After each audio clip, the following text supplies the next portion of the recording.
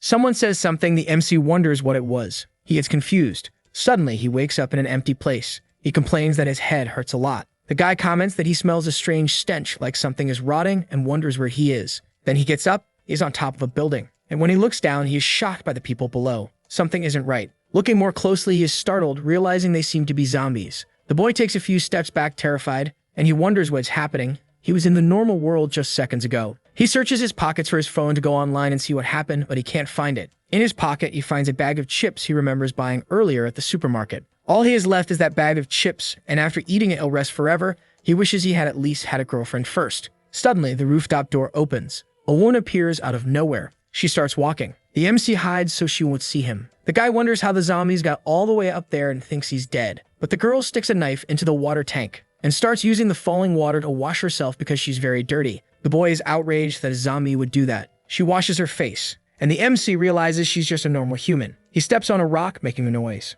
The girl notices and gets ready to attack. She quickly goes to where he is. The boy greets her. Then he gets punched in the face. The girl points a gun in his face and tells him to start talking. The boy screams for her not to kill him. Indignant, she asks who he is. But the guy gets nervous in front of the girl. His body starts sweating and he doesn't know what to do. The girl is furious at how the MC is reacting and slaps him in the face. Then she yells that she's going to kill him. The boy gets nervous and begs her not to. Suddenly, a creature appears behind the girl, flying toward them. She gets ready to attack, but the girl dodges just in time. The monster almost hits the MC. He is outraged. Something hits the creature. The girl starts shooting it and reflects that this mutant zombie is very tough and the bullets don't hurt it. Since she injured its eyes, now it just walks blindly back and forth. The space is very tight and there's nowhere to hide, so they could end up attracting more zombies. With a giant body and an injured leg, it makes sense that the monster moves slowly. The creature roars and the girl draws a sword. It has several extremely sharp teeth and is designed to deal with zombies. The monster starts moving toward her. From the other side, the MC yells for her to be careful.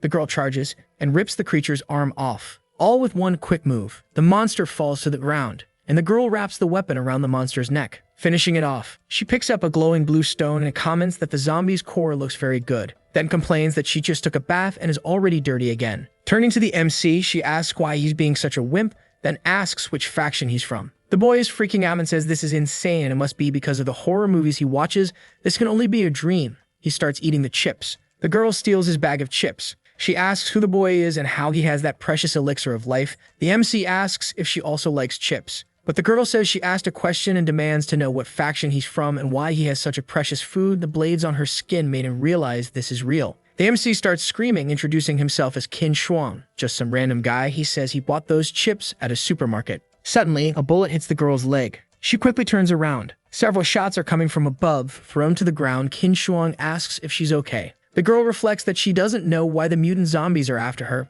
but someone must be behind all of this. From above, a man says that the girl has great skills, and that sending the zombies after her to finish everything was a genius move. Another man agrees and says he's a genius. Another man gets worried and asks the leader what they'll do if she comes after them. But the leader says it's no problem. The bullet has corpse toxin that will end her life quickly. Qin Shuang is concerned about her leg, which looks strange, and the girl says the bullet was poisoned. Even though she's immune to the common zombie virus, that new type of corpse toxin virus is much worse. She's definitely going to die. She explains that the ones who shot them are from the 17th faction, and they want the zombie core she just obtained. If they're caught, both of them will die. Scared, Qin asks what they should do. The girl says she can hold off the shooters while the boy escapes, and he asks what about her. She says that with that wound, which only penicillin can cure, she won't be able to run and will soon become a zombie, but Kid must find her sister and make her run. Qin is confused that a simple penicillin could fight off a zombie virus. The girl gets frustrated, saying penicillin is extremely rare. She says she'll shoot later to distract them, but Qin must escape through the rooftop door while the smoke is thick. She mentions where her sister is, and he needs to warn her. The girl hands Qin a piece of paper. The girl starts shooting, and Qin takes the chance to run. With the paper in his hand, he reflects that she gave her life so he could escape, and he's leaving her behind.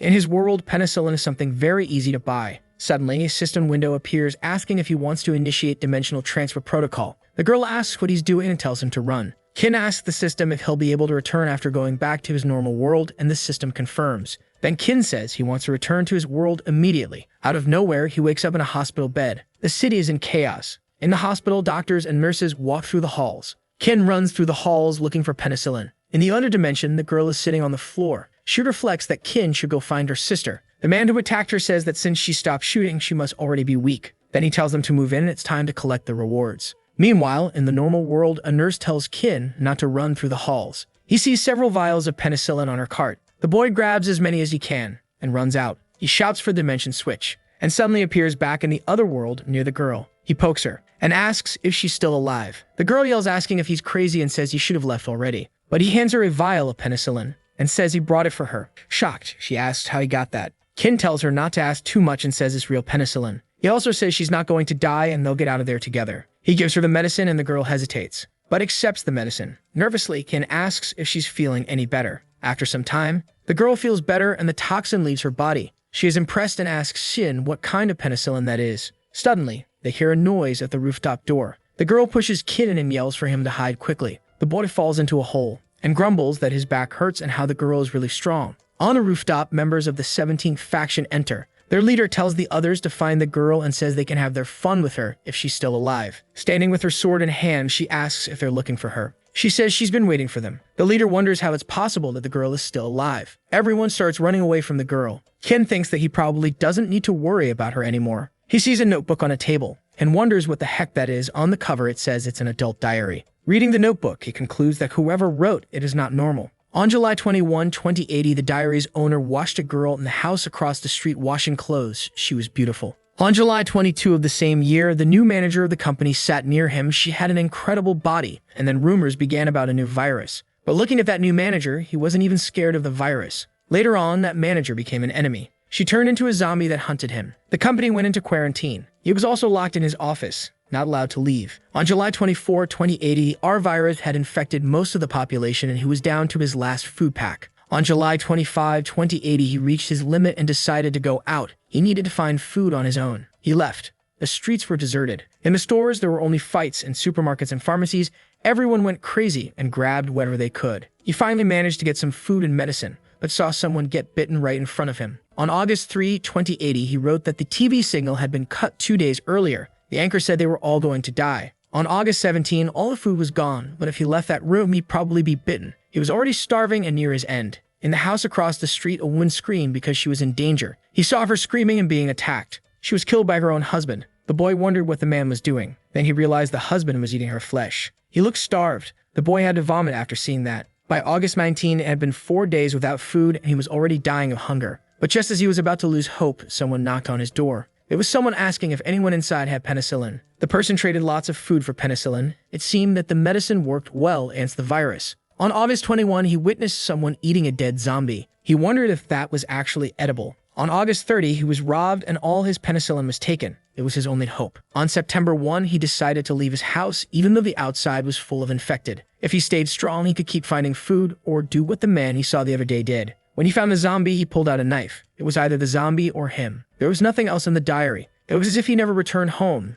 Maybe he had died. Now Kin had an idea of what happened in that world. The infected turned into zombies. Another important point. The power of penicillin in that world, it's worth more than gold. But while people there desperately search for the medicine, in his world he can buy it easily. That means he's rich in that world. The leader of the 17th faction points a gun at Kin and says that he has a box of penicillin, the one that saved the girl. He grabs a bottle of the medicine and says that if he brings it to the faction, he'll rise in rank. The leader says he's going to finish Kin off, but the boy shouts that he has more. The girl enters the room and yells for them not to shoot him. Seriously, the leader tells her to stay back or Kin will die. With a weapon in hand, she says that if the man dares to hurt Kin, she'll cut off his head. Then she says their fight has already attracted many zombies, but if the man lets Kin go, they might be able to escape. Everyone there will die if they stay any longer. They return to the rooftop. The man is still holding Kin hostage and the girl orders him to let him go. Angrily, the man calls the girl Sho Yunlin and says she wiped out many of his men, so she's going to pay for it. He quickly fires a grappling hook to the nearest building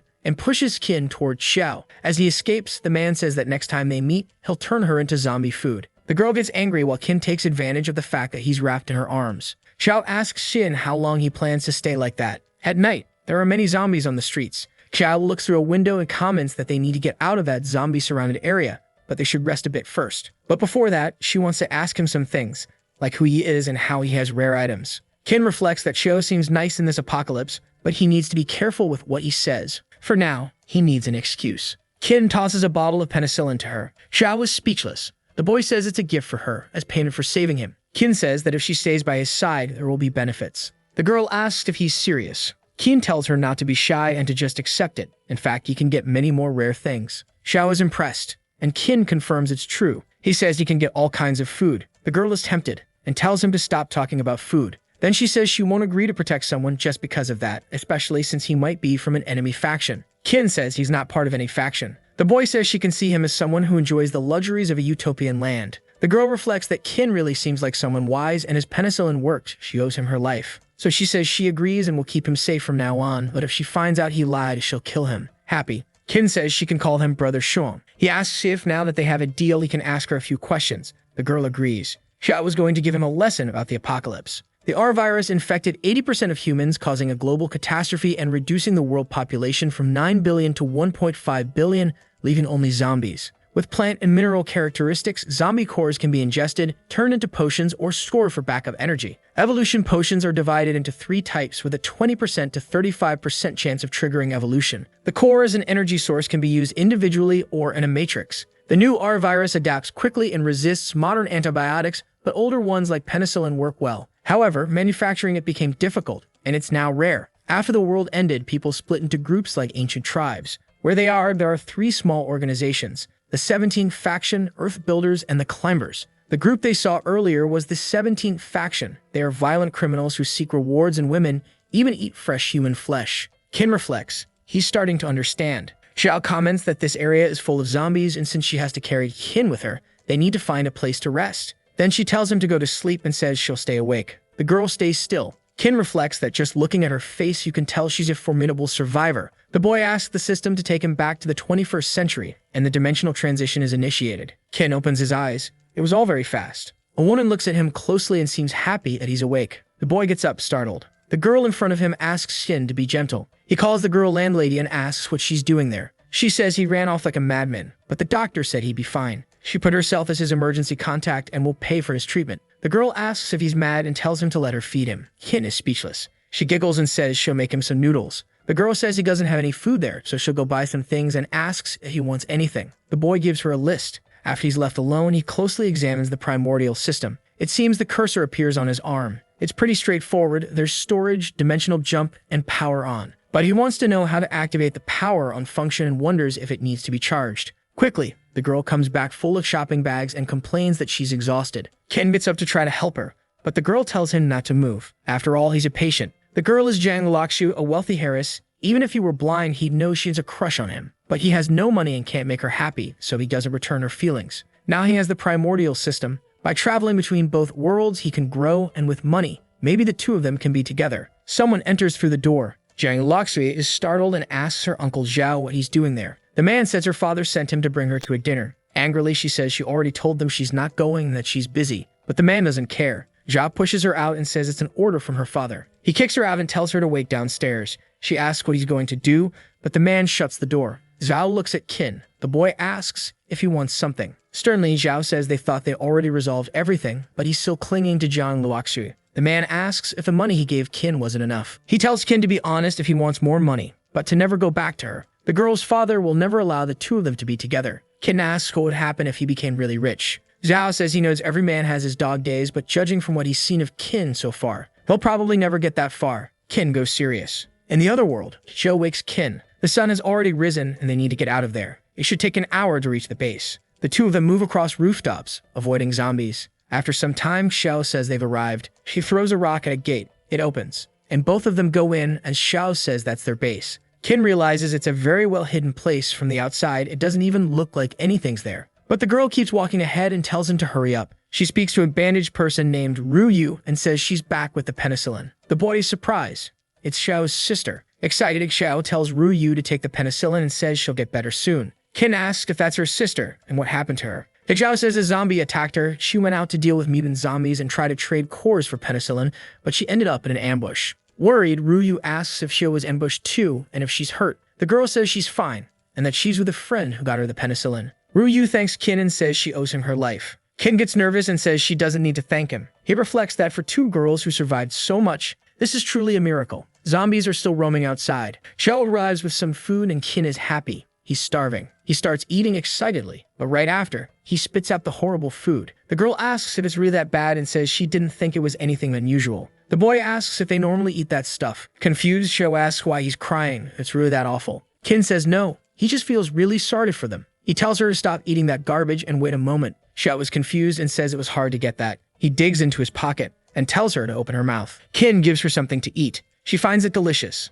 That fresh milk aroma and sweet, pleasant taste. Kin asks if she's okay and why she's frozen. The girl makes a sound showing how much she loved the food. The boy says he has more. Immediately, Sho begs him to give her everything. She devours what he gives her, but ends up biting Kin's hand along with it. She lets go and says it's just too good, then asks if he has more.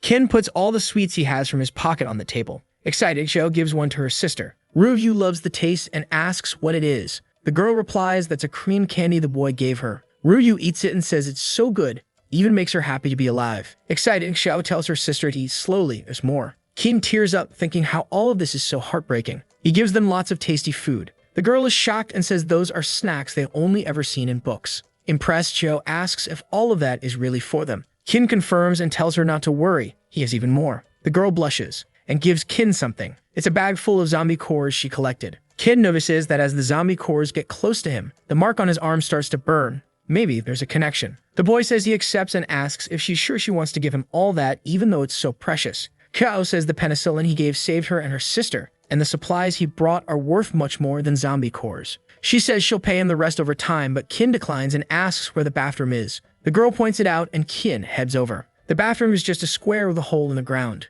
Kin notices the hole is very deep. Even so, he decides to use the bathroom. While examining those zombie cores, there's a connection between the core and his arm. The core enters his skin, and the system notifies him that dimensional jump has been upgraded. Now he can make up to 3 jumps instead of 2. Excited, Kin decides to add a few more zombie cores. But while he's distracted, the cores fall into the toilet hole. When he reaches the point of charging up to 9 dimensional jumps, he decides to save the rest for later. But when he looks at the bag, he realizes it's nearly empty. He wonders where his cores went. Then he looks down at the hole in the ground and realizes what happened. Kin is speechless. He leaves the bathroom sadly and Cho asks what's wrong, but Kin says nothing. Outside, the place is swarming with zombies. At mealtime again, Cho serves that same awful food to them. Kin asks why they're eating that when he gave them plenty of food. The girl asks how he manages to eat such precious food all at once, but Kin tells her not to worry. He still has more. Confused, she asks if he didn't give him all his food. The boy thinks that using the system now would look strange, but he needs more food for 3 people to eat for a few days. Kin says he's a merchant and always has new goods coming in. Xiao asks why he didn't tell her that earlier. He answers that he didn't trust her yet. The next day, Kin leaves saying he's going to pick up the goods. Xiao tells him to wait and gives him a tiny pistol. The boy asks why the gun is so small, and she says it's not about size. It's about power. That one is very strong. As he's leaving, she asks if he needs company, but Kin declines and says he'll be back soon. He walks away. Meanwhile, Ryu gets up and calls Xiao. The girl is surprised that her sister is standing. Ryu says the penicillin worked really well. Ryu asks Xiao to follow Kin discreetly and see where he's going. His actions and appearance don't match this world. He doesn't even seem to know the rules around here. Even if he's been generous, he can't be fully trusted. After walking a bit, Kin thinks he's probably far enough. Then he uses the dimensional jump and returns to the normal world. He gets up from the hospital bed and decides to leave. He can't afford hospital bills anymore. Out on the street, he grabs his phone. He hasn't had a job in months and his bank accounts are almost empty. Even though he thought he was rich, he's still a broke guy. Even so, he needs to go to the market and get things that are rare in the apocalypse. Food and medicine are precious in the apocalyptic world,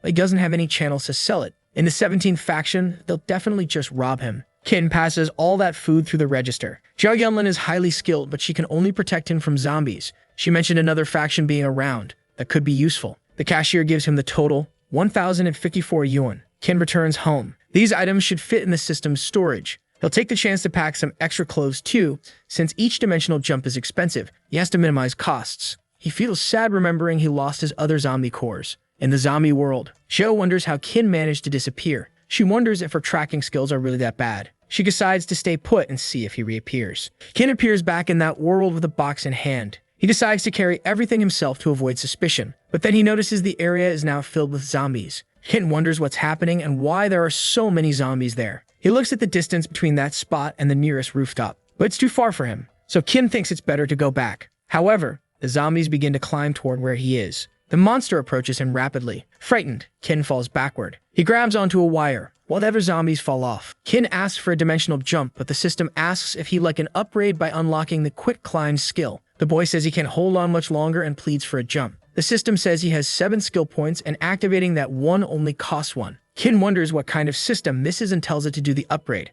The system activates the new skill. Now he can hold his full weight with just one hand effortlessly. He could even walk on the wire like it's solid ground. Kin is thrilled and feels like Spider-Man. Moving like Spider-Man, he walks along the wire. Xiao sees him. She reflects that she thought he was just an ordinary guy, but his skills are clearly powerful. Yu was right to be suspicious of him.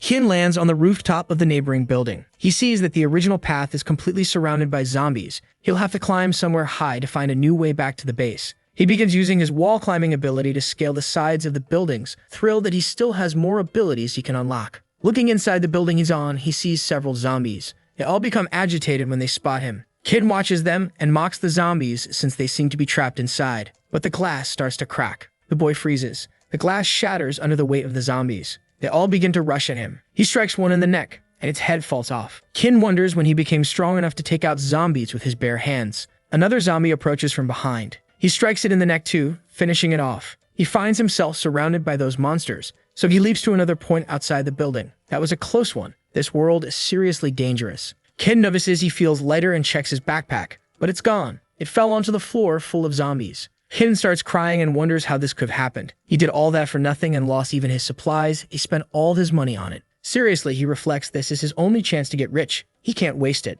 So Kin returns to the spot where the glass broke and calls the zombies' attention. As they try to chase after him, they start falling. A good number of them tumble out the window. Kin looks inside and sees that most of the room is now clear. He enters and retrieves his backpack, reflecting that zombies really are fragile creatures. Something catches his attention. He wonders if he actually saw a shadow, or if it was just his imagination. But then a creature appears, smiling at him. It's fast and massive. Kin is paralyzed. The thing rushes at him. The monster slams Kin against the wall. He gets hurt and tries to run, but the creature laughs at him. Kin reflects that the zombie is too fast. He didn't even see it coming. He could escape to the real world, but he'd have to come back again eventually. He has to make a choice. So he tells the system to use all of his zombie cores for an upgrade. He reaches level 6 and gains the skills Fearless Focus and Firm Base. Quickly, Kin dodges the zombie. Now he can see clearly. He's gained quick movements and perfect timing for attacks. He keeps dodging the zombie's relentless pursuit, but she still keeps coming, and even after using all his skill points, all he can do is run.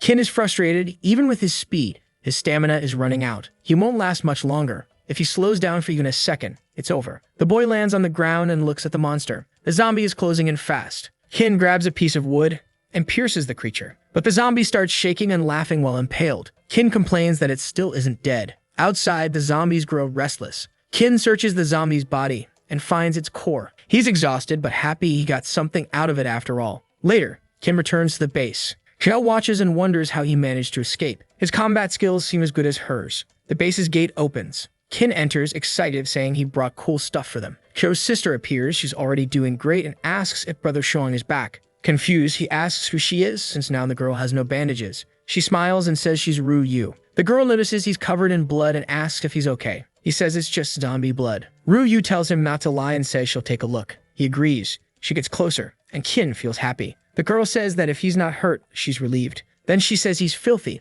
and that she's going to clean him up. Kin is confused about the bath. Yu explains that they have little water, so they need to save it. Under the shower, Yu is calmly bathing. Kin is nervous. She asks why he's stalling and wonders if Xiao will kill him if she finds out. Confused, Yu asks why her sister would be mad. They usually bathe together too. Then she tells him to stop stalling and get in. Kin agrees and steps into the shower. He's stunned to see the girl smiling. But then, someone appears right behind him. It's Xiao. Xiao asks what Kin saw. He replies that he saw nothing at all, claiming he has terrible vision since childhood and can't recognize anything even centimeters from his face. Later, trying to change the subject, Kin shows Xiao what he brought back to the base. He reveals a fruit he bought so they can have a balanced diet. The girl is amazed by the banana. Kin asks if she likes that fruit and tells her not to be shy. Just eat it. She eats the banana happily. Xiao gets really excited and says she loves bananas. Kin gets nervous. Yu comments that it's so much food it feels like a dream. Xiao asks if Kin is really giving them all of that and says it's extremely precious. Kin tells her he gave his word. If she keeps him safe, he won't let them down. The girl reflects that she has to keep her word, but earlier, when he was in danger, she just stayed hidden, watching. The boy says he spent all his savings and now needs to think of a way to make money fast. Confused, Xiao asks why he wants money, saying it's just old paper good for nothing but wiping your butt. He explains he meant gold and treasure. His business is trading supplies for things like that. Xiao stands up. She grabs something she was using to prop up the table and hands Qin 3 gold bars, asking if that'll work. The boy is confused until he realizes it's real gold. The girl says that's what it's called, but it's useless here. So she asks if that's what he considers treasure. If so, she has 5 or 6 more of those under the tables. She tells him to take them, since they're worthless to them anyway. That night, the boy goes to sleep happy because he's rich. Someone walks toward him. Qin thinks he's finally rich, and now he can be with Jiang Laoxue. Ruyu raises a knife toward Qin. She brings the blade down fast, but someone grabs her hand. It's Xiao, who asks what her sister is doing. The girl says if they finish him off now, everything he has will be theirs.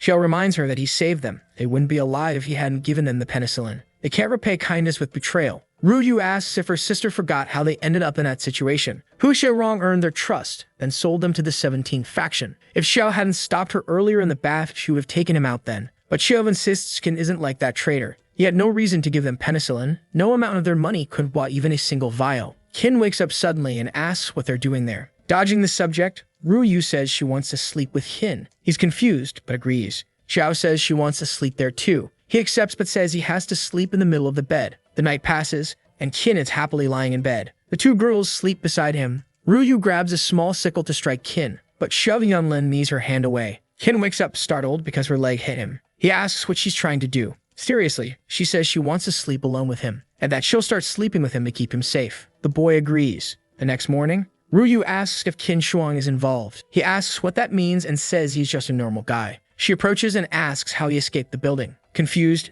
Qin asks how she knows about that. The girl says she has a sharp nose. She smelled it. That building is terrifying and only the strongest survive. She says he must be strong too. Smiling, Qin says he got lost and has to thank Xiao Yunlin for her weapon. It helped him escape. Yunlin walks over and says that means her aim isn't bad. She invites him to practice shooting. Later, they're in a shooting range. The girl asks if Qin is actually aiming or if he has an eyesight problem. She holds his hand and shows him how to grip the gun. Close to him, she tells him to relax his arm and not to stay too tense. He should stay calm while aiming. Then he can shoot. The bullet nearly hits the center of the target. Qin gets excited, and the system notifies him about unlocking the long-range shooting skill. The boy is confused, and the system asks if he wants to upgrade. Qin reflects that he used all his zombie cores. He needs to save up more for dimensional jumps. So he asks Yunlin if she knows where they can buy zombie cores. She confirms, and says there's a trade outpost about 2 kilometers from there. Excited, Qin says they should head over. The 2 of them head out. The girl knocks on a gate. A man inside tells her to come in. They enter, and the man is pointing a gun at both of them. The girl asks if he's still afraid of zombies.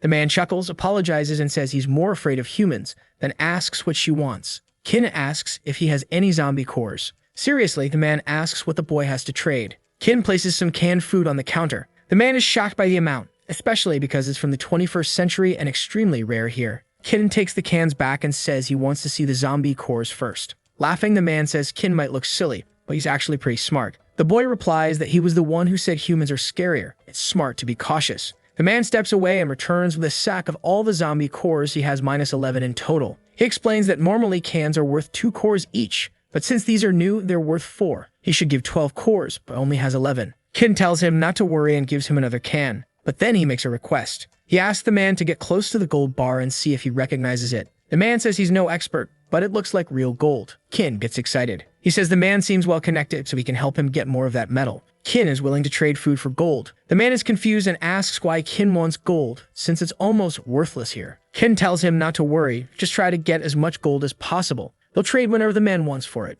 Qin recharges the system. Now he has 24 skill points. He asks to upgrade long-range marksman 4 times. He unlocks a new effect, Calamity Shot. He now has 9 skill points left, but the next upgrade will require 16. The boy picks up a gun and starts firing. He hits every target with ease. Qin asks to activate the Doom Bullet effect. The system tells him he can only use that effect for free once per day. Qin asks how to activate it. The system responds, he needs to yell Doom Bullet. Qin complains, that's way too embarrassing. Confused, the system asks if humans don't like yelling. It says it tailored the trigger to his preferences. Qin grumbles that the system is so annoying. He looks around embarrassed, grabs the gun, raises it, and yells Doom Bullet. The shot fires at high speed. But outside, Ruyu and Yunlin watch in confusion. Qin is thrilled by his new power, but then confused because the bullet didn't affect the building at all. He wonders if it was just a normal bullet. Back at the base, he thinks he needs to study that bullet more. Meanwhile, the two girls are preparing supplies for Kin. He's startled and asks if they want help. Yunlin says it's not heavy at all, and it's nothing for them.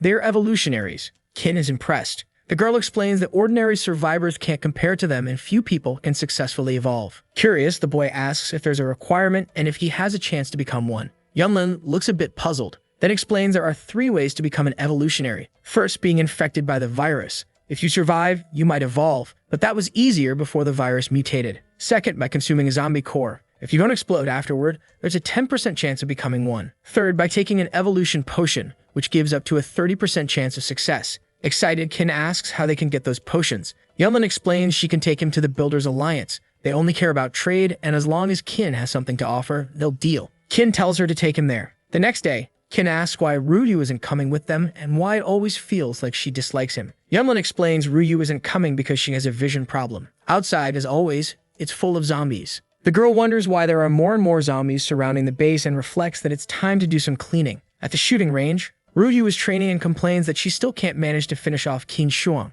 She notices movement outside. It's the building Qin shot earlier. It collapses. Ryu is confused, not understanding why the building suddenly came down. In an alley, a zombie approaches. It gets struck in the head by Yunlin. The girl explains that this is the central road and there are a lot of zombies here. Best not to shoot unless absolutely necessary. She crouches down and opens a garage door. Qin asks if this place is hers too. Yunlin says she has many supply points. It's better if they drive from here. The duo takes off along the road while zombies chase after them. The boy notices they're being followed by the monsters, but the girl tells him not to worry. She asks if Qin is really sure he wants to become an evolutionary and warns that even the best evolution potion can be deadly. The boy says he's not sure if he wants to drink it yet, but he wants to buy one. According to Yunlin, the Builders' Earth Alliance is like a guild. There's no guarantee they'll be kind. He shouldn't reveal too much right away. A zombie slams into the car window. Qin screams in fear. Yunlin says they're red zombies and wonders how so many of them showed up so suddenly. She tells Qin to shoot them down. The boy starts firing. One of the zombies breaks through the car's roof. Frustrated,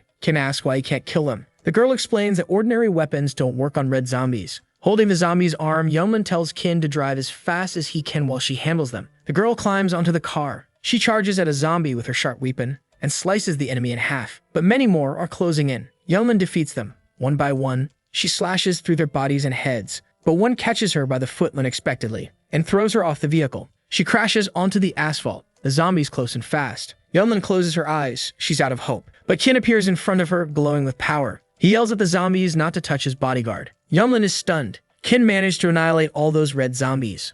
Moments earlier, the boy had panicked. He almost did make it. A minute before, he saw Yunlin fall from the car. He opened the door and jumped out fast. The boy sprinted at high speed toward the creatures, and with swift movements, took down each zombie. He even mocked them for not being able to dodge his bullets. Qin laughs, saying he'll blow all their heads off. Yunlin is shocked by how strong Qin actually is. The boy is excited, collecting zombie cores, but suddenly feels a tremor. It seems his body can't handle such high-speed movement. Qin becomes confused. He can't find one of the zombie cores. Yunlin calls out to him. She yells at him to look around. They're surrounded by zombies. The boy asks where so many came from. Yunlin says she has no idea and tells him they need to get back to the car. The two run back to the vehicle. As Qin fires, Yunlin tells him to conserve ammo. There are way too many of them. Zombies start climbing onto the car and surround it. Yunlin is furious and slams the gas pedal. The car barrels over the monsters. Zombie remains shoot out the exhaust pipe. Qin asks why the car isn't moving anymore. The girl says zombies are stuck underneath the vehicle. They're bogging the car down. And now the vehicle is completely surrounded.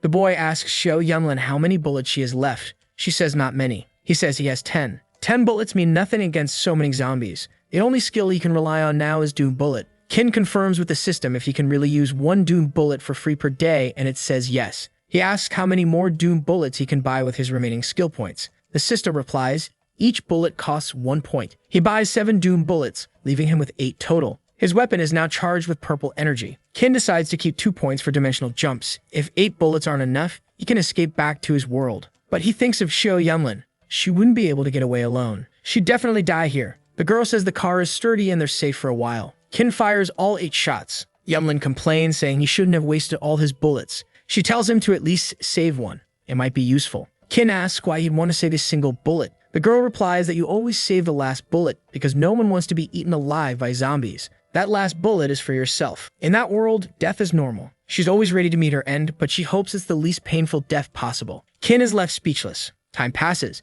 but Kin sees no response from his shots. He's furious. The zombies are still out there. Suddenly, it starts raining. Yunlin comments that at least they don't have to run from the rain. They can only hope something will distract the zombies now. The zombies remain there standing in the rain. Kin complains about the smell. The girl explains that since zombies are made of flesh, when it rains, it produces a disgusting stench. The rain continues. Buckets in the back of the car begin filling up with water. It's almost time to patch the hole. She says it hasn't rained like that in ages. If it keeps up, they'll see something interesting. Kin asks what kind of interesting thing. The girl explains zombies are basically undecayed undead, but the moisture will return to their skin. It's the lack of it that makes them so wrinkled. Their skin will begin to swell, and they'll start to look like they did when they were alive. But it's only temporary. They'll keep absorbing water until their skin cracks open. They won't die, just look more grotesque. Kin groans, saying he's getting nauseous. Yunlin tells him to look outside, quick. They already look human again. She looks at a zombie at the window and wonders if she was like that when she was alive, maybe around their age.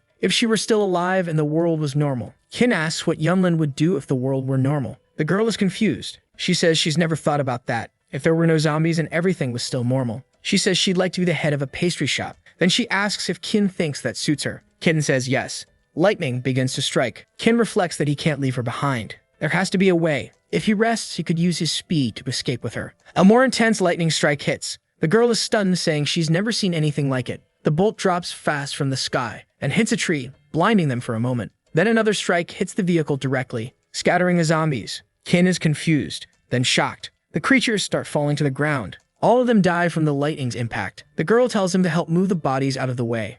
Kin comments that they're boiling. As the sun rises, they finish clearing the path. Kin is happy they survived. The girl agrees. Time passes. They reach their destination. A man reports that a car is approaching and tells someone to alert the boss. The gate guard heads off to wake the leader. The man complains it's too early for visitors. At the gate, someone appears and orders the two to get out of the car. He asks where they're from and if they're seeking shelter. Kin says they're just here to trade supplies. After the pair enters, the leader asks what Kin brought for him. A man places an item Kin offered on the table. The leader inspects it. It's a can of food. He opens the can. The girl complains, but Kin says it's okay. The man is testing the product quality. The leader smiles. His subordinates grow hungry just from the smell. The man takes a spoonful. The guards ask if it tastes good. Yunlin complains he ate the whole thing. The leader grumbles it was gone before he even got to enjoy it. Calmly, Kin says not to worry. He's got more. He keeps eating. Yunlin complains again. He's eaten 8 cans already, and they could have traded that for a lot. Burping, the leader says it's not bad. He's about 30% full. Then he tells the guards they can eat the rest.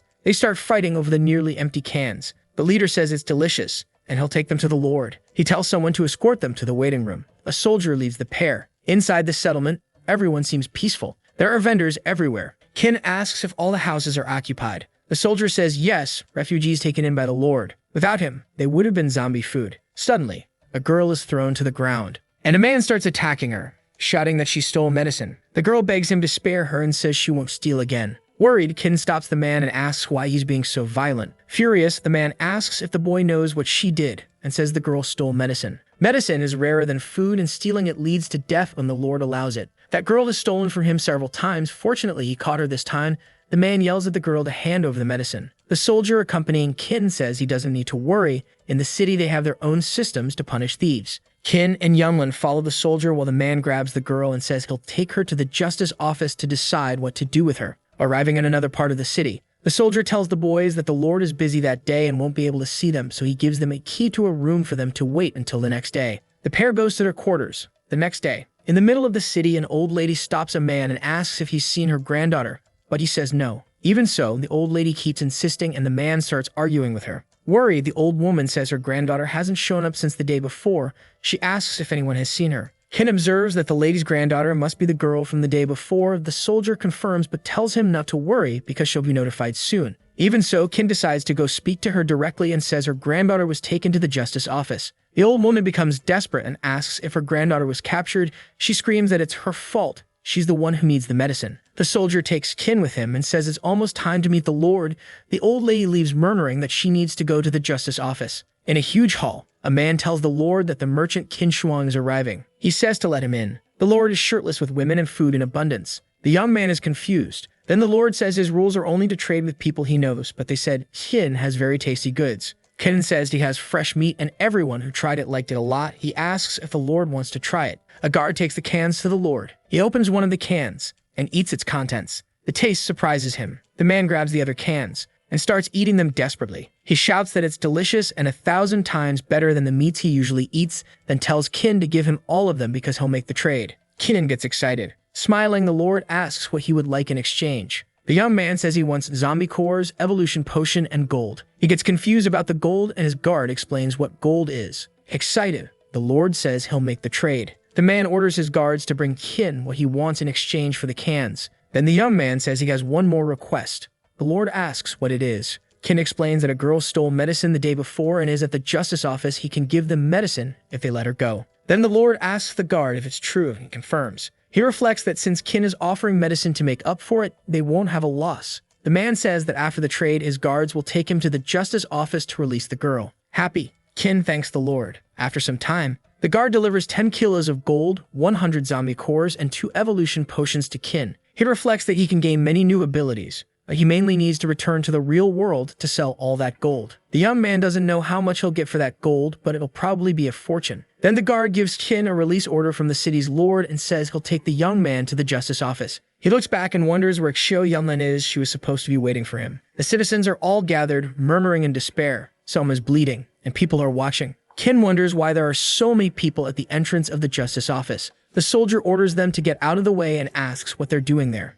Angrily, he says he'll make the Lord give them more work so they have something to do. Someone says to let them stay there, and says he was the one who called everyone there, and that it's time for people to see the consequences of stealing in the Lord's city. The man tells everyone to look closely. They'd only survive in that post-apocalyptic world thanks to the Lord's city. Everything in the city belongs to the Lord, defying authority. It's a capital offense. The girl's grandmother is on her knees crying. Kin is shocked to see that. He crushes the release order from the Lord that he's holding. Behind the man is the body of the girl who stole the medicine hanging. The young man questions what kind of sick joke that is. He stares at the hanging girl and starts shouting at the man. Kin grabs his uniform and asks what he thinks a human life is. The boy says she only stole for her family. The man says he's never seen Kin before and assumes he must be a merchant. Then he grabs the boy's wrist and twists his arm, breaking it. Kin feels terrible pain. The man says that since he's from another city, he'll be forgiven. The soldier accompanying Kin confirms he's a merchant and apologizes for his mistakes. The man brings Yunlin forward and asks if she was with him too.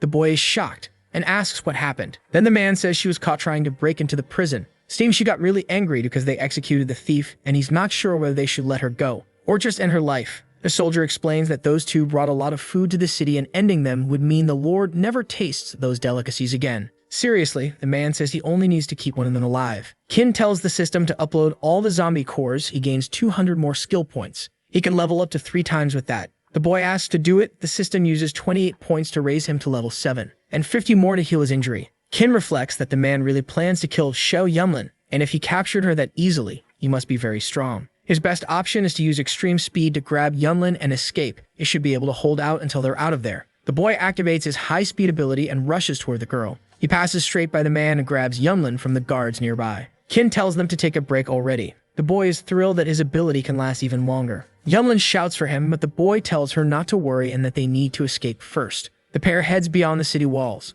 They stop in the middle of the forest. Kin's energy is drained. The boy reflects that it was a close call. Yunlin apologizes to him, but he says she did nothing wrong. He should have acted sooner. Yunlin says there was no way they could know the man would act so fast, and that she's too weak. She couldn't even fight him. Kin asks if the Justice Chief Kichi is really that strong. She says he must be level 5. He's confused that level 5 is considered that powerful. The girl explains that an evolutionist starts at level 1 and it's very hard to level up. It took her 10 years just to reach level 3. Every faction has an evolutionist for protection, but level 5 is still rare. Some believe that a level 10 could even destroy a city in a single move. Kin reflects that even in the apocalypse, there are still incredibly strong people. He thought that with the system, he could dominate the world, but that will be difficult. Suddenly, Justice Chief Kichi approaches the two of them. Yunlin tells Kin to be careful. He is struck directly by the man. The boy calls for his position, and the man starts hitting him with several blows. Kichi even hits the boy's face. Yunlin screams for him. Seriously, Kichi asks if they were told they could leave the city. Kin falls to the ground, injured. Yunlin tries to charge at Kichi, but he hits her. The girl is hurt, and Kichi grabs her by the neck. Kin pulls an evolution potion from his pocket and drinks it. He begins to feel a burning pain, and Kichi watches. Yunlin becomes worried and asks if he drank an evolution potion. Kichi bursts into laughter and releases Yunlin while Kin screams in pain. The justice chief laughs so hard he cries, and approaches the boy, and asks if Kin prefers to destroy himself rather than lose to him. The man says the boy looks like a writhing insect. Kin screams in desperation. He remembers when he was a child and someone asked why he always got into fights. The little boy said he wouldn't stay with his classmates if they kept treating him badly. On that occasion, his father slapped him and told him to stop fighting at school and stop embarrassing him. The boy says they say he was born but never properly raised. His father walked away with his beer. Years later, his superior told him not to come to work anymore. Kin asked why. The manager replied that it's normal for the boss to invite interns out for drinks and he shouldn't have interfered. Now he should mind his own business. Kin was walking alone at night and saw a man attacking a girl. He approached the men and asked what they were doing, but the man pushed him. The boy insisted and did everything he could to stop the men from attacking the girl any further. The men decided to leave because the police should be arriving soon. The woman thanked Kin and asked them to go to the hospital, but he refused. As he walked away, he told her to leave that place because it was a dangerous area. Chasing after him, she asked him to wait. The girl asked if he had somewhere to go and invited him to an apartment she had. Kin said he was looking for a place to stay and asked how much the rent was. Smiling, the girl said it would be very cheap. At her place, she helped Kin and fed him. Now he was in that apocalyptic world, being beaten by Kichi. The man says Kin looks like a dead dog, seems like the evolution didn't work. Inside the boy's mind, he's almost lost. He's trapped in his memories. The chance of evolving to level 2 is very low. That candidate went too far. Kin tells the girl he helped Jang Lokshu that she cooks very well and should open a restaurant. Happy, she says that if he wants, she can do that for him every day. The boy gets nervous. She gets up and goes to get cake she bought earlier. The girl places it on the table. Kin says it's really tasty and she replies that she heard the chef who made it won prestigious awards. He remembers Yunlin saying she would like to be a pastry chef. He's startled, and Jang Lokshui asks what happened. He comments that he feels like he's forgetting something. Kicha kidnaps Yunlin and she tells him to just kill her already, but the man says he won't do that. But her face is pretty, he could cut her tendons and give her as a gift to the Lord. A hand grabs his shin and knocks down Kichi and Yunlin. It's Kin, who stands up covered in blood. Furious, he says the man isn't going anywhere. He grabs Kichi's clothes and punches him. The man falls to the ground. Then Kin starts pummeling him with punches. Yunlin is impressed. The Chief of Justice is finished on the ground. The girl is worried about Kin. The boy successfully evolved. Yunlin is smiling and says she thought he had died. He laughs and says it's not that easy to take him down. Suddenly, he's hit in the chest. Kichi's hand pierces through him. The girl screams in desperation. Kin is lifted into the air. Kichi says the boy's evolution was a success. Kichi says that even though Kin evolved, he's only level 1 and can't beat him. Kin grits his teeth. Suddenly, something starts happening. Kichi is shocked. Kin's body floats in the air. The man questions how that's possible. He has the golden abyssal physique, something only possible at level 10. Worried, Kichi turns and starts running. He uses his speed ability to escape. The man questions how Kin could use the golden abyssal physique when he just evolved. It's exactly like the last time he saw that happen. Hiden's entire body turns golden. Just by raising his finger, he can use his power. The attack rushes toward Kichi. The man is hit. The explosion is massive, and he doesn't survive. Inside the city, the Lord questions what strange vibration that is and whether some powerful figure is passing by. In Faction 17, the chief also feels the force's vibration. In the climber's support group, the women are startled. In the forest, Kin falls unconscious. Yunlin catches him. The girl is desperate about the boy's condition. She tries to stop his bleeding, but he's losing too much blood. Suddenly, his body heals on its own. The girl is shocked. Then she picks him up in her arms, determined to take him to a doctor. The Lord goes to the forest, but the aura has already vanished. He wonders why such a powerful aura was near him and hopes he hasn't offended anyone. In a hideout, someone bangs hard on the door. A woman opens the door and is pushed back by Yunlin with Kin. She complains that if the girl breaks the door, she'll have to pay for it. Desperate, Yunlin begs the doctor to save the boy. The woman comments that it's strange. Yunlin asks if Kin Shuang is okay, and she says his vital signs are very weak. She doesn't know his current condition. She scanned his organs and found a large area of metal covering the wound site. It seems the metal saved his life, but she's never seen anything like it. Yunlin asks if that means he's going to be okay. The woman says she can't promise because it's strange. The girl asks what's going on, and the woman says to leave him there for a few days. Elsewhere, the chief of Faction 17 orders his subordinates to beat him. They're confused, and the man says he's humiliated them enough. Now it's their turn to get revenge. The man says not to worry because he won't turn on them. The group looks at him, and they start punching their chief. After the beating, the man thinks his subordinates didn't even hesitate to hit him. He knocks on the doctor's door. She opens it, serious. The man tells Dr. Zhao that he's injured again and asks her to treat him. The woman complains that it's the third visit in a month and that he gets hurt too often. He says it's part of his job. Yunlin is startled to see him there. She remembers that the last time she saw him, he threatened her. The girl wonders why he's there and if his faction doesn't have a doctor. If he finds out they're there, he'll probably order them surrounded, so she needs to leave quickly. The man tries to enter, but Dr. Zhao says there's a patient in that room and tells him to go to the other side. Returning to the room, Zhao is startled and asks what Yunlin is doing. She's trying to lift Qin. The woman says he can't be moved, but she insists they need to get out of there. Someone opens the door. It's the man from Faction 17. He pulls out his pistol and shoots, but Zhao throws herself on top of the man. He shouts that those two took out dozens of his men and he's going to finish both of them. The man says he's already sent a signal to his faction. Zhao gets angry and shouts that he can't kill anyone there. He's her patient. If he touches her patients, he should never come back for her help again. She's furious and says she's serious and won't let anyone disturb her patients. The man calms down and says he won't disturb her patients. Then he tells Yunlin he'll give them a few more days to leave and that he'll have people block the entire area. He points at the pair and says that Song guarantees they won't escape. Once they leave, it'll be the end for them. The system informs Qin that he evolved and gained a new talent. The boy reflects he can barely believe he's alive. He lost 3 years of his life to evolve to level 5. Qin is confused and the system explains that to defeat the strong opponent, he unconsciously gave up the energy of his own life. The voice says it never imagined Qin would become an evolutionist purely through willpower. He asks who's speaking. The voice says it's an old man and that his evolution will unlock more functions in the system. Qin is still confused and asks why he was given the system. Then the voice says it believes he can take it all the way to the end, and at the end of the road, they'll meet. The day passes. Dr. Zhao says it's pure magic. He was fully healed in just 1 day. She's never seen someone recover so quickly. Yunlin asks why he hasn't woken up yet. Zhao agrees that he should have already woken up and thinks maybe he needs some kind of stimulus. She punches the boy, who wakes up startled. Qin asks if she's a monster and why she did that. The doctor says he's recovering well. Yunlin tells the boy to put on some clothes. Sometime later, Qin asks if the members of Faction 17 are surrounding them, and Yunlin confirms. She says she could normally fight Song, but she's still injured from the last battle. Angrily, the boy says he's going out to take care of them. Yunlin says she'll go with him, but Qin tells her to stay and focus on recovering. He smiles and says he can handle them all on his own. Outside, a man asks Song why they don't just invade and finish off the two of them, and he responds that he promised Dr. Zhao. Another man says the doctor must go out to buy medicine, and they can take advantage of her absence to get them. Excited, Song says that it will work and tells them to follow that plan. He orders the men to grab their weapons and take down Qin, but to leave the girl alive. Suddenly, the doctor's door opens.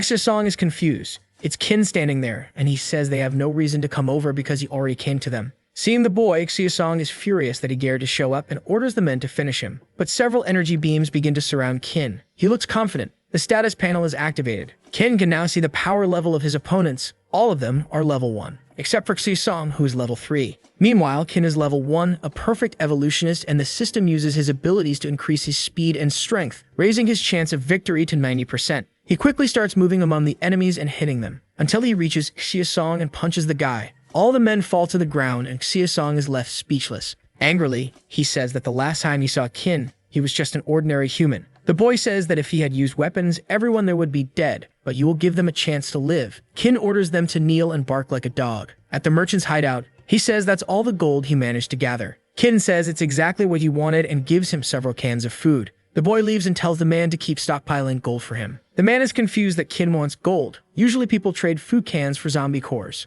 Qin now has 20 kilograms of gold for himself. He tells Yunlin that he's going out to get supplies. He's going to search for more food and water. Then the boy requests the dimensional jump. He wakes up to someone knocking at the door. He opens it. It's Yahello, very worried. She hugs Qin. The boy asks why she's so nervous, and the girl says he disappeared for days. He makes up an excuse and says he was busy with some business and had no cell signal. The girl gets upset and says he needs to let her know when he's going to disappear. She was about to call the police. Nervously, Qin says he understands. Then he says he's going to give her a gift as an apology. Yahello says she doesn't want anything and that he shouldn't spend money on her. Qin tells her not to worry because he made some money in the last few days. They should go shopping and she can choose whatever she wants. The two go to the mall. Yahello says they're in a very expensive store, but Qin ignores her. He tells her to pick anything she wants because now he has money to buy several of those. Yahello asks how he got so much. Speaking with the clerk, Qin asks her to show him the best merchandise. She hands him a pearl necklace. Qin puts it around the girl's neck. She kisses him on the cheek and says she liked it and that she'll love any gift he gives her. The boy says he'll take it and asks the clerk to wrap it up. Qin says he'll go to the bank quickly to deposit a few things and will be right back. At the bank, the boy asks if they buy gold and the woman confirms, asking how many grams he wants to sell. The boy opens his backpack for the banker. In a separate room, the manager comes rushing in. He apologizes to Qin for making him wait, then asks to see the gold he brought. The boy tells him to check inside the backpack. He's shocked by what he sees. Qin tells the man to test if it's real gold and says it's 20 kilos. After some time, The manager asks Kin to sign a document to complete the exchange. As Kin leaves, a bank employee asks the manager how much they pay the boy. The man says the gold had 99.6% purity, worth 6.6 million in cash. Kin returns to the luxury store and is startled. Jiang Luoxui is arguing with a woman. She says the necklace is hers, but the woman says she hasn't paid yet, so she has no right to it. Kin asks what's going on, and Jiang Luoxui says that woman stole her necklace. The woman hands money to the clerk and says she wants to buy the necklace. But Kin hands over a piece of gold and says he wants to buy the necklace. That piece of gold could pay for dozens of those necklaces. Angrily, the woman says that gold must be fake. The clerk says the necklace was already reserved, so even if the woman pays first, she can't take it. She wraps the jewelry and hands it to Jiang Luoxui. The woman storms out of the store in fury. Jiang Luoxui tells Kin they should go to the market to do some shopping, and he agrees. Someone hits the boy with a can. It's a group of men with mean faces. The woman sent them after the couple, and one of the men is outraged that they stole his girlfriend's necklace. The group approaches angrily and says they're asking for trouble. Kin pulls Jiang Luoxui behind him. The girl tells Qin Shuang to run, but nothing happens. The boy turns and tells Jiang Luoxui they should head to the market. She asks where the group is. She looks and sees all of them lying unconscious on the ground. Qin says he doesn't know what happened. Jiang Luoxui and Qin shop peacefully until the girl's uncle shows up. She asks how he knew where she was and if he put trackers on her phone. The man asks if she already forgot what she promised her father. He tells her to go home with him, but Qin steps in front and says she doesn't want to go back with him and tells the man to leave. Angrily, the man says Qin is useless for Jiang Luoxui. Her father is already looking for a decent husband for her.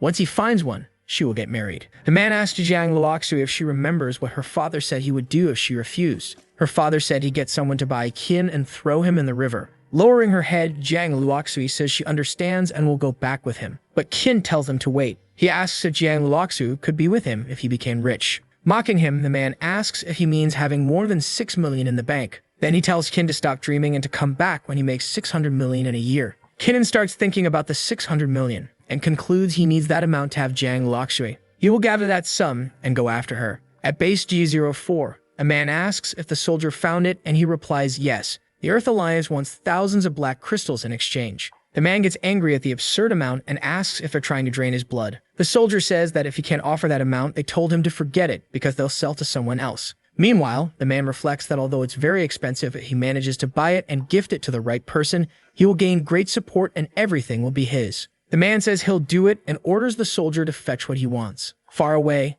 Qin says he's back from the trip. He's loaded with bags and suitcases. Yunlin is surprised he came back with even more things. Qin starts listing what he got. Confused, Yunlin asks why he bought so much flour. The boy says it's to make desserts for them. He says he remembers she said she wanted to be a pastry chef. The girl says her mission is to protect Qin and no one has time to make desserts. Qin steps closer and says she still hasn't fully healed from her injuries and should rest at the base. Smiling, Ruyo says she's going to hit the road with him and Qin agrees. But Yunlin steps in and says that's not going to happen. She asks her sister what she's plotting and if she wants to get Qin killed on the road. The girl asks why Yunlin thinks she'd be so cruel. Ruyo says she doesn't want to freeload anymore and will cooperate with Qin Shuang this time. The boy says they'll leave the next day. Qin arrives at base G04. He wonders why the entrance is so narrow and Ruyo replies that it's easy to defend and hard to attack. It's better that way against zombies and enemies. Inside, 2 men carry a box. The chief asks if that's the treasure and orders them to open it for him. Inside is his stone staff. He says it looks like an ordinary item and questions if it's fake. When he threatens to touch it, they shout for him not to.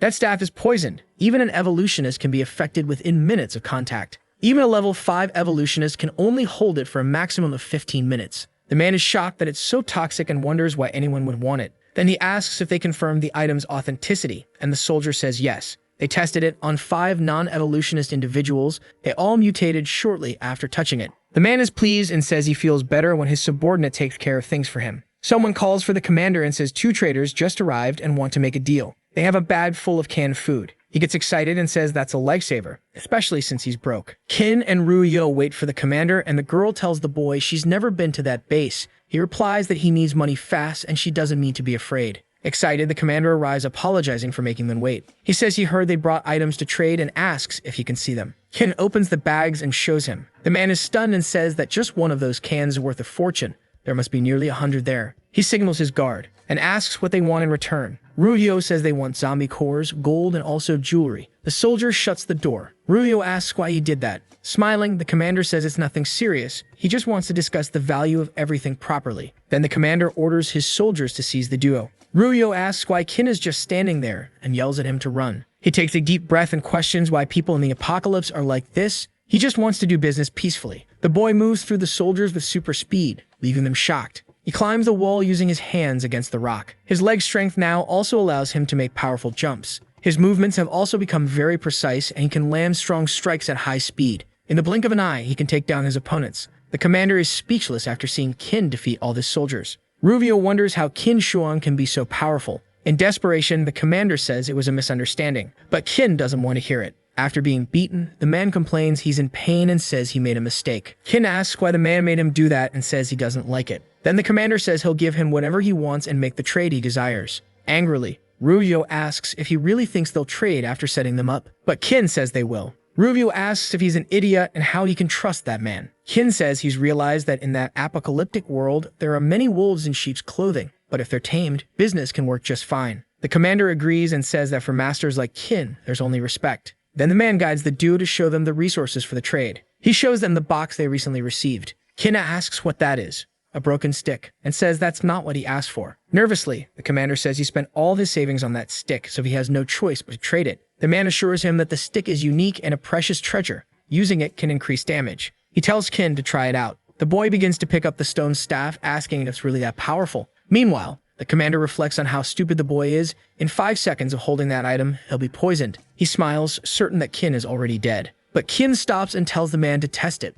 Trying to dodge the situation, the man says it's better if Kin tests it himself. The boy refuses and tells him to test it. The commander hesitates and Kin asks what's wrong. Kin grabs the staff with a cloth and tells the man to hold it. He backs away terrified. Furious, Kin shouts at him to hold the item with his bare hands. The object falls near the commander's foot, and he is terrified. Kin asks why he's scared. Does he think the boy doesn't know what that is? The boy says he gave the commander a second chance, but he didn't value it. So if that's the case, he won't be able to blame him. Ruvio tells Kin to kill him. The commander tries to say something, but Kin grabs him by the neck. He tries to beg for his life. Kin stares at him with hatred. He remembers the girl he saw hanging. The man tries to breathe but can't. Kin sees the Justice Chief, Kichi, asking him if he's enjoying the feeling of holding a life in his hands. The boy is startled and lets go of the commander. Then Kin turns his back and tells Ruvio to grab their stuff because they're leaving. The girl asks why Kin doesn't kill him, since he tried to take them out earlier. She asks if he just doesn't want to see the man suffer and says he could simply poison him or cut off his head. Kin turns to her, angry, and tells her to stop talking. Then Kin takes the stone staff as compensation for the commander trying to kill him.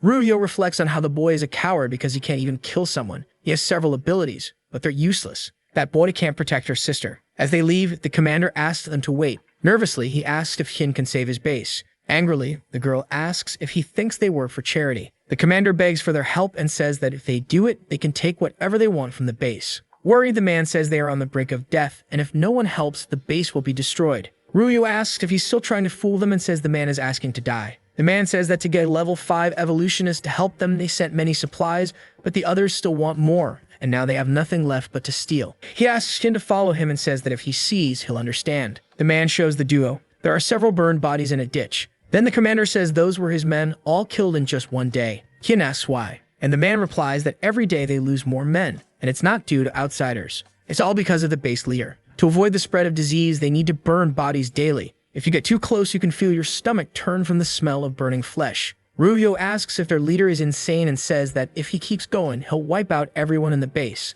The man agrees and says that's why he decided to bring down the leader. Kin asks if that's why he spent so much money trying to get a level 5 evolutionist, and he confirms it. But one level 5 isn't enough, they need at least 3 together. Their leader is a level 7 evolutionist. The base leader walks through the streets, killing and terrifying people. With just one move, he can take anyone's life. He says everyone must die. At the base, the men gather before 2 other evolutionists, and one of them says the 3rd level 5 is missing. He asks the commander if he's trying to trick them. The commander says no and insists he'll explain. He doesn't have another level 5, but he has someone who can transcend levels. The evolutionists look confused. One of them asks a soldier if it's him and says he's nothing but a level 4. But the man says the super evolutionist isn't him. The commander introduces Kin Shuang and says he's very strong. The man stares at the boy and asks if he can fight a level 5 evolutionist. The boy says he's done it before. Then the man bursts into laughter, saying that's an absurd joke. Seriously, he says Commander Lai has been fooled by a child. And ever since the apocalypse began, no one has managed to surpass level 3, and Kin thinks he can surpass level 4.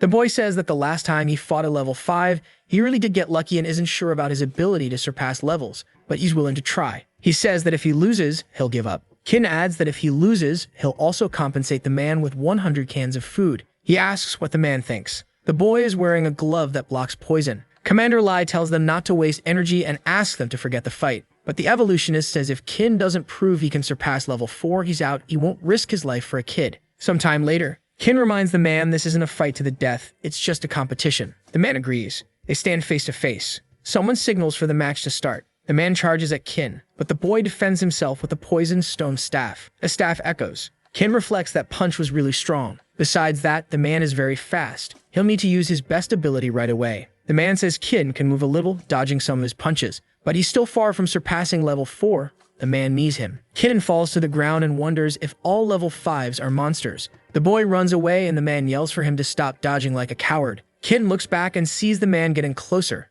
This is his chance. He's going to end this in one strike. The boy charges forward with the stone staff and hits the man, but he doesn't react. Qin asks how it feels, if it hurt a lot, then says that move is called Bloodline Annihilator. The man remains still. Watching everything, Commander Lee asks the other evolutionist if his older brother is married, but he replies that the commander shouldn't worry, his brother will handle it. Concerned, the commander says that staff is toxic and asks if the man's brother can withstand it. The man is enveloped in a blue light and throws the staff far away along with Qin. Qin crashes hard, breaking the ground. The man charges at him and punches him in the face with a powerful strike. From above, he tells Qin that he lost. He says the boy has an impressive skill for someone at level 1, but beating a level 3 or a weak level 4 isn't impressive. Even so, throughout the entire fight, Qin only used brute strength and no technique. The man tells him to go home and train more. The man calls his brother to leave, and the commander panics. Then the man tells the commander they'll keep their word, as long as the third level 5 shows up and not just a kid. Someone laughs and says he's right.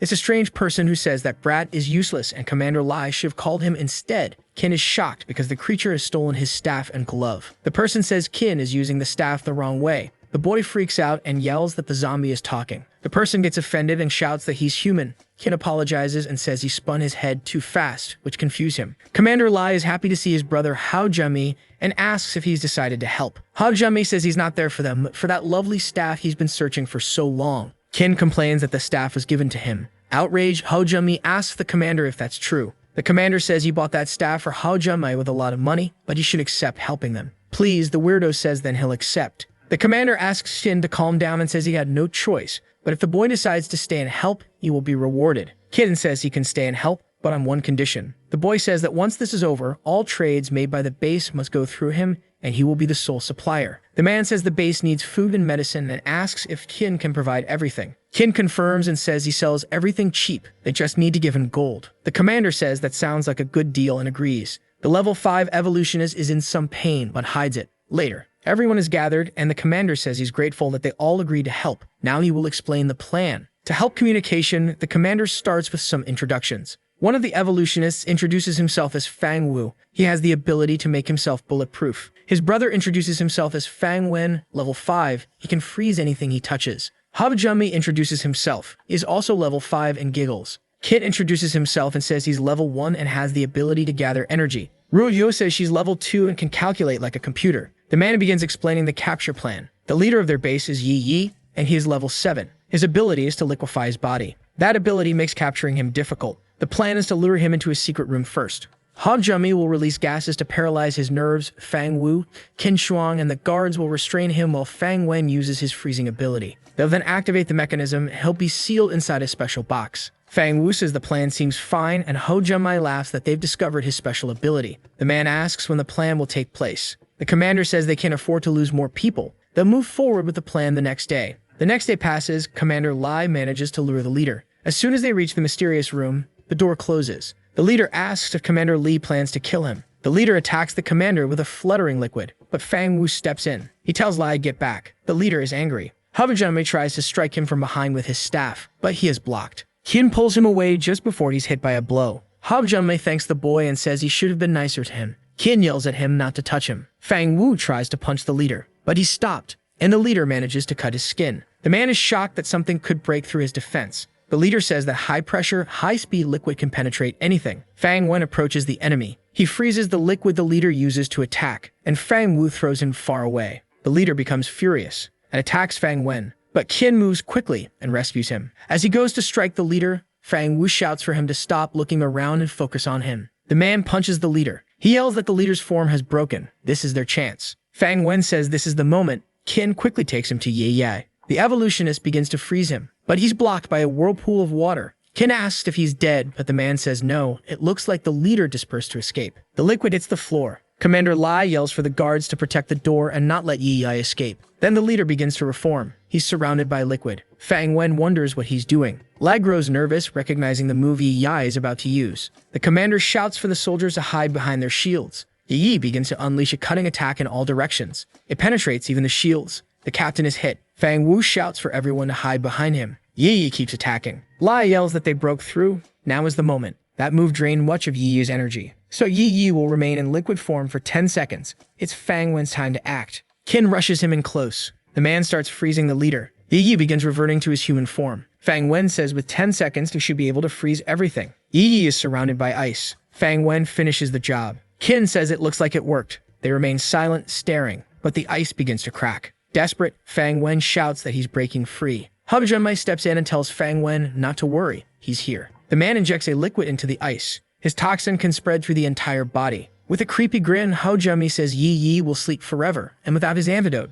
no one can escape. Finally, a solid block of ice forms. The captain says it worked. The leader has been defeated. That night, in a hall, the commander and the others celebrate the victory in battle. He thanks everyone for their help and says the base is finally free of that tyrant. To show gratitude, they prepared plenty of food. Qin eats happily. Lai also says he invited some beautiful women to chat with them. Qin and Fang Wen get nervous. Hub Junmi seems excited, but when they see how beautiful the women are, everyone gets really enthusiastic. They chat. A woman asks Shin if he's the hero of the base and says he's very young. Ruyo watches and reflects that men are all the same. Later, everyone is drunk and the commander tells them to be taken to their rooms. Two women help carry Qin to his room and place him on the bed. They comment that he's cute for getting drunk so easily. One of them notices he's sweating a lot and says he needs a bath to cool off. While chatting with two girls, Fang Wen says Captain Lai really understands him. They decide to spend the night talking. In another room, Hao Junmi giggles and comments that the girls Lai brought are gorgeous. They get startled because he's so strange, but the man says he's not going to hurt them. In Fang Wu's room,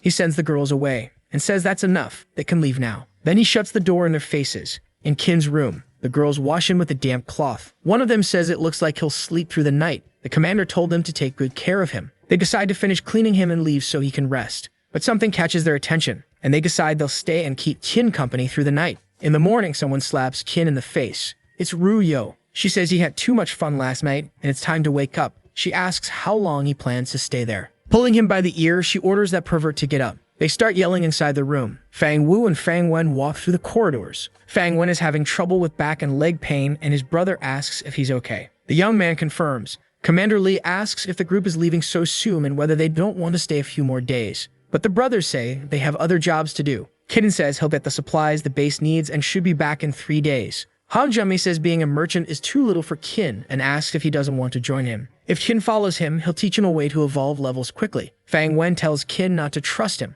If it were that great, Hao Junmei would have already evolved more. He also says he once saw Hao Junmei with a younger boy and asks where he is now. Fang Wu tosses something to Qin. He asks what it is. The man says it's a walkie-talkie so they can stay in touch and that their organization needs talents like Qin. If he wants in, all he has to do is speak into the device. Then they say goodbye. 3 days later, a man announces to the new leader, Lai, that Qin Huang has returned. The man asks if he brought the supplies. The soldier says it's better if he sees for himself. Qin brought 3 trucks with him. Lai is speechless. He asked for a lot, but Qin really delivered it all in 3 days. The boy tells Lai that he brought everything and asks him to verify it. They organize everything. One of the workers says he's never seen so many supplies. With those resources and fertilizers, the base will be self-sufficient. No one will go hungry anymore. Li asks Shin if he's a god and how he managed to get so many supplies. Qin changes the subject and tells Lai to just pay what he promised and he'll always bring whatever is needed. A soldier hands a bag to Qin and says that's his reward. The boy asks why it's so little if he brought 3 trucks.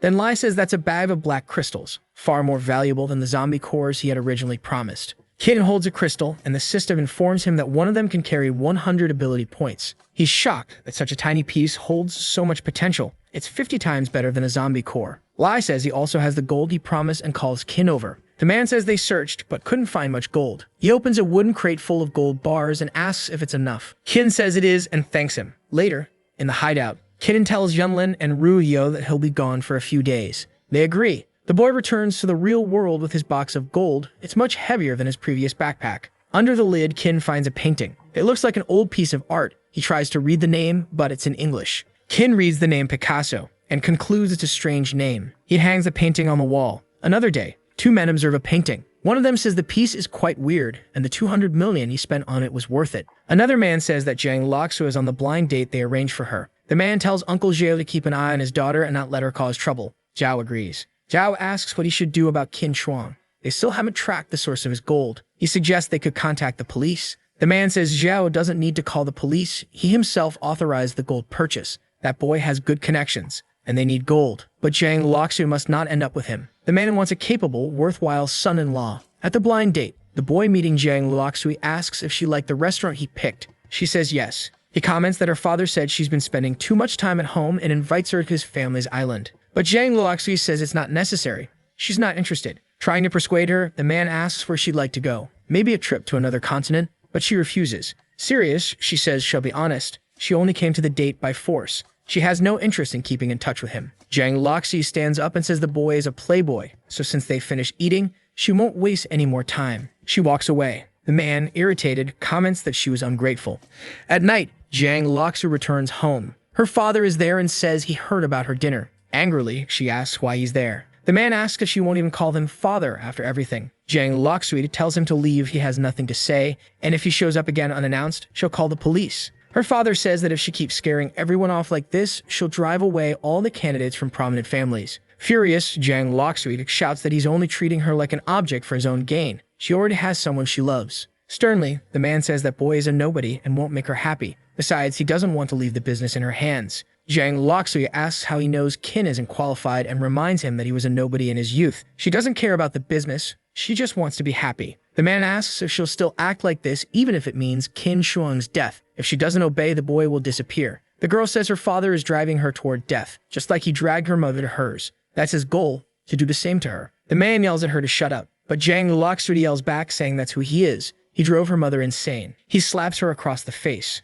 She looks at him with hatred. Meanwhile, Qin is in his room, writing a shopping list. When someone rings the doorbell, he wonders who it could be at that hour. It's Jiang Luoxu. He asks why she didn't call him. He was planning to visit her the next day. Excited, he says it won't take a year, and he'll soon have enough money for her father to accept him. She kisses him. The boy gets nervous. She gets closer. Qin pulls back and asks her to wait. He asks if something happened, if it was her father. The girl tells him to forget all of that for now and focus only on her. Jiang Luoxu draws near and says she missed him, and that he should hug her tight. Later that night, Qin is nervous in front of Jiang Luoxu. She asks for his help adjusting her outfit. He helps her. She lies down on the bed happily and thanks him. Qin is shy and reflects on how beautiful she is. The two decide to spend the night talking to distract themselves and pass the time. Lying in bed, Qin reflects that he's 20 years old and has never had a good life, but now everything has changed. He has Jiang Luoxu, someone incredibly kind to him. He reflects how lucky he is that someone like her likes an ordinary man like him. From now on, it's his mission to bring her happiness and protect her. When he looks over to where she should be sleeping, Qin finds an envelope. He's confused.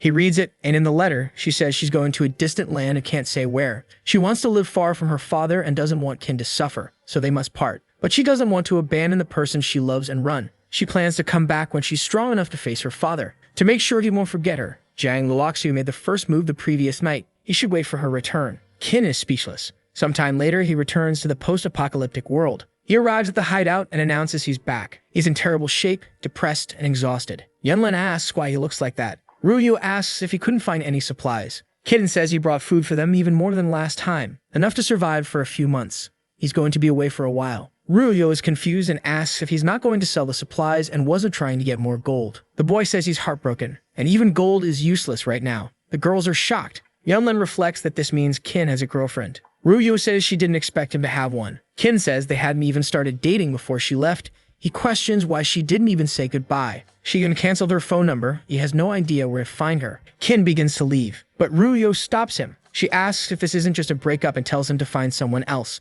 The boy says she doesn't understand how he feels. He's broken. He has no energy to look for someone new. The girl grabs his arm, and it gets closer. Qin gets nervous. Ruyu says that as long as he brings her tasty things, she might reward him. Qin gets distracted, and the girl reflects that he doesn't seem like someone who's out of energy. Then she pushes him away and says it's over. She's given him enough attention already. Qin looks downcast again, saying that just that won't cheer him up. Yunlin joins the conversation and asks if he accepts her attention. Qin says yes, but he wants to hug her. Ruvio eats a piece of bread, while her sister gives attention to Kin. He hugs her tightly. The girl complains, but Kin says it's barely been 30 seconds. Ruvio watches and finds it amusing. Far from there, a soldier asks Captain Lai if they really need to do that. The risk of thawing Yi to extract the dark energy is very high. If he wakes up, the consequences are unimaginable. Lai says their base was only respected because of Yi's power. Now that they know he's gone, base G04 could be taken at any moment. They can't wait much longer. Lai orders them to fetch Hao Junmai. The soldier agrees and leaves the place.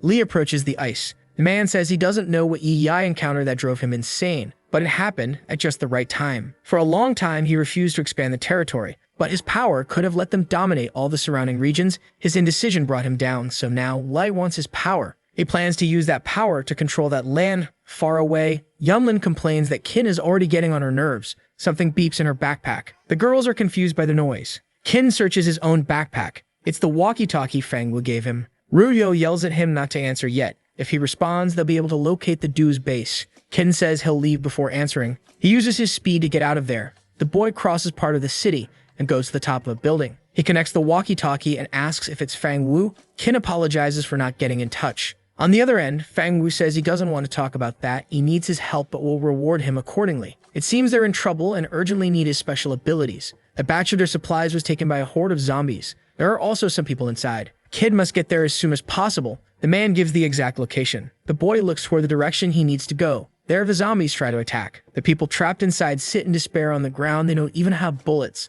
The zombies keep trying to break in. One of the men says the base already called someone to help them and they should be rescued soon. Kin arrives at the place. He looks around and is hit by something. The boy falls to the ground. A woman calls Fang Wu and says the kid he found is very careless. Fang Wen tells Shi not to treat him badly. The boy might be useful. The woman says that's what they'll see, then tells Kin to follow her. Several trucks are moving on the road. A driver tells Chief Fu that they got lucky this time. He didn't expect to find so many medical supplies. Since Kichi died, the position of Chief of Justice is vacant. The guy asks if Fu thinks he'll get the position when they return, but he replies that he's just doing his job without thinking too much about it. Suddenly, the trucks crash. Someone yells that it's red zombies. Several men get out and try to shoot the monsters, but they can't take them down. The driver gets out of the truck and holds the zombies with his elastic arms. That way, the others can shoot without the creatures dodging. But the shots end up damaging one of their tanks. Fu says it's not a problem and they can transfer the resources from one truck to another. From the top of one of the trucks, a man sees something. It's a horde of zombies just 800 meters away. The creatures approach quickly. Fu yells for them to load the medical supplies and get in the car. A man says the fuel tanks are still in the other truck. Then Fu says they don't have time. If they meet that horde, they'll die. They can worry about the fuel later. Everyone gets in the car. Time passes, and the fuel starts running out. The driver tells Captain Fu, who orders them to stop. Everyone gets out of the vehicle. Fu asks how far they can go with the fuel they have. Someone says 10 kilometers. Another says maybe 15 kilometers. But they're still 30 kilometers from the Earth Alliance. Fu says he knows they haven't rested in days, but they can't relax and need to find gasoline. The man says there should be gasoline 5 kilometers in another direction and suggests they split up. The vice captain should go after the fuel. The vice, who is also his driver, agrees. Far from there, a group walks among the cars looking for fuel. One of the men says they must have gathered enough already. The vice captain tells them to regroup with the others, but some of his men are caught by zombies.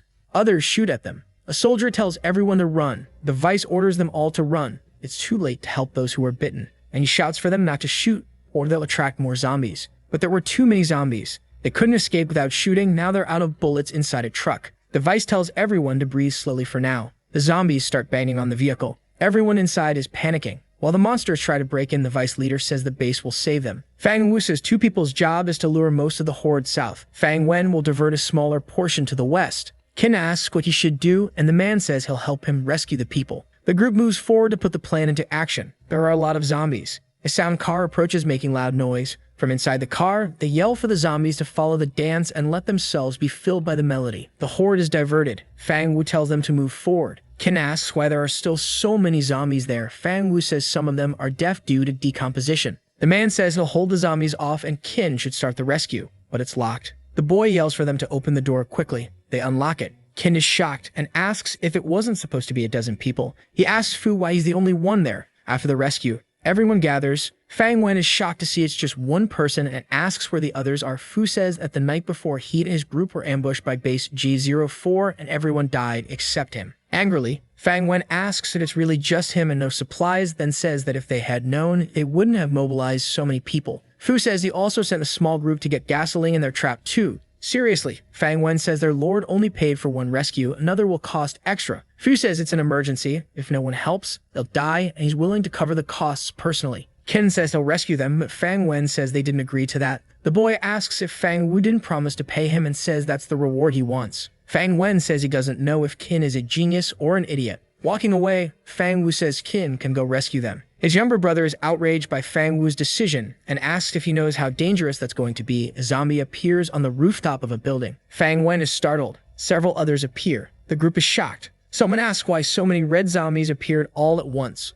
One of them jumps toward the group, but the woman grabs it and quickly annihilates the monster. Several others head toward the group. Fang Wen says it's strange for so many to appear at once. His brother shouts for the group not to waste energy and to run to the car. Fu and Xin also fight the zombies. The boy yells that they can't run to the car because it's surrounded by zombies. Fang Wen is startled and confused by the situation since they had already lured the zombies away. But it seems they've come back and appear to be in far greater numbers than before. The horde is immense. Fang Wu tells them not to panic because low-level zombies can't climb. They should deal with the red zombies first. The group begins to take down the creatures on the rooftop until they've dealt with them all. Fang Wu says now they just need to figure out how to escape that sea of zombies. One of the zombies sinks its fingers into the wall and starts to climb. Several others do the same. Qin shouts that the zombies are climbing. They're like the giant monster he saw when he first arrived in that world. Fang Wu yells that it must be a joke that giant zombies are also appearing in groups. The man says they're doomed. There are 6 of them. The woman says this is unusual. First a level 3 red zombie ambush, now level 3 giant zombies that usually wouldn't happen. Fu says the situation with those zombies is bizarre. It's as if they can think and have planned to catch the enemy all at once, like they're an army. A man says it seems there's only one option left. Kitten looks confused and points to a place. There's something wrapped around a building. It looks like a huge smoke creature with countless legs wrapped around the building. The man lowers his glasses and says that's bad. That can only be a zombie king. Some people manage to resist the zombie toxin through their willpower, but some evolved into a grotesque form in the zombie king. He can command hordes. A man shouts for them to run. That's a level 3 zombie king, but it's not close enough yet. They can still escape. Fang Wen dodges a blow from a giant zombie. He complains that the monsters are climbing the building very quickly, and the woman tells him to leave while she deals with the zombies. But they're surrounded and don't want to leave anyone alone. Fang Wen asks if Qin can jump to the next building. The boy says yes, but he can only carry one person at a time. Captain Fu puts his hand on the boy's shoulder and says he's counting on him. Qin tells him to hold on tight. The zombie king begins to approach. The boy prepares his jump. The monster emits a kind of sonic scream that hits everyone. It's a terrible sound. Fu complains that his head hurts. Qin notices he can't use his abilities. The giant zombie hits the woman. She falls to the ground, injured. The others are also affected. Qin realizes no one there can use their powers. Then he remembers the bullet of perdition, but the system informs that the target is too far away. Trying to protect the woman, Fang Wu is bitten by a giant zombie. The boy concludes there's only one way to fix this, and asks the system to use all his black crystals and zombie cores to evolve. The system comments that evolution may fail, and asks if Qin wants to proceed anyway. The boy confirms. Then Qin starts evolving while the others are attacked. Some evolutions fail. The fight against the zombies continues. They are winning and the king is approaching. Qin gets angry because many evolutions are failing and the system is very slow. The system finishes, and now Qin is a level 4 evolutionist and gained a skill of super focus and clear mind. If he uses this, the zombie king's sound won't affect him. His mind is calmer than before. Even abilities he didn't know how to use before are now perfectly clear to him. Fang Wen shouts for someone to save him. The giant zombie prepares to finish him. Fang Wen prepares to die and hopes not to reincarnate in that apocalypse. Fang Wu stays in front of the girl, protecting her while being hit several times. Qin attacks another zombie that was attacking another group member. He rips the monster's head off. The zombie holding Fang Wen falls, lifeless. The man asks if Qin saved him. The zombie king is shouting, but something orders him to stop and raise his finger. Qin is serious. The zombies below become more agitated and start growing wings. They jump onto the building at high speed. Qin notices they're jumping much higher and moving faster than before. One of the zombie king's abilities is to cause mutations in common zombies, giving them good skills before they die exploding. The winged zombies start climbing the building. The woman shouts for them to return to their positions to fight, but the creatures dodge them. Fang Wen is scared because they're not paying attention to the group. They didn't even notice. They're going straight for Qin Shuang. Everyone rushes at high speed and gather around the boy. Fang Wen is worried and shouts for Qin, but a huge explosion happens and the zombies fly away. Qin complains it was close and he even thought he was going to die. There were too many zombies at once. Shocked, Fang Wen asks how he took down so many zombies with a single move. He questions if Qin's ability wasn't speed. Fang Wu says he noticed something different and asks if Qin is now a level 4 evolutionist. The boy confirms and says his special ability is not speed but energy accumulation. Shouting, Fang Wen asks how it's possible he's level 4 if he was level 1 not long ago. Qin tells them not to talk about that now and tells the group to run while they can. He will hold off the zombie king. The woman asks if Qin can handle it alone and says they can stay to help. The boy says that if they stay, he'll worry about the group's safety. Qin crouches and starts collecting the cores from the dead zombies. Qin says he has a secret escape plan so he's not going to die. If things get really bad, he intends to use dimensional jump. So if the group stays, it will only make things worse. They should leave. Sometime later, explosions continue on top of the building. Qin keeps fighting. Even though 2 hours have passed, at least his stamina is much higher after the evolution. By then, Fang Wen and the others should already be far away. He spent much of his energy fighting those smaller creatures to ensure the group's escape. Now he must focus on what matters. Qin points at the zombie king and mocks it. He says the monster is controlling weak zombies and doesn't seem to like him much, but if it wants to finish him, it should come there in person. The zombie king seems to get furious and charges at Qin. Just as the boy thought, the monster can understand him. With a quick attack, it knocks down the entire building. Qin is surprised. The boy gets excited because the zombie king is quite fast too. He wonders how that monster can be level 3. He needs to cut it at the root quickly. When they fought the Mad Leader, he concentrated his power to simulate a water blade that even cut Fang Wu. He might try something similar. He just has to concentrate everything to the limit. Qin uses all of his power to strike the zombie king. The monster agonizes. It seems to have worked. Far from there, the Mad Leader is unconscious, immersed in a tank controlled by Hao. He fills the tank with his extraction liquid. In 3 days, Yi will have his dark energy extracted. Li asks if that's all. Hao says he's done this many times, but never on a high-level evolutionist. But Li must be patient. In 3 days, he'll have all of Yi's energy. Fang Wen's group flees in their cars. The walkie-talkie rings. It's Qin, asking how they are. Fang Wu says they already rescued everyone there. The zombie king ordered all the zombies to attack Qin, so it was easier to do the rescue. Qin is happy. He was afraid the group was hurt. He didn't think they'd rescue everyone so quickly. Fang Wen tells him not to worry about the group's injuries. The rescued had plenty of medicine, and the poisoning is almost neutralized. Then Fang Wu says to talk about Qin and asks how the boy is. But Fang Wen tells his brother that if Qin had time to contact them, everything must be fine. The boy confirms and tells them to find a place to meet. The Zombie King's core can carry 10,000 skill points in the system. Qin thought he'd be in trouble using all his points. He didn't expect to find 10,000 in the Zombie King. Suddenly, Qin faints. His energy is gone and he enters a kind of coma. A car travels down the road. Inside are Fu and the girl. She asks Fu where he's taking her since the Earth Alliance is in the other direction. Fu replies that this route is better for supply transport and has fewer zombies. As they approach, a man readies a bazooka to hit them and says they finally arrived. He fires and hits both vehicles. The cars explode. Fu leaves the vehicle coughing. He says fire wouldn't hurt him, but explosions would. It almost blew him up too. The man approaches with his group and apologizes, saying they had no choice. After all, taking down those 4 is very difficult. If they have a chance to take them all at once, they shouldn't waste it. Still, they only captured them thanks to Fu. Now they will take them to Camp 17. Qin remains unconscious on the ground. When 2 people approach him, one asks if Qin is sleeping and if he was the one who took down that level 3 zombie king. The other says it's too dangerous for him there and says they should leave with him. Time passes. Qin keeps sleeping until someone pulls his cheek. He wakes up angry and shouts. 2 little girls run away. Qin is confused and wonders what place this is. Qin asks if he really slept for 10 days and says that's a long time. He asks how Fang Wu and the others are and says he needs to contact them soon. The woman answers that they confiscated his walkie-talkie. He can't use communication devices inside the base. Qin tells her to give the device back and that he'll contact the group as soon as he leaves the base. The woman asks if he really wants to leave like that and if that's how he treats his rescuers. The boy apologizes and says he will properly repay them for their kindness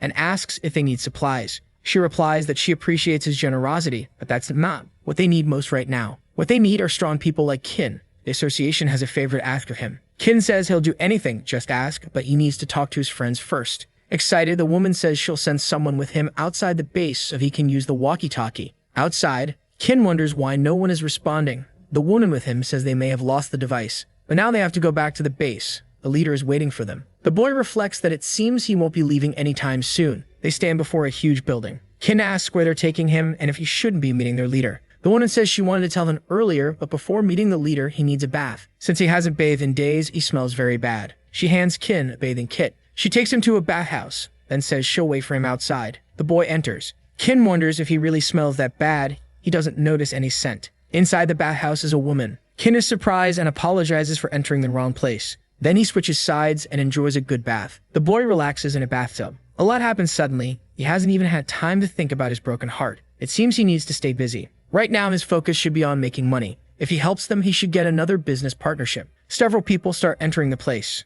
They're girls excited for bath time. Kin is surprised. He gets confused and wonders what's going on and why they're all women. Kin covers his head with a towel so they won't see him. No one seems to have noticed him. Kin needs to leave as soon as possible. A girl sits next to him and complains the water is hot, but another girl calls her and pushes her into the water. It's Kin's chance to get out of there. But a woman stops in front of them and calls for the team members. She says the mission's success is thanks to the team's training. Their courage made them strong. Then the woman proposes a towel fight. She wants to see how the team handles a fight with no prior preparation. Two girls try to open the bathhouse door, but the leader says it's locked. If they want to leave, the key hangs around her neck.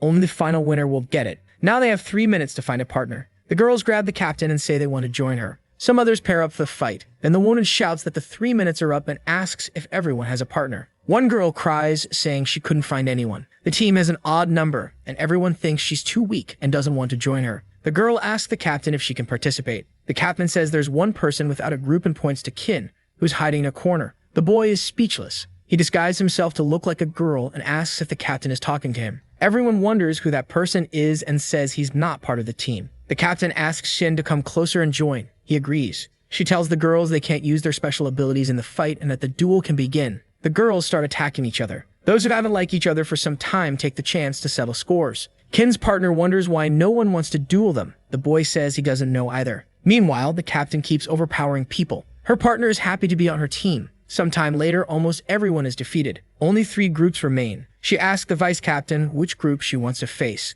The woman asks if she really has to be asked. Then she calls the captain to fight. She gets ready, and an epic battle begins. The two attack from different angles with varied strikes. The captain tries to throw the vice captain to the ground, but she manages to catch herself in time. Kin watches and reflects that it's very impressive. They fight quickly. Their partners worry when the captain takes a hit to the neck. The woman admits she lost and says Shio got very strong. Then the captain says there's only one pair left to face, and if she wins against them, she'll be the winner. Kin's partner asks him to go first. Kin gets excited and says he will fight. His partner asks if he has fought before. Kin says he's never fought before, and if he decides to fight, he'll be found out. The girl says then she'll go alone and advances on the vice captain, saying she learned several new moves. But she's quickly defeated. The vice captain grabs the key and says Kin's pair, Tuanzi, needs more practice. Everyone is very happy to get out of there. They are hungry and decide to go eat something. The vice captain asks the captain if she let her win, but the woman denies it and says Shishio who got strong but is still very insecure. Kin watches them all leave. He should leave the place soon. His partner stands up and sees a thread coming from Kin's towel. She decides to pull it. Kin's disguise falls. He panics.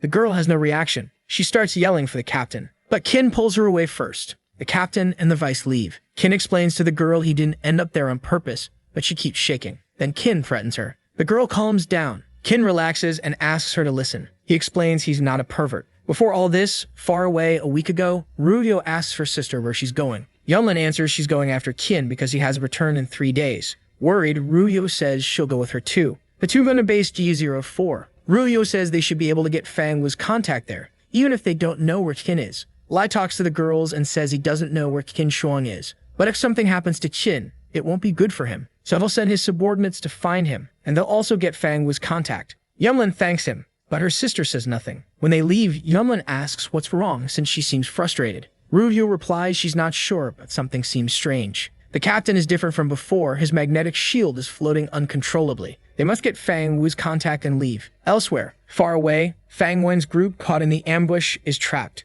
The woman complains they've been trapped for a week, receive food but no information. Some footsteps approach. She falls silent. A man comes near and tells her she still has a strong temper, but he already warned her to stay calm. The group is surprised. They recognize who they're seeing. It's the group leader, who asks what he's doing there. At night, Yumlin and Ruryo escape by jumping over the wall. Hamjumi asks if they'll let them escape like that. The captain says keeping them locked up would only raise more suspicion, but he really doesn't want anything to happen to Qin Shuang. With their resources, they can prosper. He ordered his men to follow them secretly and report any updates. The girls move away. They drive a car. Ruryo tells Yumlin to rest a bit because she's been driving all night. They eat instant noodles. Ruryo says it's delicious and Yumlin agrees, saying if it weren't for Qin, she'd never have tried it. Then Ruryo asks how her sister feels about Qin Shuang and if she likes him. She says she doesn't know. Everything has always been about Ruryo and her protection, but with Qin, she can relax. Not hearing from him for so long makes her think he's in danger, but maybe he just got tired of them and left.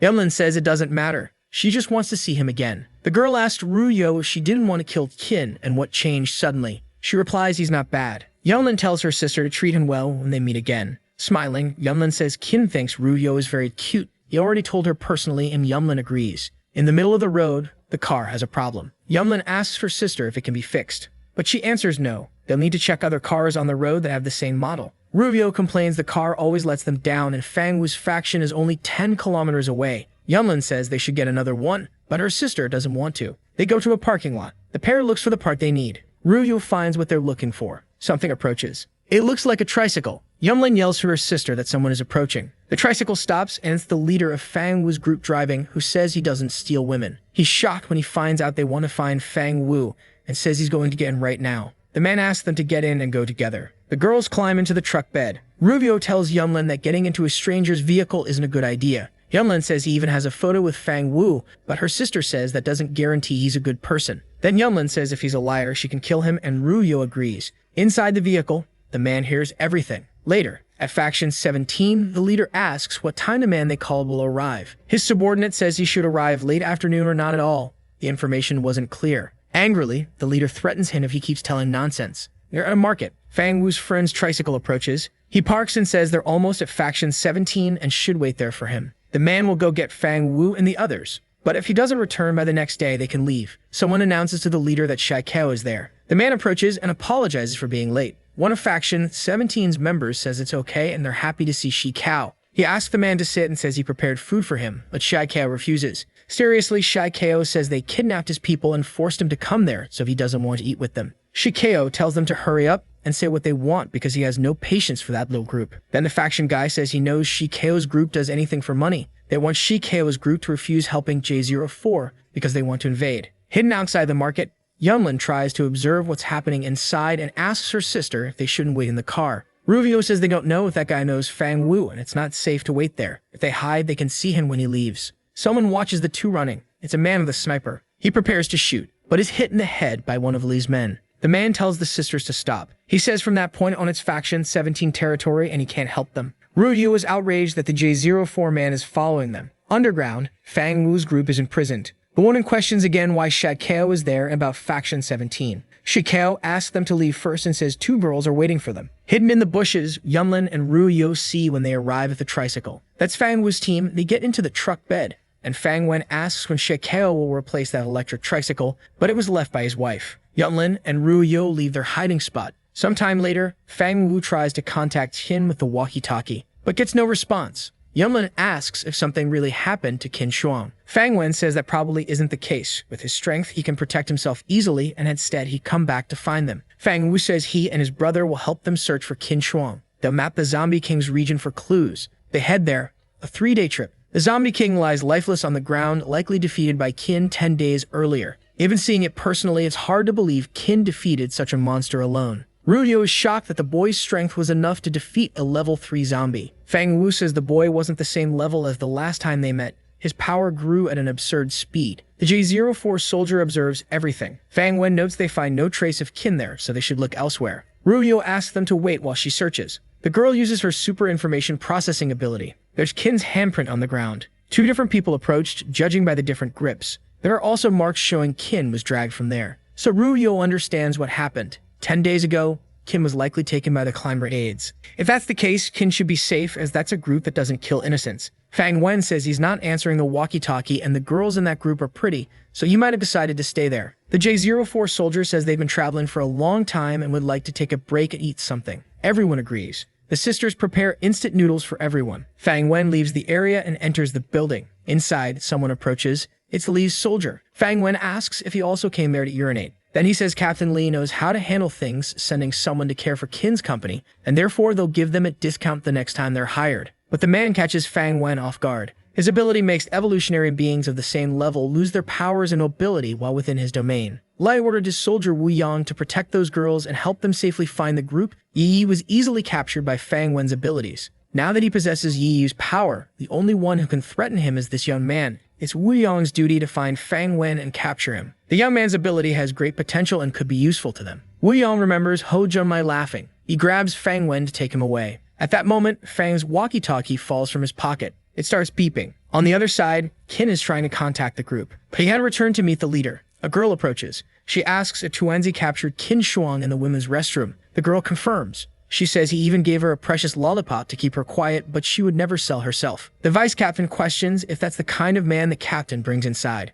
Then she says they can't keep someone who ignores the rules there, he must be expelled. But Chuanzi says they need to teach him a lesson. Qin tells her not to be crazy and says it was all an accident. He shouts that he saw a woman in the men's bathroom and thought he was in the wrong place. He looks back and sees the person he found in the bathroom. Qin shouts that she's the one he saw in the men's restroom. The young man says she was in the men's bathroom, and if he hadn't seen her, he wouldn't have mistaken the restroom. But the person tells Qin to stop yelling and shows him he's not a woman. Qin is speechless. A girl says it was all a misunderstanding and Qin didn't do it intentionally. She asks Chuanzi to untie the boy. Elsewhere, Qin knocks on a door. Owen is happy to see him and apologizes for earlier. She gives him the zombie king's core that he killed. Qin is shocked that he hadn't stored that core earlier. He could have lost it. The woman says a core like that is very valuable and Qin should keep it safe. Qin reflects that not only did she save him, but she also returned the core. In that world, it's strange to find such a kind group. The girl tells Qin to sit down so they can talk. He sits beside her. Qin says he'll help them with whatever they need. But the woman says what she's going to ask is very dangerous, and she needs to explain the situation first. They discover that base shortly after founding the climbers' assistance, and that was crucial because there was a hydroelectric station there. But she noticed the entrance to the hydroelectric plant was blocked by something. They sent Xiao Hui to check the situation underwater. At the bottom of the water, she found something. It was a pile of giant zombies bloated with water. She fled upon seeing them. They tried everything to eliminate the zombies, but nothing worked, and more than 10 people have already been sacrificed. Qin says he's seen zombies like those before and questions their level. The girl says they're level 4 and move quickly in water. The young man says he's never seen that personally, so if he's unsure if he can handle it, he needs to take a look first. They take Qin to the hydroelectric plant and show him where the zombies are located underwater. He says he'll go down to check, but the girl asks if he's crazy. She says he'll die if he goes down unprepared, and they always descend in teams. Qin says it's fine and that he can escape if he's in danger. The young man jumps into the water. He starts swimming downward. There, Qin encounters several giant zombies. It's genuinely challenging. He needs to get closer to view information about the zombies. Qin approaches. These are level 4 aquatic zombies. They rarely migrate, move well underwater, and use water jets to attack humans. The young man thinks he could handle 1 or 2, but there are hundreds here. Meanwhile, a zombie approaches him from behind. The MC sees the zombie just in time. He grabs its teeth, but the monster's bite is quite strong. Despite being enormous, the zombie moves silently. Even the water remains calm. Qin calls the zombie a water-loving radish and says he's not so easy to swallow. The young man gathers energy in his leg. He takes a massive leap, pushing off the creature's mouth. Qin looks down at them. He concludes he can't handle so many, so he better escape quickly. Outside, the girl wonders why Qin hasn't returned yet. The young man emerges from the water. She throws him a ladder. He says they're lucky the zombies can only move along the reservoir bottom and can't swim. The girl says she warned him it was dangerous. Qin removes the diving suit, but when removing the suit, his underwear comes off too. The girl gets angry and chases after him, but Qin tries to justify himself, saying the suit was too tight. Qin meets again with the leader, who asks if he went to the bottom of the reservoir. The young man confirms he did. He says he knows a way to deal with the zombies. He just needs an underwater weapon. The leader asks if he's serious. The vice captain questions whether a rifle will be enough and tells Qin not to be overconfident. But Qin reassures her, saying he's been in similar situations before. When he and Yunlin were surrounded by zombies, he used only 8 perdition bullets to eliminate hundreds of them. 20 shots should be enough for those giant zombies. The captain says they don't have underwater rifles and asks about depth charges, but they already tried those with limited success. The young man asks if that's their only type of aquatic weapon. Qin asks the system if perdition bullets can be used with explosives, but the system says no, only with fast projectiles fired from regular weapons. The young man is shocked. He begins pondering what to do since he's already assured them he could handle it. Qin gets an idea. He asks the captain if she can help him. She tells him to call her Yu Lu and says she'll assist him however she can. Qin asks for help to build something, then begins sketching it on paper. Yu Lu says the mechanics seem simple and she can make it the same day. Later, they return to the reservoir. Qin is holding a crossbow and tells him to wait for him. The improvised crossbow can fire high-speed projectiles. This means it meets the system's criteria. Qin jumps into the water. He swims to the bottom. Then he asks the system to load 20 rounds of perdition bullets. He does this, consuming 1,000 ability points. Qin shoots the giant zombies in different places. The 20 shots are fired, and now he must wait about 20 hours for the effect. But the zombies see him. Outside, the girls await his return. A huge explosion occurs. Qin is thrown out of the water. He wonders what's going on and if the perdition bullets aren't supposed to take forever to take effect. The system says their timing is unstable and uncontrollable. Kin gets angry and says he'll never use those bullets again. Below, the vice captain mocks him. Far away, Rubio finishes her noodles and grabs another. Yunlin complains they're Fang Wen's, but she says he was the one who took too long in the bathroom. Then Fang Wu gets up and says he's going to look for him. Inside the building, he searches for his brother. He finds the walkie-talkie on the floor. Fang Wu returns and says Fang Wen is missing, and he found his walkie-talkie. Rubio says she didn't hear any strange noises in the past few minutes. The man reflects that it's strange Fang Wen disappeared without a sound. He was probably taken when his guard was down. But nobody else went inside. He saw them with his own eyes. He wonders if this is his boss's doing or the others, but Fang Wen wouldn't leave without warning. Yunlin says this is very strange and Fang Wen might be in danger. He should inform his companions. Fang Wu says he promised to help them find Qin Shuang. The girl says it's fine. If he's with the climber's assistants, he should be safe. Wu Yidong says Captain Lai sent him to look after them, so Fang Wu doesn't need to worry. The man agrees. At night, Wu Yidong finds someone behind a tree and asks what he's doing there. It's a man identical to him, who asks if Wu doesn't think the captain has changed a lot since meeting Hao Junmei. The same happened with leader Ye. But Wu Yidong says that's all speculation and the captain's dream is to unite humanity and protect everyone from zombies. The man says if Wu Yidong doesn't believe him, he'll look for evidence. Lai helped them since childhood. He doesn't plan to let Hao Junmei ruin everything. Yunlin approaches Wu and asks who he's talking to. He replies he was reporting to base that they're heading to the climber's assistant group's territory the next day, then asks why she isn't sleeping. Yunlin responds that she can't sleep as long as someone else is awake. Meanwhile, at the climber's assistant's base, Qin receives care after being hurt by the explosion. Captain Yu Lu says it might hurt a little, but it's good for recovery. A woman approaches and says the young man worked hard and even if it didn't work, they appreciate his efforts. Qin says he'll find a way. He won't accept losing to those swollen-headed zombies. The vice captain asks if he's planning to blow things up again. He gets angry and insists he'll definitely solve the hydroelectric problem. They'll see. Qin thinks he wanted to save that Zombie King's core for a critical moment, but he can't wait anymore. His dignity demands he handles those zombies now. The young man asks the system if the Zombie King's core has any other uses besides charging ability points. The system says no, so Qin asks to charge it. Now Qin has 10,050 ability points. If he uses those 10,000 points just to evolve, he could reach level 7. Qin decides there's no point in wasting time and tells the system to upgrade 10 times. But evolution fails. Qin tries again, 30 times. But it fails again. He asks for another 50 attempts. Qin becomes hopeful, but it still doesn't work. He's angry and the system asks if he wants to keep trying. Qin reflects that he has few points left. If he tries evolving again, he'll lose everything. Elsewhere in the base, the girl approaches the leader and says there are 3 people at the gate claiming they've been looking for Qin for some time. The woman authorizes their entry. The gates open, and the people enter. The leader says she heard they're friends of Qin and asks if they're part of any faction. Yunlin replies they're freelancers without any faction. Rubio asks to call Qin and says they have an urgent matter to discuss. Smiling, the leader says they can talk to him personally and asks for Chuanzi to lead them. Chuanzi tells the sisters to follow her. Rubio comments it's exactly as she thought. Qin completely forgot about them. She questions why they should follow someone like him. Yunlin replies that after seeing Qin, they'll leave. Chuanzi points to a room for the two, saying Qin is inside. Yunlin makes a motion to enter, but gives up. Rubio asks her to open the door, but Yunlin refuses. Yunlin starts to leave, saying at least they know he's fine, so they should go. Rubio feels sad, but someone opens the door. It's Qin. He shouts upon seeing Yunlin. He asks how she got there and whether she has enough food. He really thought he heard her voice earlier. Rubio complains, asking if he has any idea what they've been through. Yunlin scolds her sister. Qin is confused and asks what happened. Smiling, Yunlin says it was nothing as long as he's okay. After getting updated, Qin asks who captured Fang Wen. Yunlin replies she doesn't know, but Fang Wu went after him. The young man says he didn't expect them to face so much danger just to find him. He should have contacted them sooner. Qin then says he'll talk to leader Qi and Muyo, saying the repair of the water station will have to wait a bit, as he needs to help Fang Wu find his brother. They leave the base. Yunlin says she didn't expect the leader would agree without any trouble. Qin says she's a good person. In a car, Fang Wen is tied up. He searches for something on his wrist and presses a button. Immediately, Fang Wu's walkie-talkie starts beeping.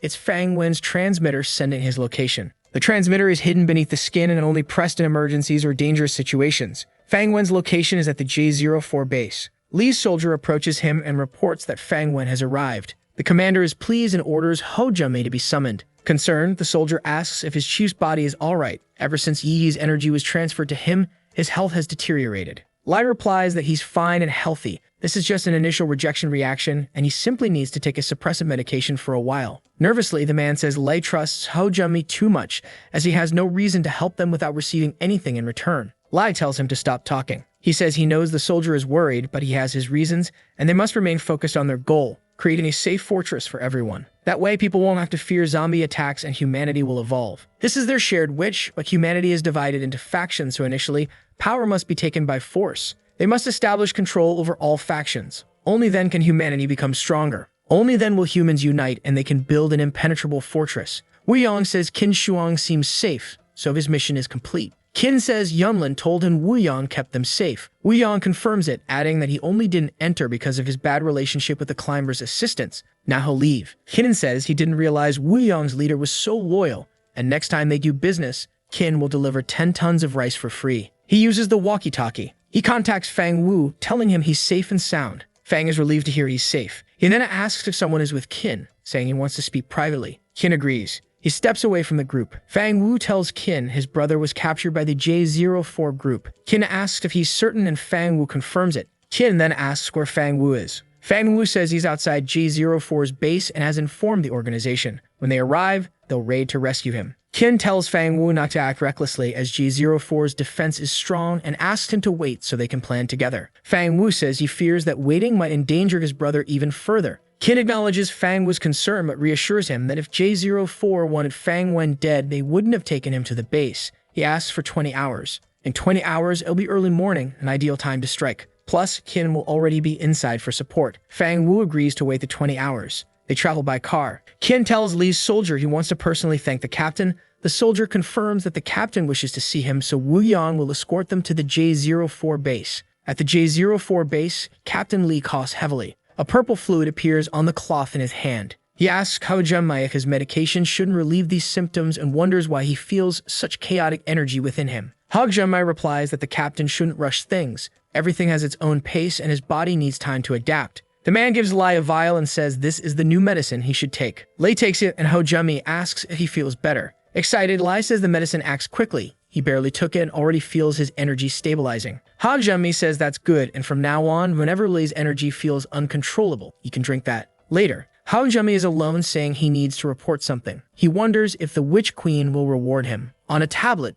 he calls someone. A woman answers. Ho greets and praises the Witch Queen. She asks how the experiment is progressing. He says everything is going well, and if nothing goes wrong, they'll finally create a perfect combat machine this time. The Witch Queen praises Hao Junmai and says she'll reward him if it works. He asks if he could get a tight hug from her if he succeeds. She laughs and agrees. If he completes the experiment successfully, she'll grant him whatever he desires. But she's heard similar promises from many others. They always assure her they can do it, until they exhaust her patience completely. And no one has produced results that satisfy her yet. Dr. John, for instance, disappointed her. The woman finishes him off. The Witch Queen drains Dr. John's energy, until he loses all of his life force. She smiles happily and drops John to the floor. She says at least John was useful before dying, then orders his body to be removed. The Queen summons her subordinate, Hu Meng, and tells her if the experiment succeeds, she must retrieve it personally from Hao Junmai. The girl agrees. Meanwhile, at base J04, Lai greets Qin with open arms, and the young man thanks him for his care. The captain tells him to relax, it was his duty,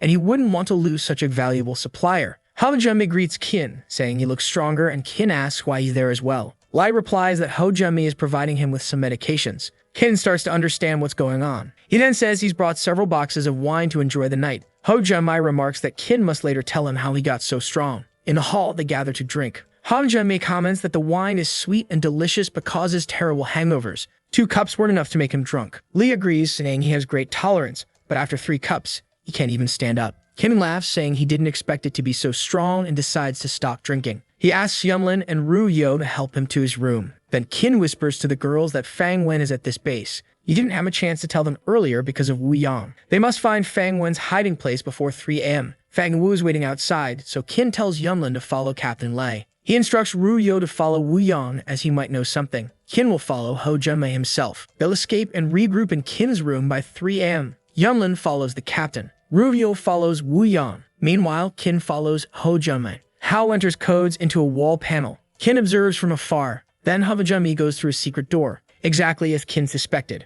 Qin follows him and reaches a room illuminated by purple lights. There, Hao Junmai is laughing while preparing his potions. The man says he's short on time, he must take medication to calm himself and return to work. The experiment's success is crucial. He's almost at the 2nd adaptation stage. Once he reaches the 3rd stage and drinks that potion, he'll undergo a mutation, doubling his strength. Qin wonders who Ho Junmi is talking about. Then something catches his attention, a massive tank containing Yi's body. He wonders if they're experimenting on humans and if Fang Wen was captured for the same reason. Yi suddenly opens his eyes. Qin is startled that Yi is alive. Yi moves his mouth, asking Qin to save him. Qin thinks he won't save him since Yi tried to kill him. Ha Junmi's communicator beeps. It's Lai, who shouts for Ha Junmi to bring more medicine immediately as the energy inside him is becoming chaotic again. Seated at a desk, Lai is losing control. His body begins to transform. Yunlin, observing secretly, wonders what's happening. Li's back becomes grotesque, and she questions whether he's still human. Ha Junmi tells Lai he's on his way. He laughs, pleased that the commander is almost at the 3rd stage. He leaves the secret room. Qin takes advantage of this opportunity to search for Fang Wen. He finds pieces of animals scattered around and preserved embryos.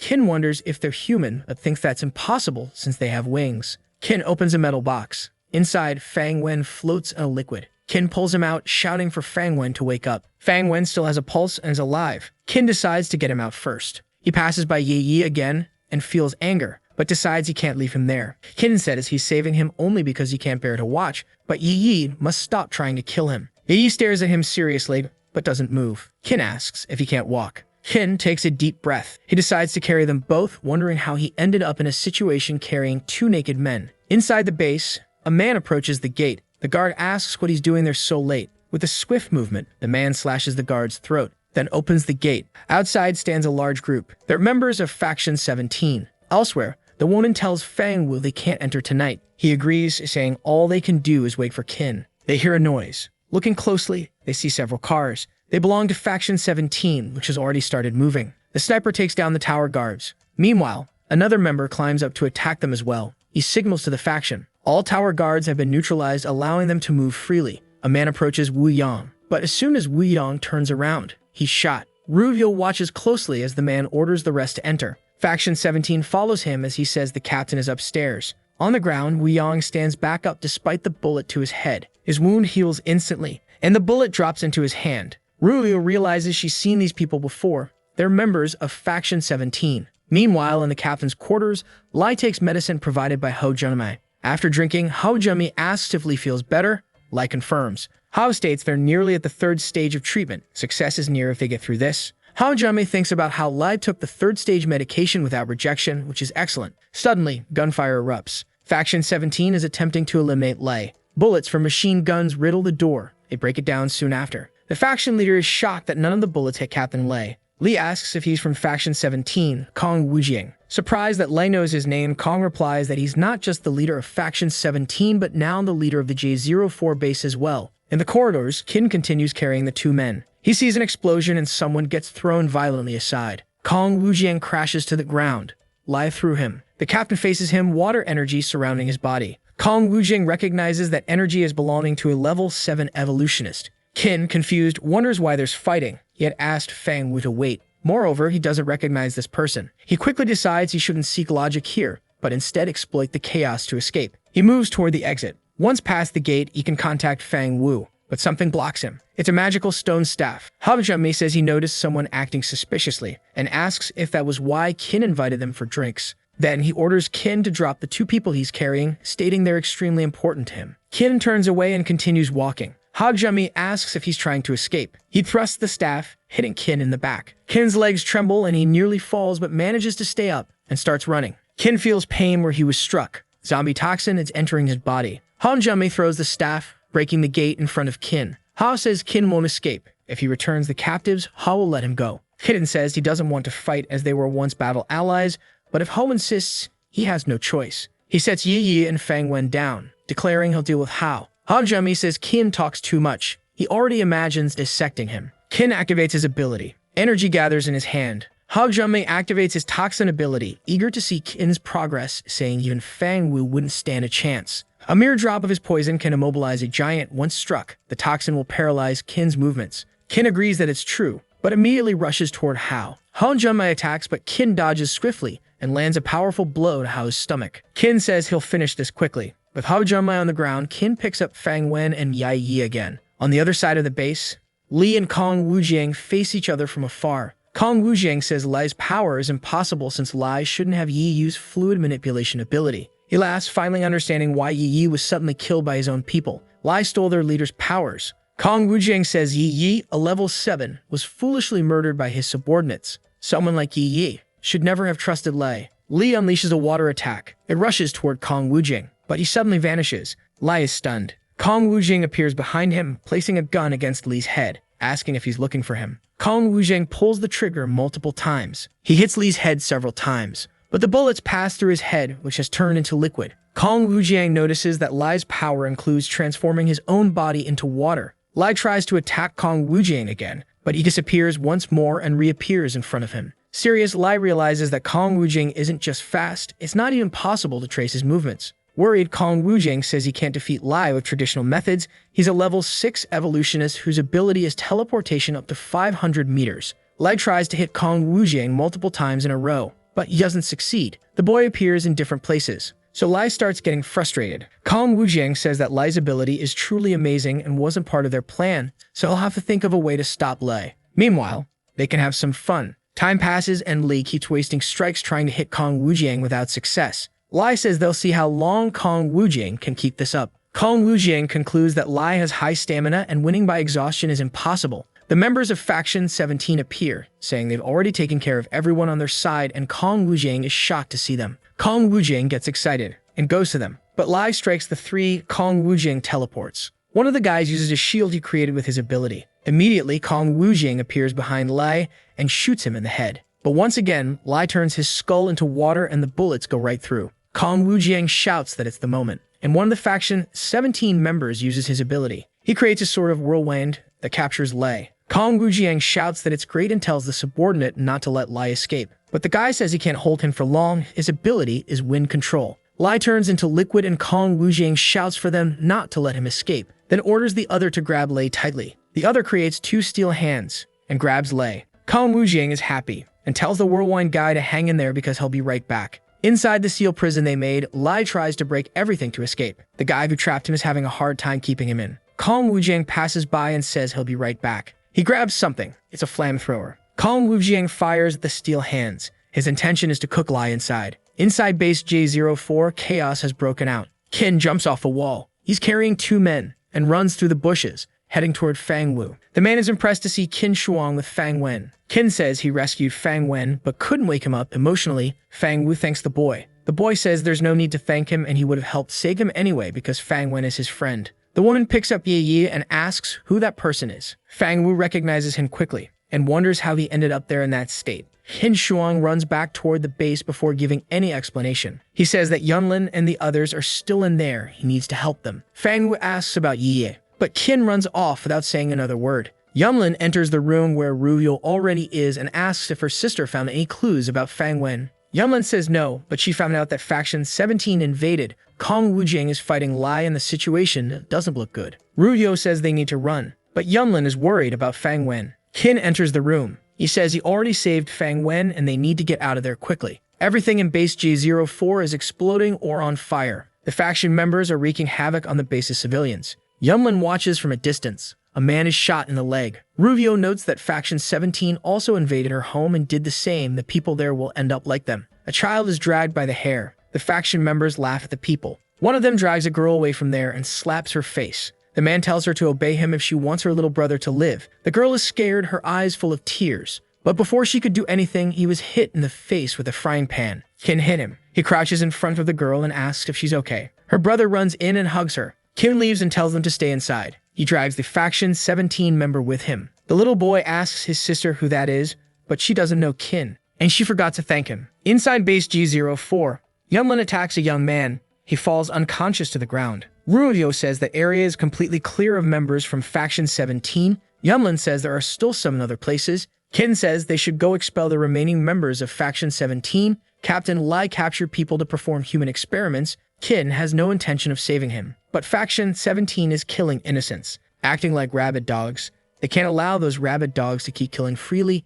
Qin will take them down one by one. Kong Wujiang laughs while trying to burn Lai, but he sees Wu Yang flying toward one of his men. Kong Wujiang shouts for his soldier to be careful. Then another manages to capture Wu Yang with his wind power, but someone cuts the fuel pipe of Kong Wujiang's flamethrower. It's Wu Yang. Kong Wujiang becomes furious and says they broke his flamethrower. But his subordinate says not to worry because Lai doesn't seem to be moving anymore. Suddenly, the young man who controls wind feels something strange. His body starts to be consumed. Kong Wujing also feels like he's being drained. Basically, Lai is absorbing the moisture around him to recover. Far away from there, someone tries to wake up Hao Jianmei. It's the girl the Witch Queen sent to bring him back. She says judging by his condition, he seems to have failed again and his experiment is being roasted. Hao Jianmei gets up laughing and says he'll be fine. If Lai doesn't survive an attack from Faction 17, then his experiment will have failed. Li causes a huge explosion. From afar, Qin sees the explosion coming from Li's side. Fire and smoke rise into the sky. Members of Faction 17 are thrown far away. Kong Wujing crashes against the wall. Lai has become a water creature. He takes on a different form. Kong Wujing is astonished at what he sees. Wu Yang wonders what that is. They wonder if that monster is a zombie. Hao Jianmei and the girl run through the corridors. He stops at a balcony and looks toward where Lai is. His experiment was a success. He created an artificial zombie king. The water creature, Lai became walk slowly. Wu Yang wonders if that is still the captain. Kong Wujing can't identify what that thing is. That thing is bad. Then Kong Wujing shouts for his comrades to get out of there now. They say they fought hard to get there and don't want to flee. Furious, Kong Wujing tells them to stop being crazy and escape. Li crouches down and makes a powerful leap. He lands behind the two and grabs them by their necks. Kong Wujing panics and tries to shoot the monster, but the bullet just passes through it without causing any damage. Holding both by the neck, Lai sucks out their moisture, leaving them drained. One of them cuts off Li's arms. Kong Wujing shouts for them to run quickly. Lai manages to capture both before they can escape. This time, he envelops their heads with water, killing them by asphyxiation. Kong Wujing becomes furious and yells at Lai to let them go, but Lai hits him with a water jet from his back that pierces him. The man can't believe that's possible. He was pierced right after teleporting.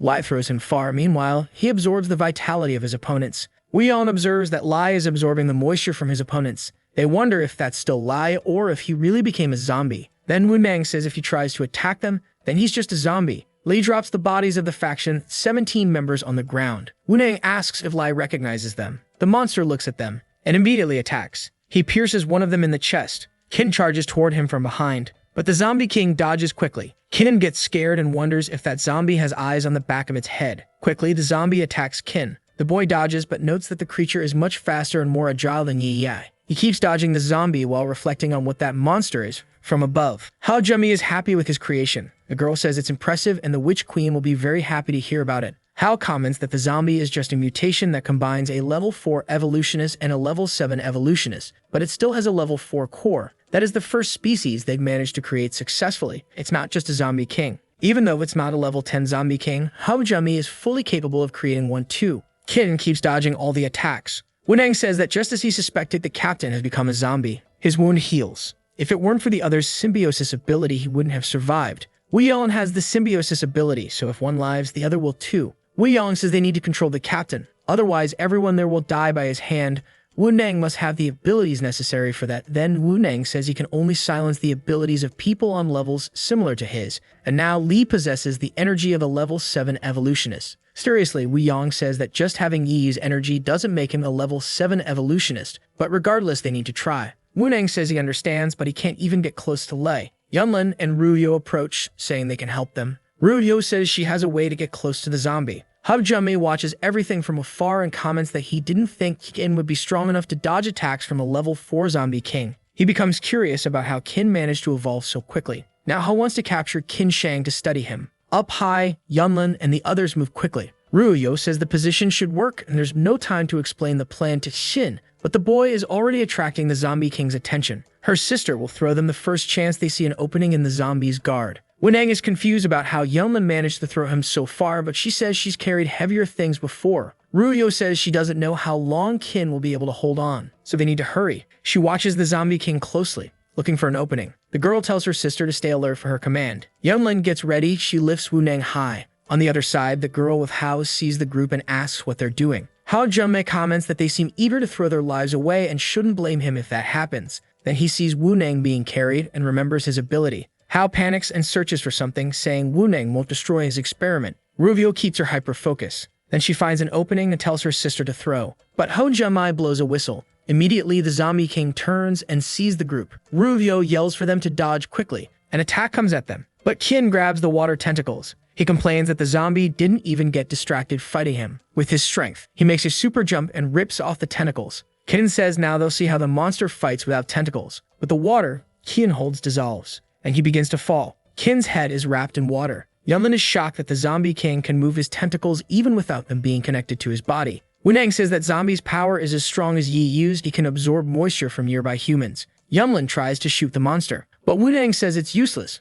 Bullets just pass through him. She asks her sister to quickly think of something. If this continues, Kin will die. The boy suddenly vanishes. He travels between dimensions and returns to the real world. That was a close call. He was almost killed. Hao Junmi is shocked that Kin disappeared. He wonders if the boy has two powers. Kin reflects that he needs to return quickly because it's not over yet. Then he goes back and reappears in the same place. The zombie king is stunned. No one understands what happened. Kin dodges the zombie's blows. He says he just needed a break, but now he won't let it catch him again. Kin keeps dodging the blows. The boy reflects that just dodging the monster won't help. Since it's made of water, heat should harm it. The MC realizes that by concentrating his energy, he can generate a powerful heat source. He managed to defeat a zombie king with a blow like that, so it shouldn't be that hard. But he needs time to charge, and in that situation, he'll die before he can do it. Hao wonders if Kin has the same ability as Kong from Faction 17. The girl says it's not the same. Kong could go from one place to another. Kin just vanishes and reappears in the same spot. Hao Junmei leaves and she asks where he's going. He says he's had enough fun, now they have to deal with the bad elements and bring the successful final product to the Witch Queen.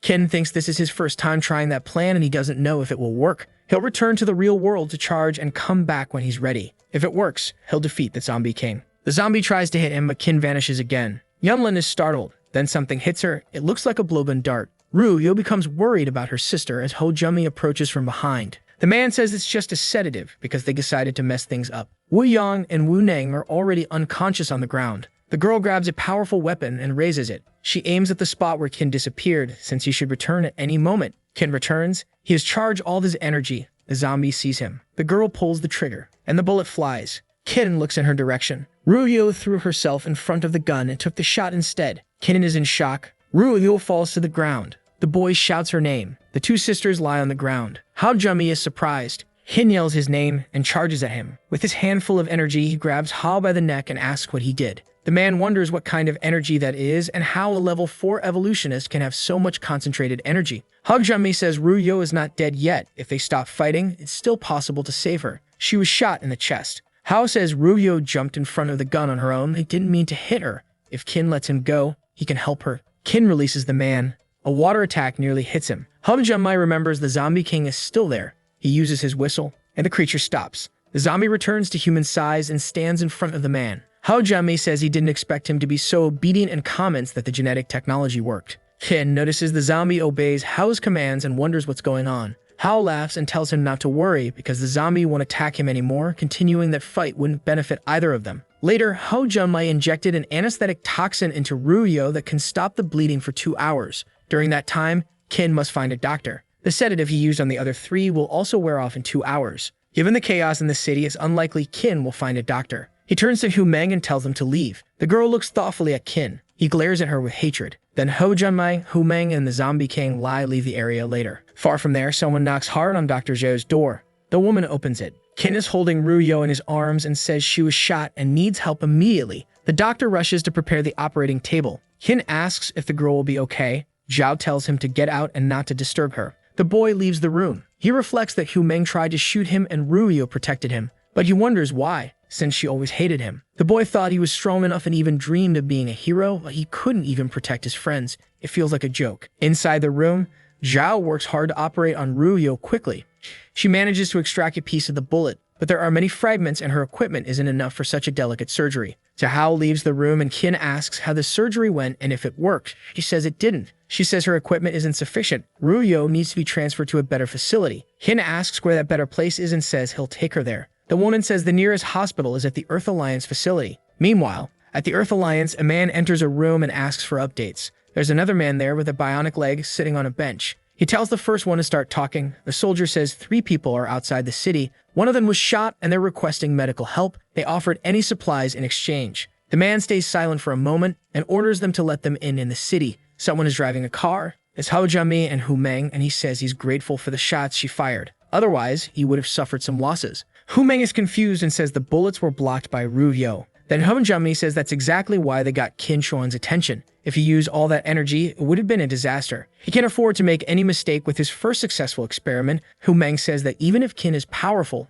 he couldn't escape the three of them. But Hao says the time hasn't come yet. Good seeds should only be harvested when they grow into great trees. That boy is peculiar, and Hao Jiamei is curious about how far he can evolve. They should wait until the ripe fruits come. He will become a very valuable medicinal ingredient. Far from there, at the doctor's base, the Hao asks Shin if he hasn't had conflicts with the Earth Alliance before and if he's sure he wants to go there. He says he does. The wounds Ruyo sustained can't wait. The gates open and Qin tells the doctor to stay outside and wait for him. As soon as Qin enters, the gate closes. He comes face to face with Kichi. The man is alive. He remains silent, then turns around. One of the soldiers tells Qin he'll take him to the leader. Qin follows. The leader says they haven't seen each other in a long time. He comments that he's been waiting for Qin's return. The leader really liked the canned meat and waited to trade more goods. Qin says he brought even more meat this time, along with plenty of food to keep him satisfied. There'll be gifts to make up for his past rudeness. The leader gets very excited and says he won't be political about it. They shouldn't dwell on the past. Even Kichi has made mistakes. The boy says he's relieved the Lord understands and explains that his friend is badly hurt. He came seeking help. Then the Lord says that with all those gifts, he won't refuse assistance. But he also needs a favor from Qin. If he agrees, the Lord will send his best doctor to treat his friend. The boy says that's no problem. Then the Lord explains that recently his men found an old mine. According to analysts, there are mineral resources there that they need, and the elevator can be easily repaired. But after the first team went down, they lost contact. They sent another group, but in the end, 3 teams were sent down and none ever came back. Because of that, people are afraid to go into the mine. But the mine is very important to him and must become operational. Even so, no matter how many resources he offers the miners, they refuse to descend. So the Lord hopes Qin can go down and uncover the truth and rescue those who went before. The boy says it's no problem as long as he can leave his friend in the city to receive treatment. No issue. The Lord agrees and says he'll send someone to pick her up. Meanwhile, Qin must go with his subordinate to the mine. He will explain the details. At the mine, Qin walks. He feels like he's been walking for a long time and hasn't found anything. 30 minutes have passed and it's so quiet that he's lost his sense of time. Something catches his attention. The tunnel splits into 2. He decides to mark the wall so he doesn't get lost. Then he enters one of the paths. Qin keeps walking, still finding nothing strange, and wonders if they're playing a joke on him. Then he hears something. It sounds like a woman crying. Qin approaches until he finds a figure in the corner. It looks like a woman sobbing deeply. Qin asks if she's okay. She doesn't respond and he wonders who she is, how she ended up there, if she's a ghost. Qin yells that he's talking to her and asks if she's a ghost or a zombie, but the woman doesn't move. The boy gets angry and says she's trying to scare him on purpose, but he can handle her easily. Qin approaches until he shines his flashlight on the girl. When she turns, what he sees of her face is eerie, completely white with black, hollow eyes like 2 pits. Qin is terrified and runs off, but the girl tells him to wait and says she's human. It was the flashlight and Qin's fear that made her look so scary. The boy is startled and looks at her as they sit down. Qin says that if she's human, she should have said something earlier. The girl responds that she thought he was a hallucination, so she ignored him. The girl says she's been alone for a long time and thought she would die there alone. Qin becomes thoughtful. He asks if she has food and offers her some. The girl thanks him. The boy comments that she doesn't look like a miner and asks what she's doing in that place. The girl says she's not a miner, but to escape the zombies, they had to go in there. Qin asks if there are others with her. The girl hugs him. The boy asks if she's okay, and she complains about the cold, asking if she can stay close to him. Qin says they can't rest for too long because he has a mission to complete. The girl says she hadn't seen a living human in a long time and just wanted to feel his warmth for a few moments. Nervously, Qin agrees. She thanks him and moves closer to his neck, saying she'd been alone for a long time. Qin notices something strange and pushes her away, asking what she's doing. She replies that she likes him and they should live together. The girl kisses Qin on the mouth. She leans in, but the boy pushes her and shouts for her to stop. She looks confused. Qin says she's definitely a ghost trying to drain his energy. The girl says she's not a ghost. She says she has her own warmth, something ghosts don't have. Qin is confused, but agrees. Then she tries to get close again. The boy swallows hard and says no, he has important things to do. First, he decides to take her out of there and leave her somewhere safe. They walk through the tunnel. The girl asks how much longer they'll keep walking because her legs hurt. Qin is confused. He thought that was the way, he even marked the walls. She complains of pain and Qin asks what happened. The girl has no shoes. She explains she lost them while fleeing for her life, so Qin carries her on his back. Smiling, she says he's very kind. They keep walking. The girl grabs Qin's ears and says they're red. Qin yells at her not to touch his ears. Hurt, the girl tells him to forget what she said about him being kind. He's mean. Frustrated, he says he just asked her not to touch him, but the girl says it's fun. Qin asks her not to squeeze him so hard with her legs. He starts noticing that the more they walk, the more lost they seem. Worried, she asks if they're trapped in a ghost maze. Ken says he doesn't know about ghost mazes, but he did team up with a crazy girl in red. She's offended. Then something happens. Ken is startled. A group of men approaches. Ken says they must be the survivors and asks if the group is okay. Then he says it's good to have found them together. One of the men asks if Ken is lost too and says they found the way out, telling him to follow them. Fearfully, the girl whispers in his ear not to go. She's terrified. They're not human. Ken concludes it's strange they know where the exit is but went through that path. If they wanted to rescue him, they'd have no way of knowing he was there. When he looks back, he doesn't see the girl. She simply vanished. His back turns cold. Ken wonders if she really is a ghost. Up ahead, the men tell Tin to follow them. One says that mine is a maze and he won't make it out alone. Smiling, Ken says he'll go with them. He wants to see who they really are. Ken follows the group. Behind him, the girl in red stands still, watching Ken walk away. She says she wanted to play with him a little longer, and she warned him. After walking a bit, one of them says they've arrived. Before them is a very bright light, as if it's the end of the tunnel. Ken wonders if it really is an exit, and if they weren't lying to him. One of them tells Ken not to stand still and to hurry up. Ken approaches the group, but when he steps forward, he notices something. He wonders what that is. It's a village. Ken questions where that village came from. One of the men tells the chief that they brought another member to the village. Children try to get Ken to play, but the village's old chief tells them to calm down. The children keep clinging to Ken's hands. He thinks that since the apocalypse, everyone's been worried about food or getting bitten by zombies, but the people there seem calm, something he's never seen before in the apocalypse. In a wooden house, Ken sits at a table full of food. An old woman is serving and says she hopes he enjoys it. He asks if they have farmland there, and the woman confirms, saying that's where everything comes from. Smiling, the woman tells Ken to eat. She serves his plate and insists he take a bite. Ken prepares to take a bite, but he stops. The woman is staring at him like a mad woman. She tells him to take a bite, but Ken starts to get scared. In an old wooden storage shed, there's a creature that looks like a mutant zombie made of several fused bodies. The old woman enters and speaks to the deity, saying another person has arrived in the village. It's a strong young man. She's happy to see the village growing with more and more people, all thanks to him. It was his presence that had always kept them alive, and they were grateful. The woman cuts a piece off the creature with a cleaver. It falls into a tray she holds. Then she thanks it for the gift. Later, it's that meat that was served. The woman insists that Ken eat, but he says he's not very hungry. Sternly, she says she made it especially for him and asks if he won't even take a bite. Nervous, Ken apologizes but says he doesn't want to eat. With the strange atmosphere, he doesn't have the courage to eat. Smiling, the old lady says it seems Ken really isn't hungry and that she'll prepare something else for dinner. She calls the children and gives them the food. They start eating the meat happily. Ken reflects that the children seem fine eating that, and maybe he's just worrying too much elsewhere. Ken asks a miner how he can get to the Earth Alliance base. The man says Ken just arrived and already wants to leave. Doesn't he want to settle down there? Ken laughs and says he doesn't plan on staying. He has other things to do. Then the man says the only way out is the same path they came in from, but he can't guarantee Ken will make it. But it's thanks to the difficulty of that mine that they're safe from zombies. They're grateful to the village chief who rescued them. He asks why Ken doesn't stay, saying the village has enough resources for them to live. Ken reflects that the village is paradise for those who suffered, but something doesn't feel right. At night, a man goes to the village chief and says Ken disappeared, then asks if he might have returned to the tunnel. The old man says that can't happen and orders them to retrieve him. If he's not rescued, he may be trapped in the cave forever. The man replies that it's almost time. Then the old chief agrees and says they can't keep the deity waiting. They'll greet it before searching for the boy. In the shed where the grotesque monster is, the villagers gather, and the old man says they're there to pay respect and ask it to continue providing enough food. The villagers extend their arms to the deity. The creature releases its tentacles. They reach out to the villagers and attach to their arms. Absorbing what they have, the monster is pleased. The old man says that's all and tells the creature not to be disappointed. More people will arrive soon. The new miners also need to meet the deity. The old man orders them to be brought. The miners arrive. One of them asks why the chief wanted to see them. The old man says it's time for their initiation ceremony. The three enter. The door closes behind them.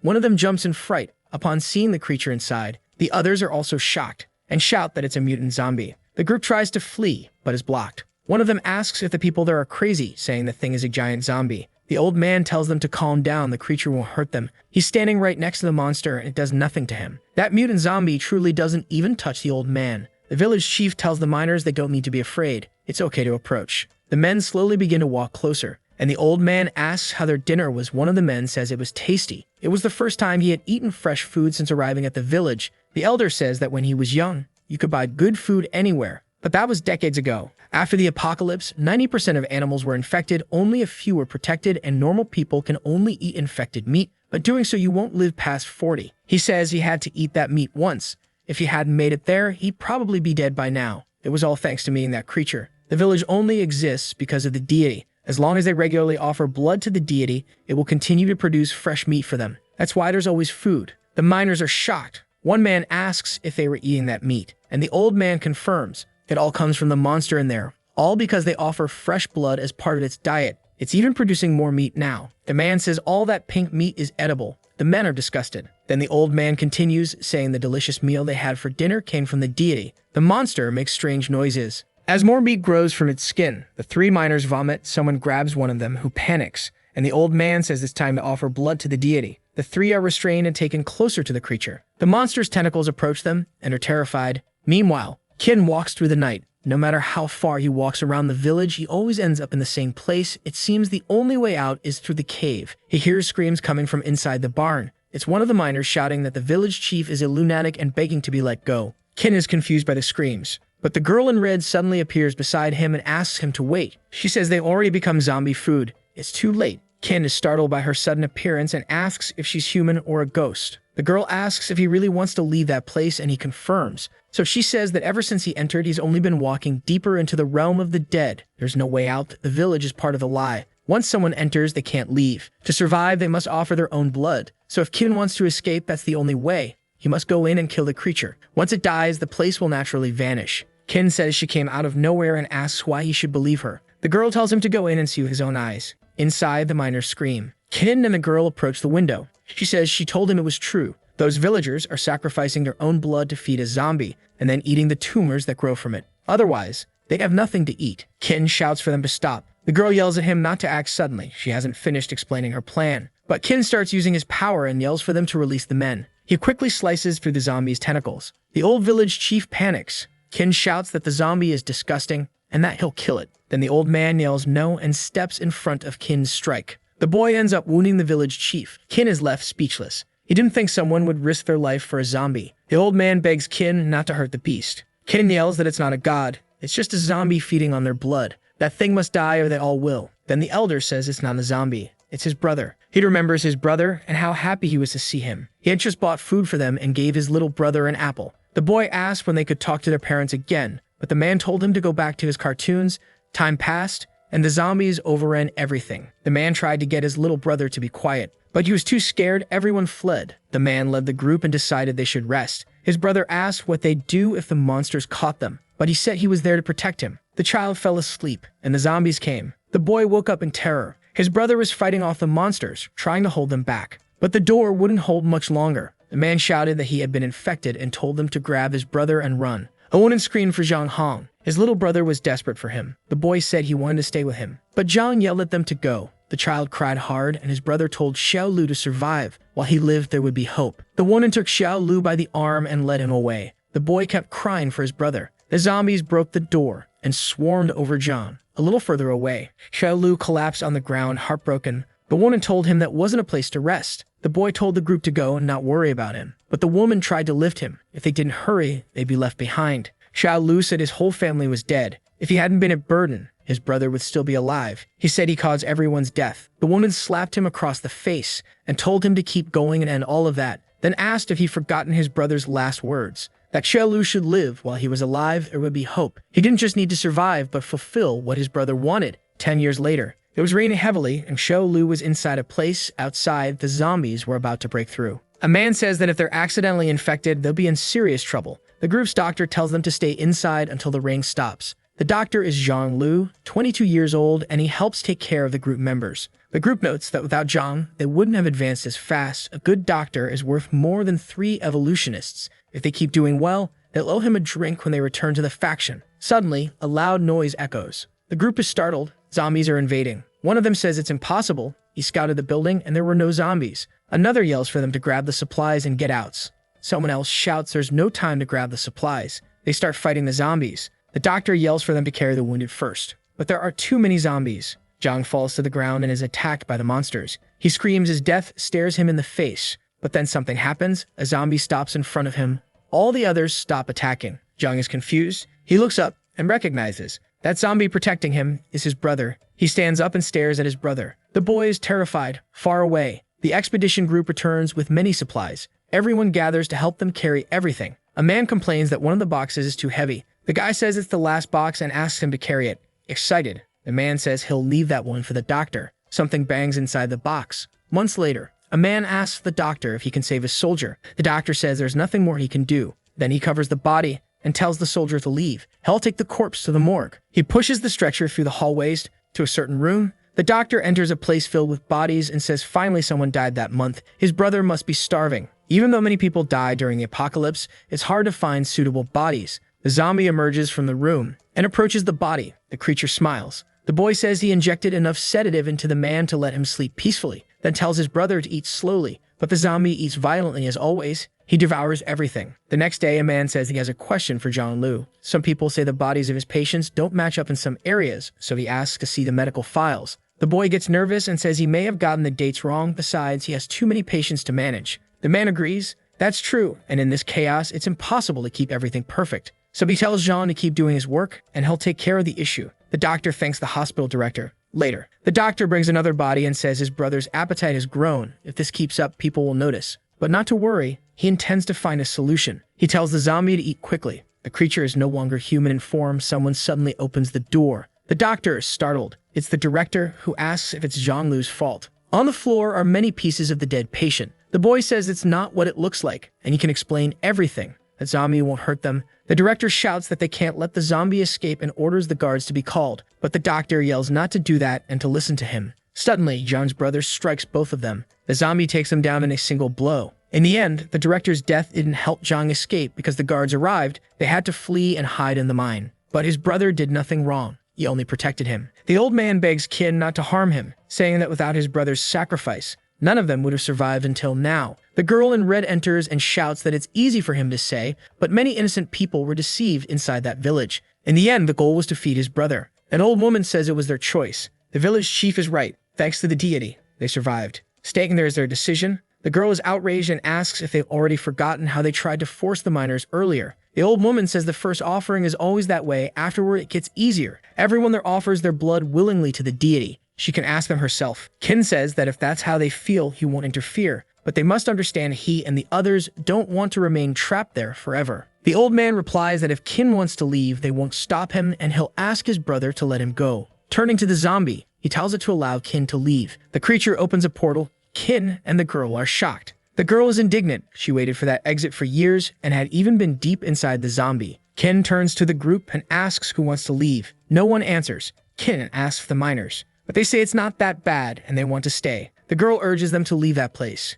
Kin reflects that if he killed the zombie and forced the people to leave, he'd destroy their lives because the apocalypse has made life worse than death, fear, and rage. That's how they live. The outside world is a real hell. A portal opens in the middle of the jungle. Kin steps out and wonders why he was the only one who left. A man goes to the Lord and says he has something to report. Kin Shuang is outside and wants to meet. The Lord says to let him in. The boy arrives, and the man asks how the mission went. Kin apologizes and says that for various reasons he couldn't complete the mission. The Lord slams the table and says that wasn't their deal. Kin was to complete the mission and the Lord would save his friend. The Lord says he upheld his part, and Kin didn't. Kin says he can help get the supplies the Lord wants and will still keep his word. Then the Lord says Kin already broke the deal and compensation won't change that. If Kin wants to change the terms, then he'll leave his friend near death again. Kin gets angry, but the Lord starts laughing and says he's just joking. Now Kin owes him 2 favors, and the Lord will think of a way for him to repay. But first, the boy should go see his friend. Kin goes to the hospital. There, Ruvio lies in bed. The doctor says the bullet fragments were removed, and thanks to her accelerated healing as an evolutionist, she'll be out of bed in a week. Kin thinks he hears someone asking if Ruvio is his girlfriend and saying she's beautiful. He asks if the doctor said something, but the man denies it.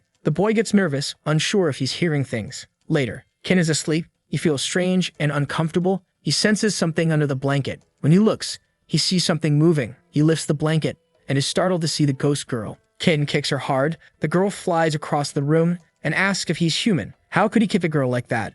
Kin asks if it's just her and says he thought there was a ghost under the covers. Outraged, she complains that he always calls her a ghost. She says she has a name, Jay. Kin asks if she's hurt. Jay says she'll forgive him this time since she only escaped the mine thanks to him. Kin tries to go back to sleep and tells her to go back where she came from. The girl says not to ignore her and asks if he doesn't want to know how she'll repay him. Jay says she doesn't like owing people. It makes her feel guilty. And if he lets her repay him, he won't regret it. Kin stays silent for a moment, then grabs her arm and pulls her toward him. She tells him not to be so hasty. Kin asks her to be quiet and says he hasn't slept in days. He just wants to rest. He hugs her and pets her head. Morning comes. Qin wakes up and wonders where Jie went. Meanwhile, the Lord asks someone to summon Qin Shuang. He reflects that if Qin left that mine alone, beating Kichi wasn't just luck.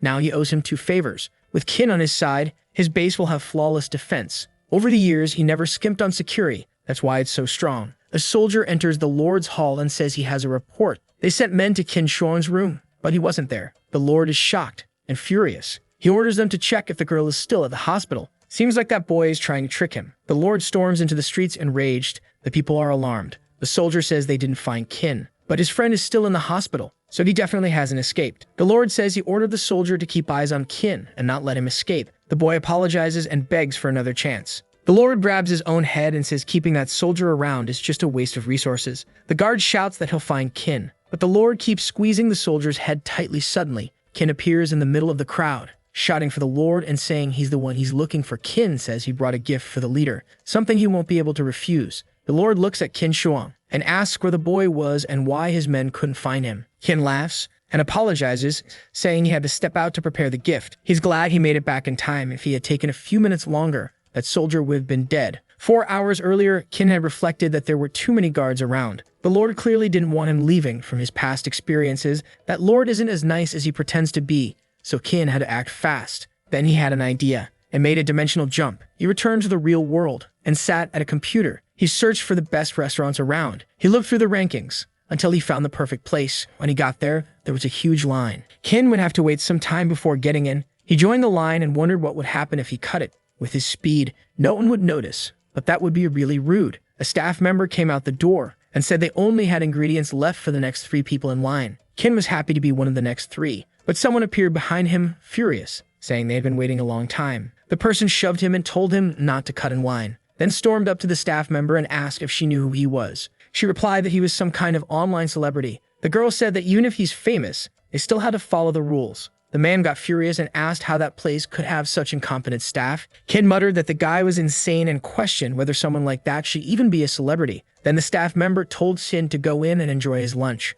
But just before he entered, the man grabbed him by the shoulder. Qin told him to let go. The MC's threatening face scares the coward, but the manager shows up and asks what happened. Outraged, the man says they told him he couldn't come in. The manager acts fast and gets the guy a table. At the other table, Qin orders the chef's special. The waitress gets scolded by the manager, who tells her to apologize to the bitter man. She's afraid of losing her job and agrees, so she goes to the coward's table to serve tea and apologizes. He pretends to accidentally bump the cup and spills the drink on the girl's arm, leaving her with a burn. The man starts yelling at her in outrage, and the girl apologizes. When she walks away, the guy answers a call, and the MC hears him say he was humiliating the woman on purpose. It seems he woke up in a bad mood and decided to take it out on her. Suddenly, Qin grabs him by the shirt and lifts him right in front of his eyes. The MC says he woke up in a bad mood and was looking for someone to mistreat. The man doesn't even have time to react before getting punched in the face. The coward is outraged that Qin dared to hit him, but the young man isn't in the mood for games and tells him to shut up. If that little fight drags on, he won't even be able to eat properly. So he tells the idiot he should go apologize to the waitress, but he plays hard to get and the MC has to drag him there by force. The manager asks if the customers are okay, and Qin stares at the coward while he apologizes. Then the young man gives him one last look, and the man asks them to pack his lunch for the MC. Both lunches are served, packed up for the boy. When he leaves the restaurant, the asshole influencer grabs his phone, full of rage, and makes a post complaining about what happened. He plays the victim online and spreads it for everyone to see. Suddenly, several messages come in, asking who the lunatic was that hit him, and outraged over what happened. His followers all seem furious, and that makes the coward happy. Meanwhile, the MC sneezes and wonders if it's because someone is talking about him behind his back. Qin is back in the other world, feeding the leader there with sweets. He tells the chubby guy that this is a sign of his gratitude, and the man asks the young man to join him. The MC thinks about the offer for a bit. To the long-haired man, this would be a chance for the boy to rise quickly in the military and serve under him. Qin quickly realizes the leader just wants to use him without dirtying his own hands, so he refuses. The answer leaves the man outraged, and he asks what the young man wants. Then the MC says he doesn't want anything. He likes having his freedom, but he'll keep bringing them supplies. Angry, the leader slams the table and asks if he thinks a simple lunch will distract him. Even so, he had already imagined Qin would resist the invitation, but he wants him to reconsider and stay there a few more days. At that moment, the MC realizes the man doesn't plan to let him leave, and without Ryu, he isn't going anywhere. The chubby guy leaves the room and tells his guards to watch Qin. Dragonflies approach him. They are rare creatures in the apocalypse, but he managed to cultivate them, As long as you give it everything it needs, even the rarest creature can remain in your hands, and that includes people. At night, Kin asks where the guards are taking him. When he realizes it, he's in a nightclub.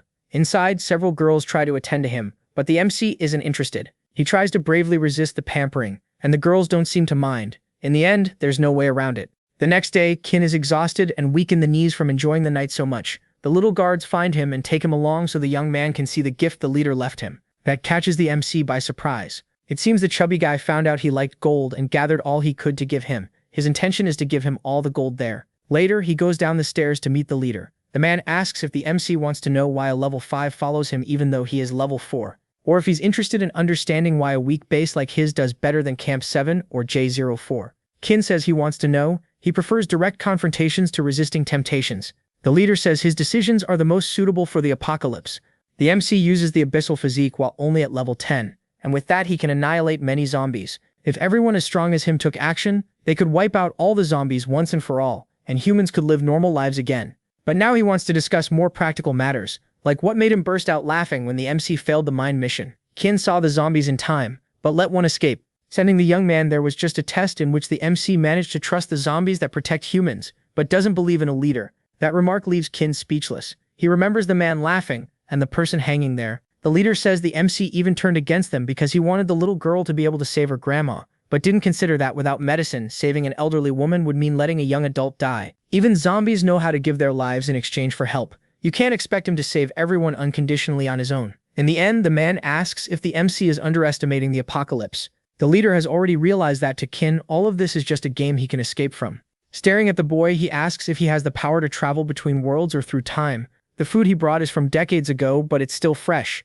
Dual abilities are rare but not unheard of. Even Liu Cheng has 2 abilities. He controls fire and has a detecting eye. If Kin joins them, he can have as much gold and as many women as he wants. The MC asks what will happen if he refuses, because he won't be so easily manipulated. Once again, he says he appreciates the invitation but prefers his freedom. He leaves Lu's room and runs into a guard.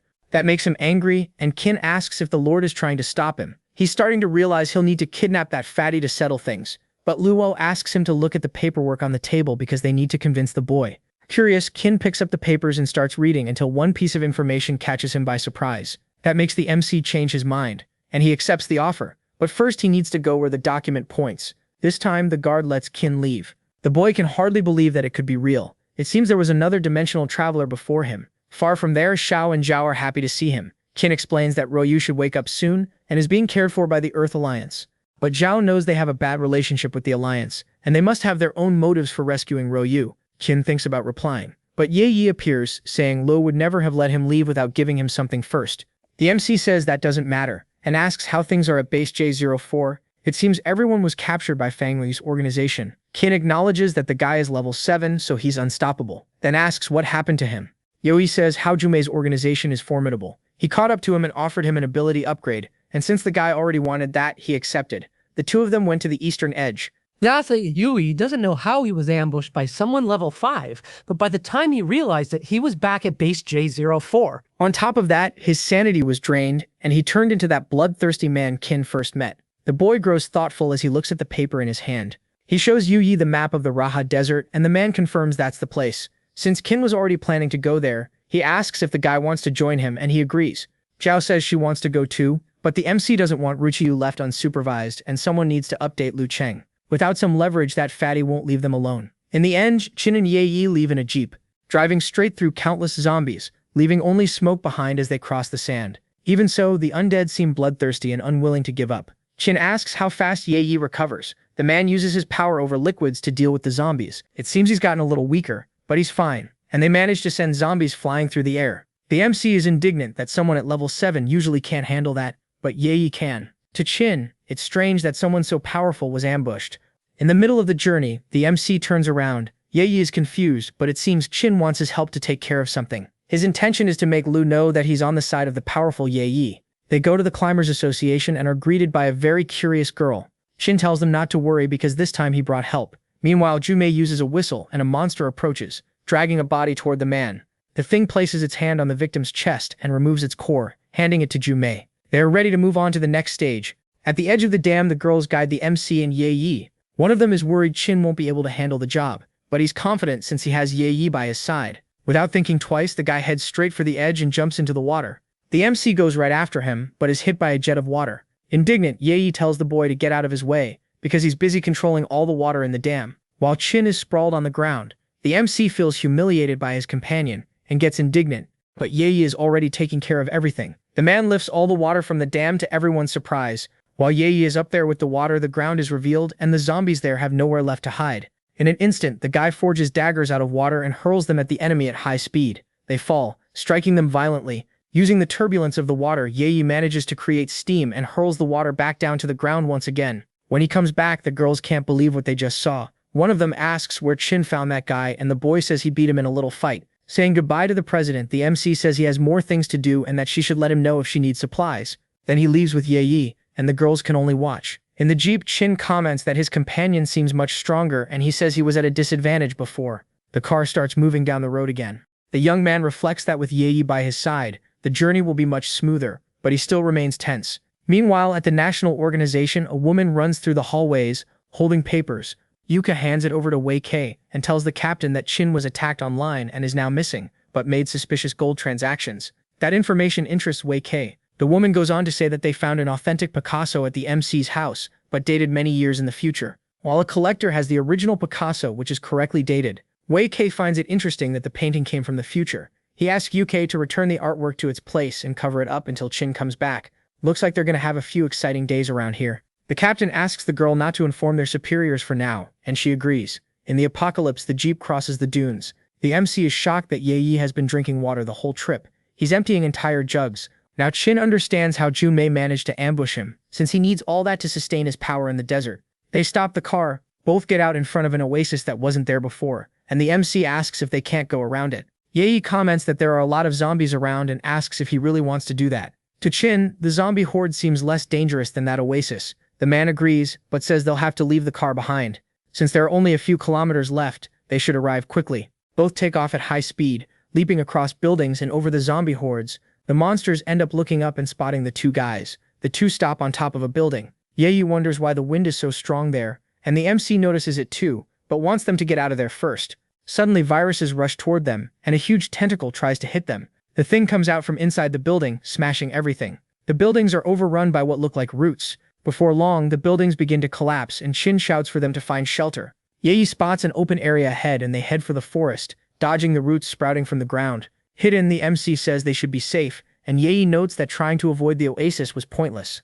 Several zombies are running toward them and Chin tells him to get out of there, but a monster attacks them from behind. The young man manages to react in time and dodges the blow. Meanwhile, Yayi tries to deal with the other zombies. He uses his power to finish off the creatures, but ends up getting distracted, pulling him by the shirt. The MC asks why he's spacing out. Apparently, Yayi can't sense any water at all in that oasis. That means he's practically useless there. The two are surrounded and need to find a way out. King grabs his companion by the collar and sends him flying through the air, launching him far away. Then he goes after him and catches Yayi in midair, complaining about having brought him along. They land on the ground after getting out of the encirclement, but the roots are still right there behind the MC. Kin is caught off guard and takes damage from the attack. The enemy's strength surprises him. He feels the ground with his power and notices several zombies approaching through the forest. That seems to be the end for them. One of the zombies jumps at Yayi, but he reacts in time and sends the creatures flying again. Kin also does his part fighting the zombies, but notices something strange. He was tricked by an illusion. A much larger zombie tries to catch him by surprise and hits the young man in the arm. Trying to recover quickly, the boy takes a potion and returns to the battlefield, wiping out that zombie. The MC warns Yayi that those monsters can create illusions, and the guy is caught off guard. He uses his power to grab the zombie. Meanwhile, the MC tries to calm himself. Even with a clear mind, he still can't see clearly. The roots move quickly toward him, but Kin manages to dodge. Weaving through the tentacles, the MC tries to escape. Yayi keeps using his power to fling zombies away. Now the MC starts to feel uneasy. The man uses his power to liquefy himself. Kin tells Yayi to find a safe place while he covers for him. The guy agrees and tells him to watch out for invisible zombies. Then he gets out of there, and now Kin has become the target. The boy uses his power to dodge a zombie attack and return to his world. When he wakes up on the couch in his house determined to go after Yayi in 15 minutes, but now there's a hidden camera in his house and Kin didn't even notice it there.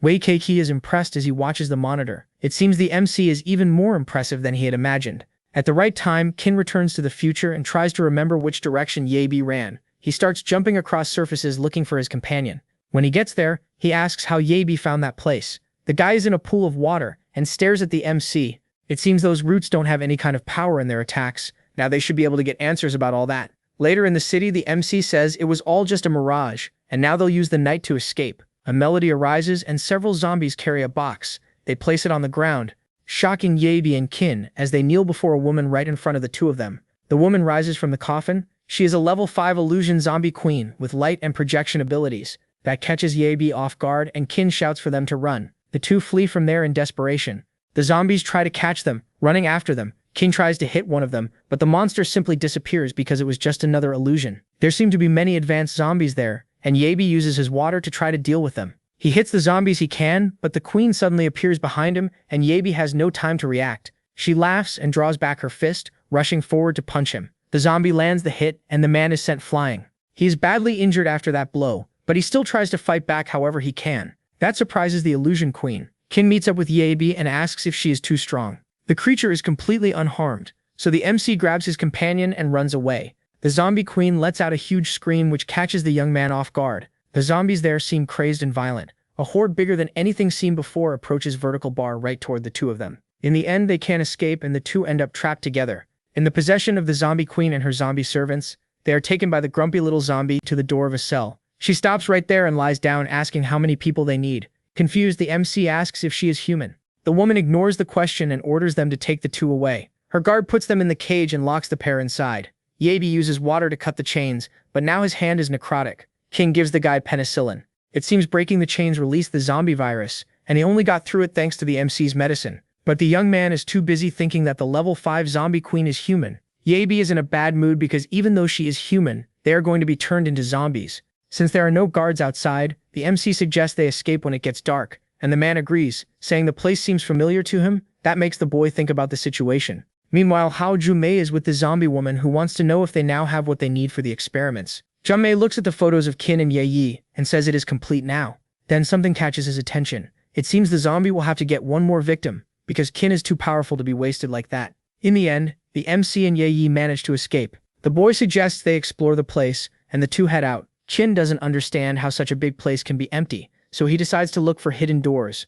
Ye thinks they may have made that place precisely to waste fool's time. The boy agrees that no one would hide something in such an obvious place, but something catches his attention. Now he wonders if all of this is a trap. The floor is hollow in that spot. Kin asks for help opening that passage, but someone opens it first and startles the two of them by asking who is knocking on the door. Jumei comes face to face with the MC and Ye, who are completely shocked to see him. Furious, Hao Jumei shouts that there are escapees there, but both of them have already gotten out of there, leaving the weirdo behind. He goes down the stairs and the queen below says they need to be annihilated now that they know where the hideout is. Jumei asks if they are outside, and she shows the two of them fleeing. A hooded woman asks if that won't interfere with the plans, but the man says no. After all, they have no idea what is happening there. The zombie tells Zhang Yai to stop hiding, and the woman tells Young Kang to come out of her zombie form as well, while she returns to her normal form. Zhang admits he found the MC very interesting, and would like to defeat him. Jumei says he is different and asks whether the woman discovered anything about his ability to evolve so quickly. She says she discovered other interesting things, such as what his second ability is. Outside, Kin asks whether anyone followed them after they escaped in a hurry. The MC notices there are no zombies around, and Ye tries to justify it by saying it's because of the fortress, but to the young man, something is wrong, and his companion falls silent. It's strange that they discovered them and still let them escape. He believes it is a trap. In that case, it's better not to relax and to stay alert. Ye doesn't seem to take it seriously if it were an ambush. He would have sensed the enemy's presence, since the water in the human body is noticeable. Indignant, the MC asks how he got caught in an ambush before if he is so powerful. The man explains that zombies no longer have water inside them, so it's impossible to sense them. Fighting humans makes him strong, but zombies weaken him. A whirlwind forms surrounding the two of them. Kin is confused and doesn't know what is happening. He wonders if there really are traps there. The system window informs him that there are fragments in the area, and that he can absorb them to evolve. Kin agrees even without really understanding what is happening. Suddenly, he is absorbed and enters what seem to be memories, where a boy encounters the system. Wang Shanxun was shocked when he saw the system window for the first time. Kin wonders if those are the memories of the system's former host. Apparently, Wang also took the opportunity to get rich. He did business with the leaders and promised not to let the people go hungry as long as he lived. The guy inspired the people with his speeches. Everyone saw him as a god. A man was watching everything from the shadows, and the MC follows him to understand. Before the witch princess, he reveals the enemy's position. As the time is approaching, she orders Jiang Shun to go deal with it. A man emerges from the shadows and stops in front of the girl kneeling down. Chin wonders if Wang offended them in some way. Huge explosions occur and draw the MC's attention, who runs over there to see if that was the moment Wang died. The young man finds him down there. Zhang Xun stands before Wang and asks if he really thinks he can change everything, while being only level 7. Getting up, the guy says he doesn't have the ability, but it was worth a try. He seemed convinced of his ideals. To Zhang Xun, the young man is a praying mantis trying to stop a carriage. The man shows off his level 10 physique while saying he doesn't think Wang has the necessary strength. He charges at his opponent, unleashing his power against him. Several explosions occur during that battle. In the audience, Kiki is hit directly. He is completely engulfed by the flames of the explosion, and Zhang Xun says that to dream of peace, you need the necessary strength. There's no way to survive a blow after ending up like that. Gathering his strength, Wang gets up, determined not to give up. Using his clarity of mind, he reflects that he won't even have time to return to his world. His idea is to lure Zhang Xun away from the civilians and then deal with the situation. As he watches, Qin doesn't understand why Wang didn't use his abilities. When the guy finally stops, his opponent is standing before him, saying that he had waited a long time. The spiky-haired guy tells his opponent that he's way too slow. It seems that even using his level 7 power didn't hurt Jiang. Trying to take advantage of the man's distraction, he attempts to escape, but that move was already expected. So Jiang stops the boy's dimensional jump using his spatial control. The guy is using his power while Wang doesn't understand what happened. Suddenly he starts falling at high speed. With Wang collapsed on the ground, the man says that without his dimensional jump power, he's just an ordinary person. To put an end to it once and for all, Jiang clenches his fist, sending the boy flying through the air. In the end, all that was left of him was a puddle. Having access to all that leaves the MC worried. While the system updates, Qin reflects on what he saw.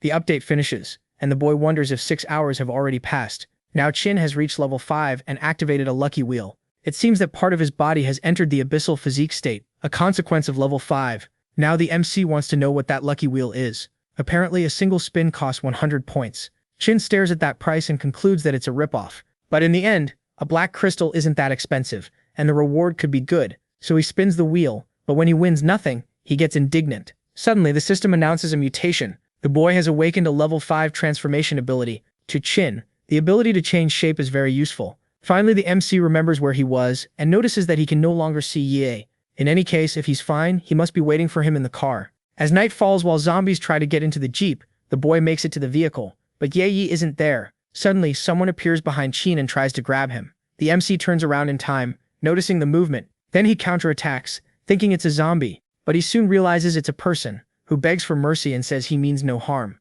Indignant, Qin asks why the person was following him. The kid drops to his knees and says he was just starving, but the MC knows a helpless weakling wouldn't have survived that apocalypse.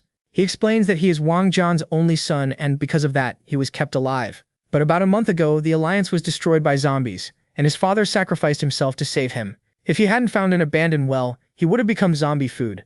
In the end, he ran out of supplies and was left starving. Chen hands him a bundle of supplies and tells him to leave. Then he starts the jeep, but is caught off guard when the kid throws himself onto the hood of the car, begging to go with the MC. However, Chen has no interest, trying to convince him. The weirdo says he saw the boy's friend in that car being taken away by a group.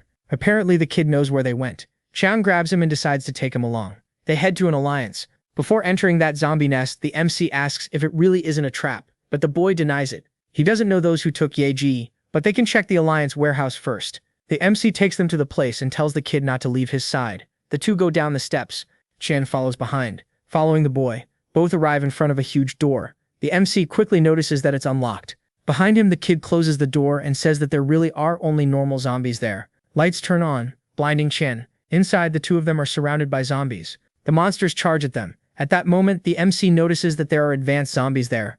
The boy says his father was level 6, and even so, he died at the hands of those creatures. Before all that, Wang Jian's guards were indignant that the guy had such a useless son. The kid was sitting with a cloth over his head when the leader approached. The staff quickly bowed to him. Wang Jian says that so much formality isn't necessary, and the two leave there. The man approaches the boy with a look of contempt. He kicks the chair, sending the kid flying. The boy gets up, surprised that his father is there. Suddenly, Wang Jian kicks him in the face. Furious, the man tells the boy not to call him father, but leader. Kneeling and hurt, the kid agrees. He follows Wang Jian and both sit down at a table. Impatient, the man asks why the boy still hasn't served him. The boy quickly goes to the kitchen to get the food while his father grumbles. At last, he sets the table with an abundant spread. Wang Jian tastes the food, but as soon as he does, he notices it's cold and gets furious again. The boy asks the leader to calm down because he'll prepare another meal, but the man slaps him and shouts that he is his father, not just a leader. He says his reputation is ruined because of the boy and his incompetence. Later, the boy was sitting on top of the wall when a strange figure appeared. That thing placed a hand on Wang Zheng's shoulder and said it had something to discuss with him. The approach catches him by surprise. Now Zheng is with Qin, and they can deal with all the zombies without any problems. The MC is over there taking down the enemies. Even so, he finds it shocking that the monsters are working together. He is determined to wipe out those creatures until not a single one remains. Suddenly something catches his attention. A chain flies toward him and hits Qin, sending him crashing into a wall. To the MC, it's bizarre that zombies can use enchanted weapons. While he questions that, the undead keep advancing. Qin is shocked by the opponents when someone uses water power to finish them off. As soon as he sees Yahello, Qin asks why his companion disappeared. The guy says he went back to the car after the sandstorm, but since he didn't know when Qin would return, he went with Zheng to look for supplies. The zombies' plan was to surround him, but they soon realized Yivi was far more powerful than they thought. However, it seemed the zombies knew what his weaknesses were. Although Yivi escaped, he ended up getting lost, and when he found the way back, he saw Zheng with Qin.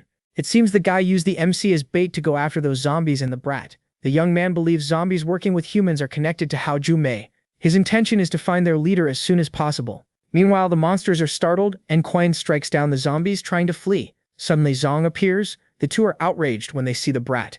Zong says he won't let them escape. The boy no longer plans to run away. When he was a child, he asked his father for the evolution potion, but Wang Jian didn't give it to him. Later, the leader was humiliated because there were level 6 people in the alliance, while he and his son were falling behind. Wang Jian blames Zong for the humiliation.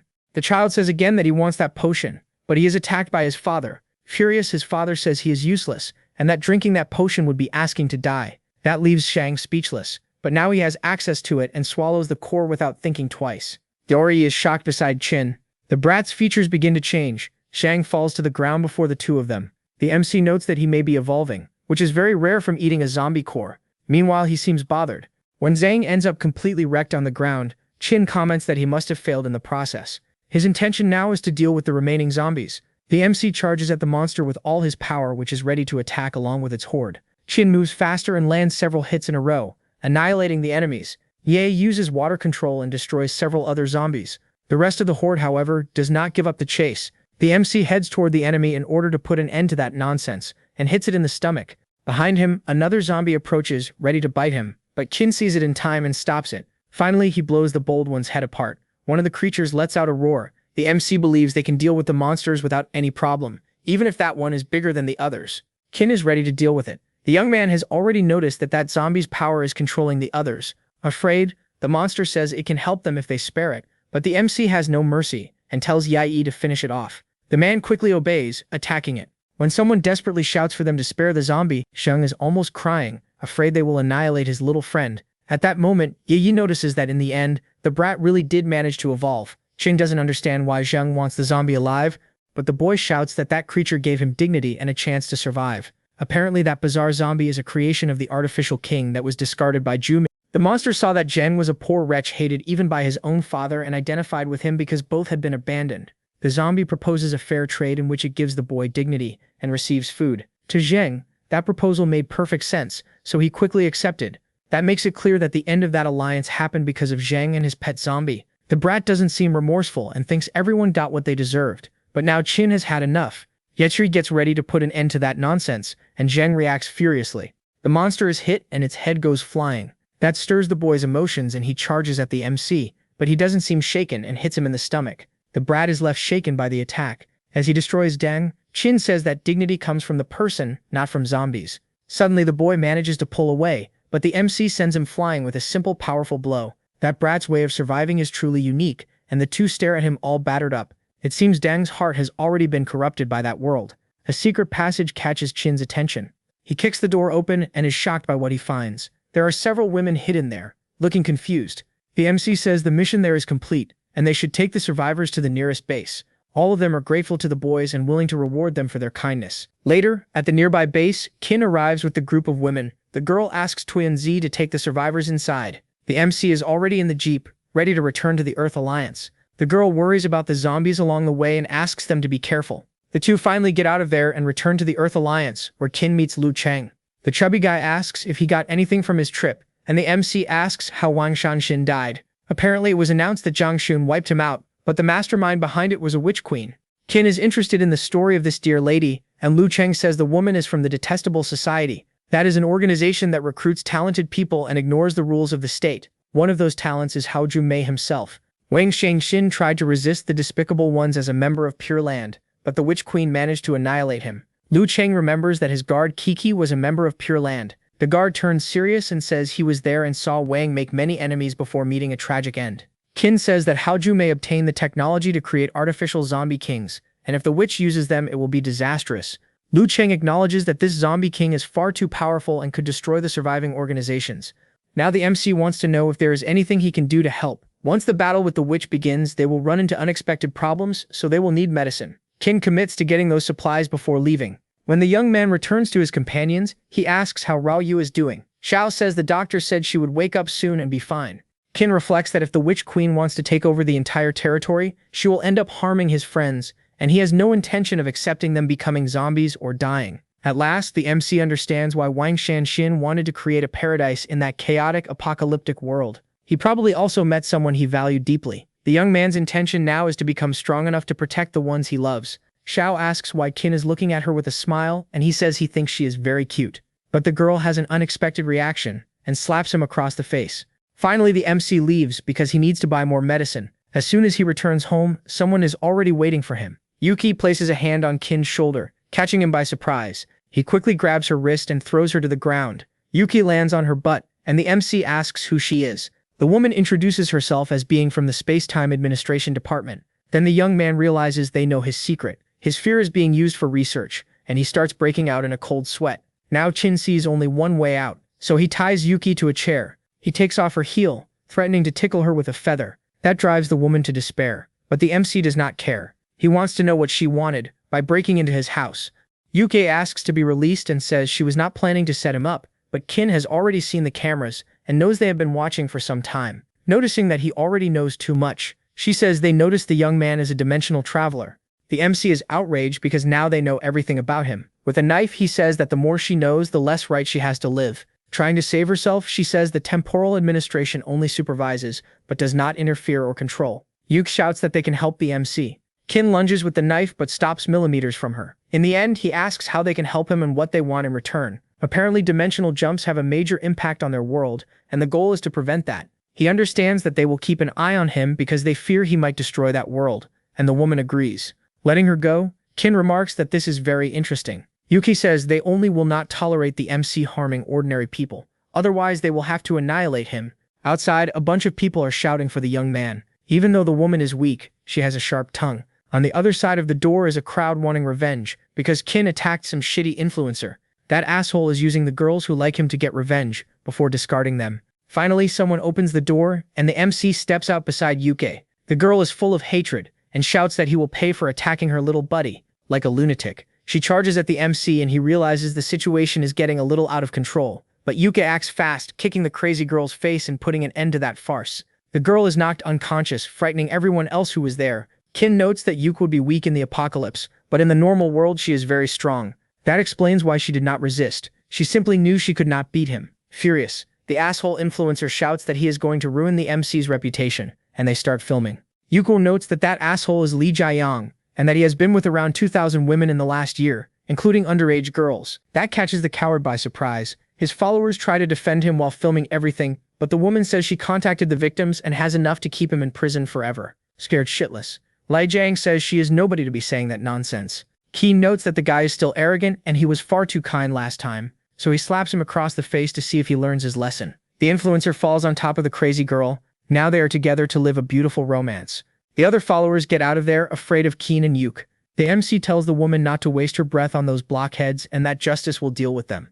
Then he leaves to look for medicine. On the street, he comes across a group of jerkmen harassing a girl. She looks scared and asks them to get out of the way. Qin approaches the guys and tells them to stop. The leader asks if that is Qin Shuang, the one Jing Yuchua was after. The man does not understand why she would want a bastard like him. But that does not matter. His plan is to deal with that girl right after facing him. All the brutes there charge at the MC. Apparently they are mercenaries and want to annihilate the boy with a beating. But Qin is faster and hits the man with a level 5 strike. That is enough to destroy him from the inside. Before long, everyone is defeated by the boy. The preppy guy gets desperate, asking if the boy used advanced genetic modifications to become like that. Mocking the man for trembling in fear, he pats his face. But he wonders whether that kind of technology really exists and realizes he would not have access to something from such higher classes. His worldview evolves. Laughing out loud, the mercenary's boss says that Qin must have taken a potion that kills almost everyone who tries to use it. Apparently, even being so strong, the MC is just Zhang Luoxia's lapdog. That sparks the boy's curiosity. The bum says that Zhang Luoxia is going to marry Lu the following month and Qin cannot do anything about it. A poor man never changes status. Even being stronger, he cannot alter fate. Tired of all that blah blah blah, the MC kicks the guy. The woman on the street thanks him for the help, but Qin only thinks that Zhang Luoxia needs his rescue. Coming closer, the Four Eyes asks if the boy knows Zhang Luoxia. Apparently she is a close friend of the woman, Xiao. The information interests the MC and the woman says they can rescue the girl together, but he does not understand how that would work. Zhang Yao lures him in and says she will explain everything if he follows her. Besides that, she also wants to thank him for saving her. At her house, she asks the servant to prepare clothes for Qin to take a bath before they leave. The MC did not expect that woman to be rich. First of all, Zhang Yao wants him to get to know the Zhang family. Apparently, all their power comes from high-tech genetic drugs that not only cure cancer but also improve human abilities. Qin is shocked because he had no idea society had that kind of technology. Xiao explains that few have access to these resources, and they cost a lot of money, with millions spent on a single vial. Now the MC understands why he had never heard of it. In the process, the Zhang family rose greatly in power, and the Xia family is also pharmaceutical and a direct competitor. The woman's intention is to use her family's medications to make him stronger and save the girl. Without thinking much, he accepts. The two go to a kind of laboratory where Xiao asks him to lie down for the physical exam. Qin takes off his shirt so she can begin the analysis. As soon as he lies down, the woman straps him to the gurney, even with handcuffs, but the MC does not think that is necessary. Even so, the woman wants to thank him properly. Qin starts to get tense, but he is no longer in control of the situation. The MC passes out, and when he wakes up, the girl has already finished the inspection. Qin notes that women are very crafty, and she releases him, saying that her analysis changed her perceptions thanks to his physical condition. To her, the boy is very different from the others, and she is curious about how he achieved that. The MC says that it is a secret, because he cannot say that in the apocalypse, the technology is superior. In the end, considering his level, Jiao cannot help him evolve any further. Chang says it is enough for her to help him locate Zhang Lunod Piso, and he will take care of the rest. Once he finds her, he will be able to use the necessary force for the rescue. Jiao says she will do the best she can, because she really wants to help him. The boy takes the opportunity to comment that since she is from a family of pharmacists, it must be easy to get medicine, and the woman confirms, saying she can get whatever he wants. A short while later, a truck arrives loaded with penicillin. Ken thanks her and says he needs to leave. Jiao asks him to stay a few days, but the boy is afraid of the woman. In the apocalyptic world at Camp 17, Kyun enters the room asking how Ruo Yu is doing. The girl has finally woken up and Kyun seems shocked. Ruo Yu is stunned, but the boy is happy to see her and holds her shoulders. The little girl clings to him because she was afraid she would never see him again. The MC caresses her and says he will do everything for her. The two are very happy to see each other, but Xiao thinks the mood is a little weird. Luo Cheng wants to see the MC and the girls and tells his guard to fetch them. Kyun asks what he wants, and the fatty says that a horde of zombies is attacking organizations and harming humans. The leader of these hordes is a zombie god named Zhang Yunqing. The boy says he knows her and that she has contact with Jumei, but it seems he was not the one who created her. Many kilometers away, thousands of zombies are approaching, being controlled by the zombie queen. The monsters advance toward the wall, destroying everything they see. The girls there are trying their absolute best to survive. It seems Jomei's technology helped Zhang Yunqing become even more powerful. She acknowledges that, but ended up getting injured and wants the genes of a handsome young man. Thinking of Qin Shuang, Zhomei says she'll soon have what she wants. Ruo explains to the MC that a level 5 zombie king shouldn't be able to control an entire horde, but Zhang Yunqing's power seems to have grown far too much. Since they're in great danger, the leader thought about sending help from Camp 17. Kyun agrees with the idea, and Xiao tells her sister that she should stay behind and rest. They get in the jeep. Yi is in the car trying to spot the enemies using binoculars. Eventually, he locates a gigantic horde of zombies and starts wondering whether they'll make it out of there alive. The women keep fighting for their lives, wiping out whatever zombies they can using their weapons. However, the squad's stamina is low because they've already been fighting for days. At that moment, the zombie cores probably won't be able to restore stamina. Determined, she notes that as the leader, she needs to stay strong and says they must buy time to evacuate the civilians. The captain tells Hui to stay close, and the woman remarks that she's glad to have her by her side. Fortunately, the captain is still full of hope. If they survive, Hui will have to defeat her in a fair fight. The undead advance, and the two keep fighting. Even so, there are too many zombies. From above, the leader tells them not to let the sacrifices be in vain. At that moment, she is probably in deep pain over the losses. A huge explosion appears out of nowhere, wiping out countless monsters all at once. Hui and her captain wonder what is happening. The women on the wall notice the strange movement and wonder what that is. Kyun basically used his power to put an end to that nonsense. Kyun is surprised that he became so powerful in such a short time. Ye notes that that attack requires level 7, and the MC is only level 5. The women up above notice where the help came from and decide to come down. Now they can finally move in and put an end to this once and for all. The MC is happy they managed to arrive in time. They move forward to keep helping. 3 hours later, the scene is completely different. Now the zombies have been wiped out, and they can celebrate. Kyun says it was all thanks to the MC, but he gives credit to his beacon ability. Later, they gather to stuff themselves. The leader comments that the Witch Queen won't give up on her plan so easily, and that worries her. Kyun agrees and says they need to take down Zhang Yuncheng as soon as possible. The woman grows thoughtful about that, but the MC says she doesn't need to worry because he, Ye Yi, and Zhao are enough to take down the zombie king. She ends up agreeing and tells them to rest there for the night. Walking through the corridors, Zhao wonders what she can do. Her sister had told her to make a move on Kyun before he got himself a girlfriend, but that makes her nervous. Xiao knocks on the young man's door and enters the room when he doesn't answer. Kyun is there fast asleep and she slips under the covers. Suddenly, the MC wakes up and lifts the blanket. He is startled when he sees Xiao Yun land there, completely pressed up against him, but to her it's obvious what needs to be done. Moving closer, Xiao says she has always liked him, and the MC blushes. Kyun is startled because she usually doesn't act like that. The woman says it's normal for women to be predators when they want something. Grabbing her arm, he asks who that woman is because he doesn't recognize her. She realizes there's no point pretending anymore because she was caught red-handed. On top of him is Zhang Jie, who returns to her normal form. She asks if Kyun missed her, but the young man indignantly kicks her away. Zhang Jie asks if he's upset because she wasn't really Xiao Yunlun, and says she can take her form again if the boy wants.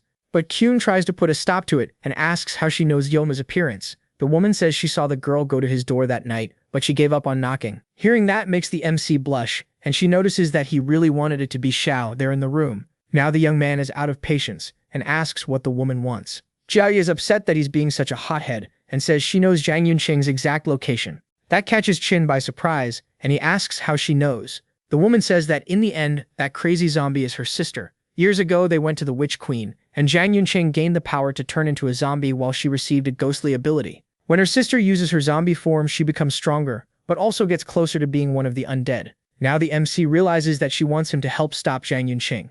The deal is that Jiaye gives him her location so he can defeat her, but spare her life. Without thinking twice, Qin agrees. With the deal made, the woman starts to leave, but the young man moves faster and throws himself at her. He tells the woman never to transform in front of him again. The next morning, they are ready to leave. The MC asks leader Qi to strengthen her base.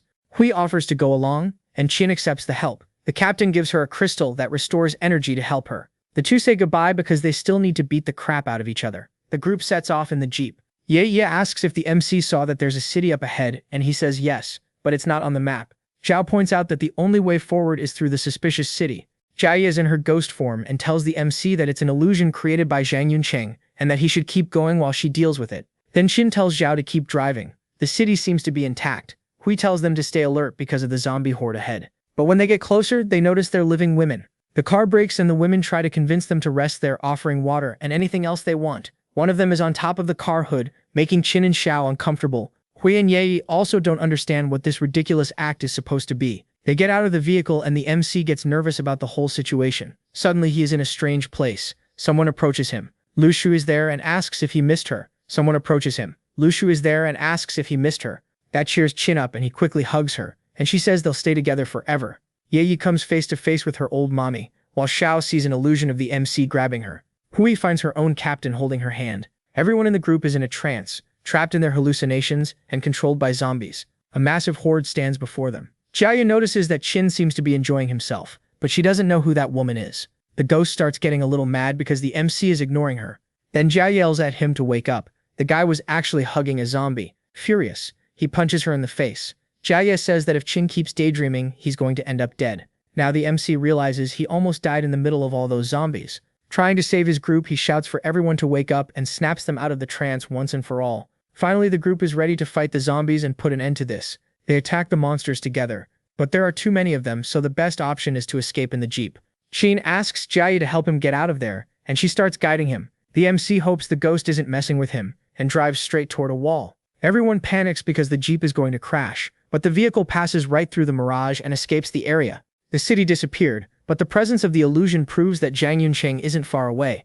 Jiaye says she's going to check her sister's location. She quickly gives precise coordinates. Meanwhile, Junmei wants to know how long it will take for another horde to advance. Jang Yunqing says about 4 hours, because she needs to wait for the zombies to arrive. That makes Junmei happy. The weirdo offers her some soup. He says he learned the recipe from the Witch Queen and takes a little to taste it. Suddenly, the jeep goes flying over his head. That catches Junmei by surprise. The vehicle lands on top of the man's cauldron, leaving him furious, because he lost his little soup.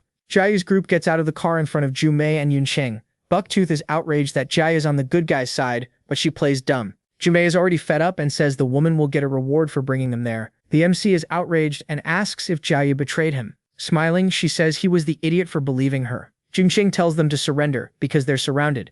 Capturing the group will help the experiments and Junmei move forward. A horde of zombies surrounds them. Hui tenses up at the high-level monsters, and Xiao asks what to do. Then Qin says that doesn't change the mission. They have to annihilate Jang Yunqing. The zombie says she loves the boy's stupid courage and orders the zombies to attack them. The creatures charge while the MC takes down everyone he can. Junmei gets a nervous tick because she notices Qian has evolved. The Ragged Man uses his power to try to paralyze everyone, but Qian knows his tricks. With a little laugh, Yunqing says that when you block one sense, the others become sharper. Now the MC's hearing and sense of touch must be extremely sharp. Taking advantage of that, she tries to consume him, trapping him in an illusion. His perception changes and Qian no longer knows where he is. Behind him, a huge zombie appears out of nowhere, about to wipe out the whole group.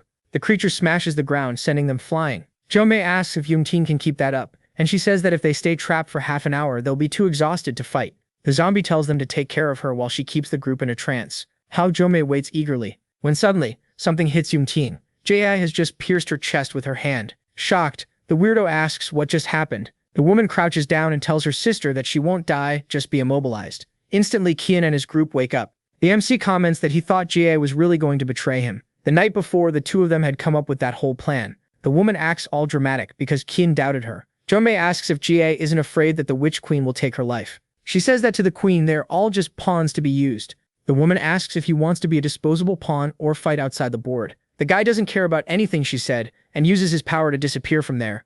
The MC and his group are still covering their noses, and the young man is outraged because Junmei really disappeared. Noticing Yunqing lying on the ground, he asks what's wrong with her. Since the woman is seriously injured, she has started to be consumed by zombification and will soon become a real zombie king.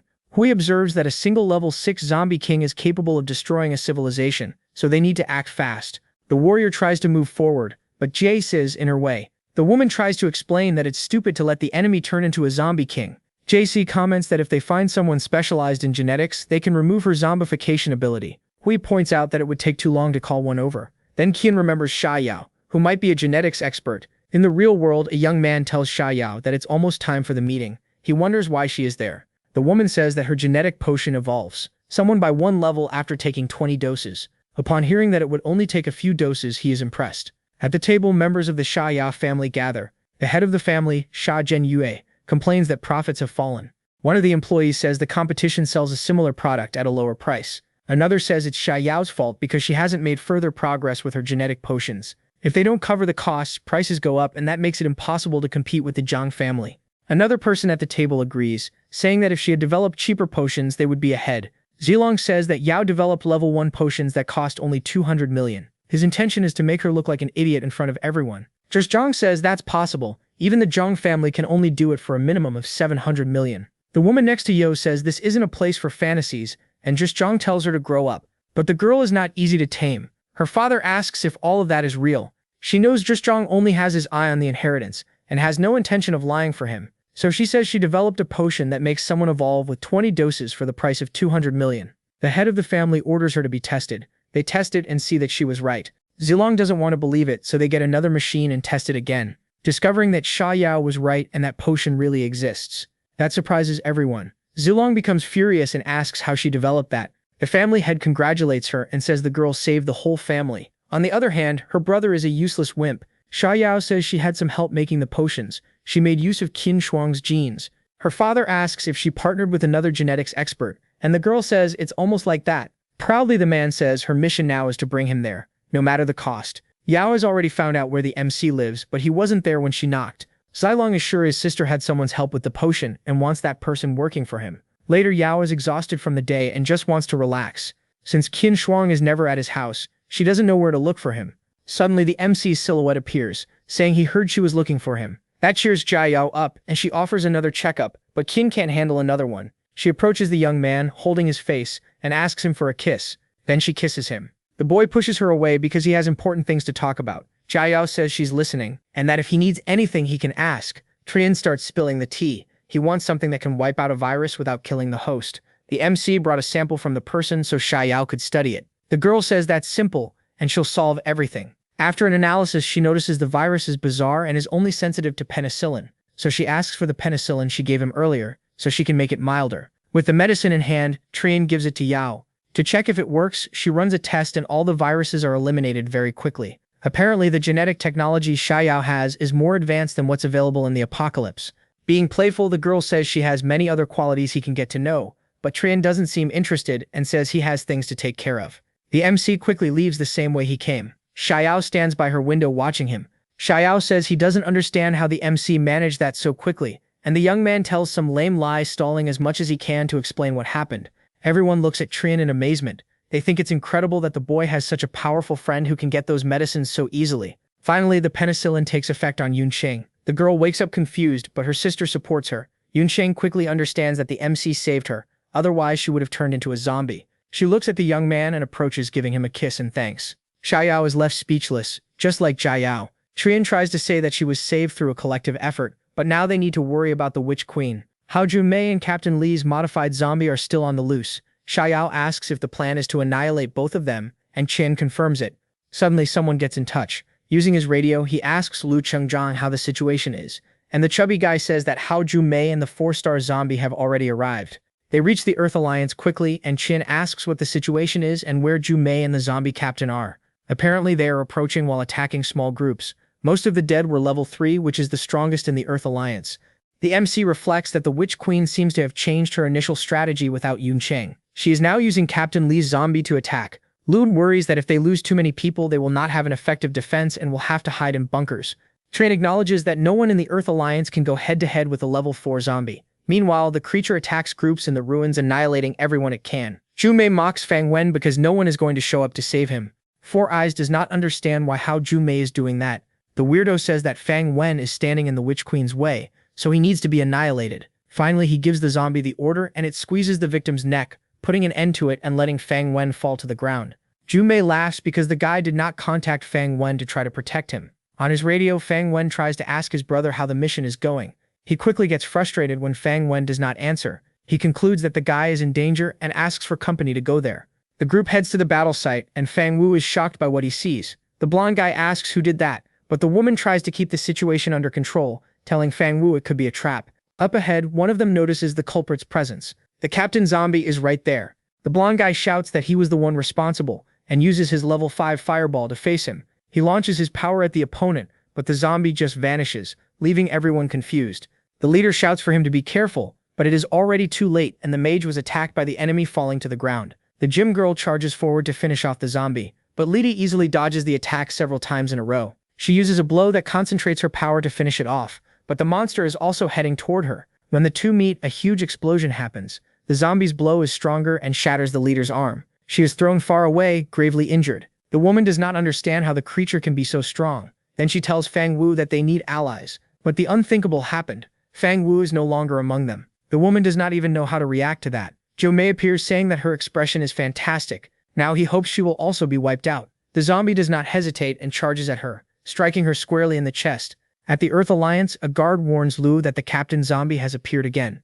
The leader asks where it happened, and the soldier says the enemy is at the gate. That catches them by surprise. At the Alliance gate, bodies are laid out. Luo Cheng watches through his binoculars. Trian feels hatred when he notices whose bodies those are. He can hardly believe they all died so easily. Zombie Li is there, showing off what he did. He provokes the MC by calling him out to fight. Losing control, Qin shouts that he is going to annihilate him. Then he leaps in his direction. Luo tries to call out to the young man, but it is too late, and he asks Kiki to follow him. The gunners get ready to fire, while the leader observes that Qin is too impulsive. The MC charges at the zombie furiously, but it easily dodges that. Full of hatred, the boy unleashes a luminous strike that causes an explosion. Junmei blows his whistle, drawing his servant's attention. The coward is hiding behind the rocks, and concludes that it is time to deal with that boy.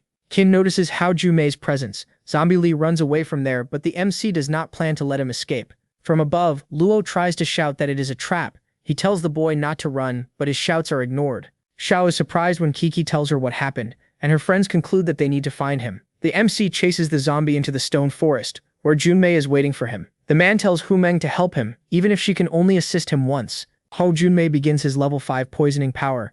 The woman also does her part, enhancing the weirdo's power for a limited time. The power of the two together becomes monstrous. The stone forest is practically completely engulfed by the spell. Qin's friends approach in their cars behind the boy. Luo gets angry when he notices the poisonous gas.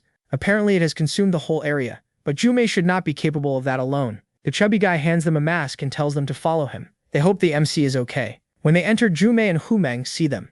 Junmei gets excited because he is going to catch the MC and his little friends all at once. He'll kill 2 birds with 1 stone, and the Witch Queen will reward him. Hu Meng questions whether the level 4 zombie can really handle the group, but Junmei is very confident. In the end, that zombie is just one of his trump cards. Qin notices that Junmei's poisonous gas is stronger than usual. Since that gas is dense, it stays low, so the MC can get away by staying somewhere high up. The guy jumps onto the nearest rock where the poison is thinner. Now he can go back to using his abilities at full power. Something catches the MC's attention, and when he turns around he comes face to face with the monster, which is laughing right at him. Apparently the zombie knew Qin would climb up there. In the end, he's not that stupid. But soon the MC is going to turn him into jelly. The creature did not like the boy's audacity one bit, so it tries to hit him with a blade at high speed. That thing is way too fast even for the MC. Before he can react, his head is struck.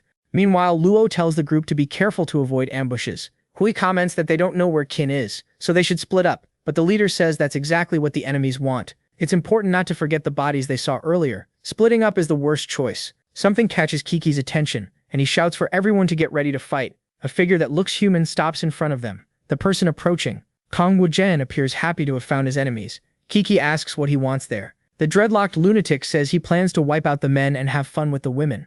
Luo asks how Kong Wuzhen dares to face the Earth Alliance, but he says he's following the Witch Queen, who will reward him for it. Xiao asks if the blockhead has considered that the witch might just wipe him out afterward, but the man doesn't believe that. He's so stupid that he believes she'll give him the position of leader of all Changxiao. Luo thinks that's absurd and gets ready to fight, provoking Kong Wujing. Then the guy shouts for his group to advance. They stick syringes into their own necks and begin to change. Kong Wujing reaches level 6 strength after that injection. His companions also undergo evolution. Xiao is shocked by that technology. The evolution potion can increase the user's strength. The girl finds it strange that they were so badly injured in the battle with Captain Li, yet are still alive. Kong Wujing says he survived because the MC arrived in time to fight the Zombie King. But this time, Qin is the one who won't survive the battle. His taunt makes Xiao tense and he goes on saying that the MC is alone against Li Junmei and Hu Meng. The guy has no chance of winning. That makes the girl desperate, and she wants to help Qin Shuang. Kong Wujing shouts that by now the boy must already be dead, and she needs to stop fooling herself. Then he shouts for his companions to attack, leaving the women. They charge, but Luo reacts with a level 5 fire strike. The leader causes an explosion around himself and launches a flaming ball that sends the enemies flying. But Kong Wujing moves faster and appears right behind Luo. The Rasta points his weapon at the man, declaring his end. Then he fires, but something stops the projectile. Kiki uses his arm to stop the bullet. Kong notices that it's a mechanical arm. When he least expects it, Yayi reacts, attacking with a level 7 water strike aimed at the guy, and catching him by surprise. One of his subordinates reacts with a level 5 wind attack, pushing Yui back. Kong Wujing finds it amusing that the man is weaker thanks to Junmei's draining power. Yui gets pissed off by that and uses water prison to try to capture the bastard. The water hands close in, but Kong manages to escape. Apparently dealing with that man is no longer such a big challenge. Xiao tries to charge in using her level 3 power. She catches Kong Wujing by surprise, but his subordinate defends him, preventing Xiao's attack. The lunatic from Faction 17 appears behind the girls with his weapon and says that since she is Qin's little girlfriend, she deserves death. Yui appears flying, acting quickly with a level 5 strike. She manages to move in toward Kong. This time his reaction time is short and he is almost hit to the despair of his subordinates. Unfortunately, Kong managed to escape that. Hujing says that next time he won't be so lucky. Despite the scare, Kong is fine, but he underestimated the power of his opponents. The two groups stand face to face, and the Rasta's subordinates say those guys seem hard to deal with. But Kong Wujing smiles like a sadist and says it's time to use force. Then he takes a new syringe and gives himself another injection. Now he has the strength of a level 7, which catches Luan Yui by surprise. Wu notes that the lunatic is risking his own life. For Kong Wujing, he has nothing to worry about, since he's going to become a leader and undergo genetic modifications. The lunatic charges in to finish everyone there. Meanwhile, Qin faces his opponent. The Zombie King is faster than he imagined. The creature is ready to finish him off, and the boy notices its anger at not being able to take him down in a single blow. The zombie charges at the boy once again. The MC barely manages to dodge. He ends up having to run away. Apparently, the zombie has evolved a lot since the last time they met. Kin decides he's going to fight seriously now. He uses his level 5 abyssal physique. The monster stares at him just before charging toward him, but this time the MC is prepared. The two start fighting for real. Although the boy acts quickly, avoiding the zombie's attacks, Jume knows he'll be exhausted soon. It's inevitable that Kin will end up in the Zombie King's hands. As soon as Hao Jume manages to capture the MC's body, he'll be able to use his technology. His idea is to turn the boy into an incredibly powerful Zombie King. He'll even reach level 7. Meng is excited by the idea and gets ready to hit the MC. The boy keeps dodging Zombie Lee's attacks. He knows Jume and the hooded girl must be waiting for an opening. Kin needs to decide how to spend his energy and stop just avoiding the monster's blows. His plan becomes to wait for an opening to annihilate it. The Zombie King lunges at the boy, launching attacks from different directions. The MC manages to dodge, but that was close. When the boy hangs from a rock, the Zombie King knocks it down. Then the MC is hit in the back. He's injured. Jume celebrates the chance to capture him and tells Humeng to shoot. The girl takes aim and pulls the trigger, releasing the projectile. It heads toward Chin, catching him by surprise. Now his shoulder is injured, and Chin realizes they're trying to capture him alive. Hao Jume gets excited that he'll be able to use the MC himself to destroy everyone he loves. Then he uses his whistle to communicate with the zombie, but the monster doesn't seem to be following his orders. Jume blows the whistle several times in anger. The Zombie King begins to regress, catching the man by surprise. Kin bursts out laughing as he watches that scene. Hao Jume doesn't know what he's laughing at. Then the boy says it's hilarious that he's putting so much faith in a half-baked zombie. The weirdo gets nervous while the Zombie King seems to be feeling things. A syringe is stuck in him, and Jume asks what that is. The MC smiles like a madman and says it's penicillin, which frees a human from the virus without killing them. Soon the zombie will turn back into a normal person. That makes Hao Jume lose it. He can't believe Kin has access to a more advanced version of penicillin. The man can't believe his monster could regress, but the zombie is staggering and falls off the rock. When he hits the ground, he's already human again. Smiling, the MC says it looks like Jume's plan has been ruined. The guy is terrified because now that everything has gone wrong, the witch will finish him off. In desperation, he asks Humeng to help him, but she says she's only there because the Witch Queen thought he would be useful, but now he's disposable and should deal with it on his own. Jume is furious about that, but the girl has already taken off. Even so, he doesn't want to give up and thinks he still has some chance. The MC is still injured, and if captured, could produce a much more powerful zombie. That way he would still be acknowledged by the Witch Queen and have a bright future. Raising his staff, the madman says he'll make Kin pay for all of this. Mocking the weirdo, the MC says he has no chance of winning that fight. Despite being hurt, the boy believes Jume has no chance in hand-to-hand combat. Driven by hatred, he uses his level 5 poison. Even without Humeng's help, he can still launch his poison over short distances and hit the boy. Kin only needs to inhale a little of that gas to become paralyzed.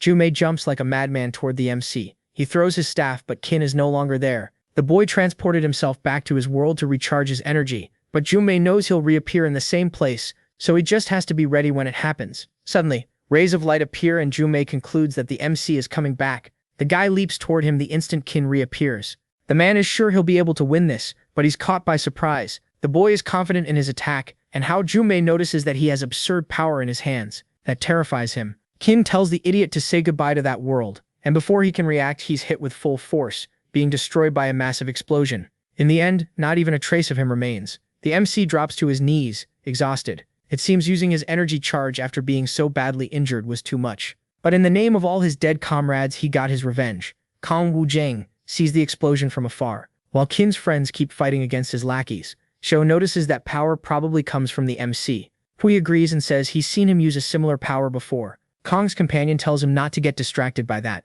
The focus is to finish off the good guys and prove their worth to the Witch Queen. The stubborn guy agrees and says everyone there is already at their limit. Then he shouts for everyone to charge forward and finish them off once and for all. His right-hand man charges in using level 5 mutation, turning one of his limbs into a giant drill. His intention is to hit Lo with everything he's got, so that he loses his life. The leader tells everyone there to work together to finish off those idiots once and for all. Suddenly, Chin appears from the sky. He lands heavily on the ground between the enemies and his companions. The MC's gaze is full of fury. Then the young man uses his power to stop the incoming attack. He sends Kong Wuzheng's lackey flying away, finishing him off. His companion uses wind control to soften the fall, and informs Kong that he is badly injured. Now they are right in front of Chin. The MC mocks them for still being alive. The lunatic from Faction 17 can't believe what he's seeing. Kinsen was supposed to be busy dealing with the evil zombie and Jume, but the young man says he killed them both. To Kong Wuzheng, the young man could never be capable of taking down a level 4 zombie king, so he tells the idiot to see it with his own eyes. With the tip of his finger, he uses a level 5 energy charge. That shocks the madman, who realizes it was the boy who caused the earlier explosion. Now the MC is determined to finish them off. The cowards realize they're screwed and try to run away, but Kin attacks first, hitting all of them until nothing is left. Yae observes that with all that power, the young man is unbeatable against any level 5. Yae admits that even though he's seen it before, it's still shocking. Lu Cheng notices that in an instant Kong Wujing disappeared, and the MC says it's because he has the ability to teleport. He announces that he took care of Zhu Mei and the Zombie King, as well as 2 members of Faction 17. For now, the crisis has been contained, and they should go back to recover. Xiao asks if the MC isn't going back with them, but the young man says he'll be fine and needs to hunt down Kong. Lu asks Kern to be careful and hands him a motorcycle. His little girlfriend asks him to come back safely as she leaves. The boy rides off on his yellow motorcycle, disappearing into the horizon. Kong Wujing probably went to Faction 17's base to grab supplies before going under the witch's wing. Question plans to catch him at Camp 17 to avoid running into the Witch Queen. At Camp 17, Kong Wujing is in shock that the MC annihilated Zhu Mei and the Zombie King. His goal is to grab everything valuable and get out of there as soon as possible. He has several crystals in his hands when suddenly Question appears ready to finish him off. Kong is scared shitless when he comes face to face with the young man. He asks what the MC wants from him. Question says the idiot attacked base J04, joined forces with Zhu Mei, and tried to annihilate his friends. His intention is to make sure Kong doesn't leave there alive. The madman is furious, but tries to get out of there using 500 meters spatial transfer. But he didn't expect the MC to have the same ability. Kong Wujing appears behind the young man, but Chin vanishes right after leaving the guy terrified. The young man returns to his world and decides to recharge a bit before annihilating the enemy for good. He starts charging up, and when he's ready, he goes back there and comes face to face with Kong. The man is deeply shocked by the MC's power, but the boy is out of patience and just wants to finish him off once and for all. His power is launched toward Kong, who dodges with his teleportation. The wall behind him is pierced through, but Kong is already outside running like a coward with one arm missing. Qian observes that that idiot is like a cockroach, still running even when he's nearly dead. Farther away, Kong Wujing realizes he used up all his energy to escape, but the MC shouldn't be able to reach him from that far. To his surprise, someone appears running after him. When he looks back, the man notices that Kin is rapidly closing in. The young man runs at full speed and mocks his enemy for no longer having the strength to use his powers. He stops in front of Kong, who is scared shitless, and drops to his knees on the ground. The MC is confused by that. Then the guy begs Kin to spare his life, but the boy says his friends' lives were not spared. In complete panic, Kong Wujing begs for his life. Even so, Qin has no intention of showing mercy. He takes the weapon from his enemy's pocket, leaving him surprised. The MC knows that despite pretending to be pitiful, Kong plans to kill him. Then he cocks the gun and says he won't go soft this time. Qin points it at the bastard's head while he still begs for his life, but it's already too late because his end has come. The young man takes the opportunity to look around Camp 17 and sees countless supplies. The zombie cores and black crystals piled up there are enough for him to evolve to level 6, so Tianqian asks the system to absorb them. When that happens, he goes through the evolution process. As a bonus, he also gains more storage space. Now Qin believes he is capable of even dealing with someone level 7, like Ye Yi. He now wants to know what he can get from the system lottery. The MC reflects that it was hard dealing with Hao Ju Mei and her zombie, so facing the Witch Queen will probably be even worse. That's why he wants to gain something that will help his power grow faster. In the end, the system rewards him with the option to improve one of his abilities. The MC doesn't think twice before upgrading his recharge ability. His power stays the same, but the cooldown time decreases. Before long, he won't even need to return to his world anymore to recharge. Now Qin is going to store everything he can and take it so the others can make use of it. Suddenly, someone breaks into the warehouse and a group comes face to face with the MC. The young man asks who they are, and the buff guy says he heard about the defeat of Faction 17 and came there to extort them. The bearded man threatens Qin and says he wants to take all the supplies there. Then the MC notices that he must be from some mercenary group and says the guy must be ready to die. The boy's arrogance makes the buff man furious, and he orders his companions to annihilate him. Everyone starts shooting at the MC. The projectiles fly, but Qin has just evolved and unveils his rapid recharge. The attack is almost instantaneous and melts the bullets, besides burning the enemies. In moments, they turn to dust. The man with the mohawk wonders if that is real, because Qin is far more powerful than he ever imagined possible. Approaching him, the young man asks if he wants to say his last words. The one-eyed man tries to say that he has a wife and child who depend on him and his robberies. But the MC couldn't care less and is going to finish the guy off. Without thinking twice, he shoots. At the Earth Alliance, everyone is shocked that Qin brought all the supplies from Camp 17. The young man says he used some of it to evolve to level 6, but brought the rest to them. Xiao doesn't understand how he brought everything there without a truck. Making up stories, the MC says his friend Cao Cao helped him by doing a quick transport. His companions find that impressive. Qin says that with the zombie cores and black crystals there, they can become stronger. The girls get very excited. Xiao evolves to level 4. Yuja also reaches level 4. Yeyi has his strength restored to his previous level 7. The MC asks his companion to be the primary defense when the Witch Queen appears, and he agrees, saying he can handle anyone below level 7. Finally, Qin says it's time for them to rest a little. Meanwhile, he's going to get out of there to look for Zhang Lushuo. In the real world, inside a car in front of the MC's house, a guy calls his boss saying there's no sign of Qin Shuang.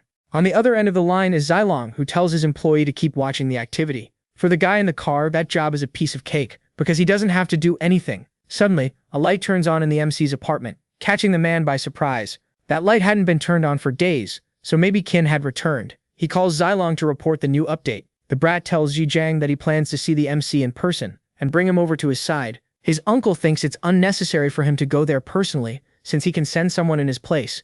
Since Zilong is very powerful, Qin should go kiss his feet as soon as he learns of his interest. Even so, he thinks it's better to go in person, and Zhijiang admires that. The clown eyebrow guy thinks he should be the one to lead the Xia family. Zilong agrees with the man. At home, Qin takes the chance to relax on the couch, since in the apocalypse there are only hard chairs. He reflects on bringing things from that world to improve the lives of people in the apocalypse. But for now, his focus is talking to Xiao so he can go after Lu Shu. The MC calls Yao to let her know he's back. Before long, a car stops in front of Qin's building. Zilong's employee shows him the young man's house. Since Xiao gained recognition from her father by recruiting the MC, he believes he can take over that role and be the only one with power in the family. As soon as he enters the building, he runs into his sister, who asks what he is doing there. The man says finding Qin's house was easy. Yao is confused that he is also there to visit the MC. Zilong says he alone will recruit the young man, and she will be useless. Finally, she realizes that her brother is an idiot who thinks Qin is responsible for all the potions, but she was the one who developed them. Even so, the asshole thinks she doesn't have the necessary knowledge to develop those potions. Zilong is determined to take possession of the MC and walk all over his sister. He knocks on the young man's door, who is confused when he answers, and finds all of them there. Qin asks who that guy is, and he introduces himself as Sha Zilong. Hearing that nonsense, the young man says he's far too busy for that. Then he asks Yao to come in. Outraged, Zilong asks if Qin heard him right, but the boy slams the door in his face. That makes the guy furious at the MC's audacity. He orders his subordinate to find someone to grab Qin and make him regret having angered him. Xiao asks why Qin came looking for her this time, thinking that maybe he missed her, but the guy says he has serious matters to deal with. Yao knows that the MC wants to know about Zhang Lushuai. He asks if the woman knows where her friend is being held, and she takes out her phone. Then she says that Zhang Lushuai is under the custody of Yuhu Manor. Qin remembers when the family employee said he was not worthy of Lushuai and that her father had already chosen her husband. The man reminded the girl of her father's threat to tear off her hands and feet. Upon hearing that, she agreed to go with him. Apparently that guy is Zhao Qin, the most trusted employee of the Zhang family. Yao explains that if Qin goes there personally, he could end up in a very bad situation. She asks if the guy really wants to risk saving Luo Chu. The MC is sure that he does, now that he's strong. His intention is to show Zhao Qin what he's capable of. Yao stands up and says she'll go with him, but the guy doesn't think that's appropriate. The woman steps closer, telling him not to underestimate her because she managed to advance to level 1 in the last few days. With that, she can handle a few little guards. Qin knows that Xiao is Zhang Lushu's best friend, so he agrees to let her go with him. Suddenly, the door of his house is broken down and Zilong's thugs storm in. They are carrying handcuffs and ropes, and the MC mocks that their boss has bold tastes. But the brutes aren't there to gossip. A man charges forward saying he can take Qin down with just one punch, but he ends up crying like a baby when the guy steps on his foot. The pain is enormous, and Qin finds it funny that he didn't even use his power for that. The bodyguard is furious and yells for everyone to attack the MC all at once. The men in black charge forward shouting, but the boy isn't shaken in the slightest. He throws a normal punch, and it's as if a huge monster were standing before the guys. They are terrified by the imminent attack. The MC's simple little punch sends them all flying away, and they wonder if the guy is even human. With their tails between their legs, they run out of there. When the men run past Zilong in terror, he doesn't understand what's happening.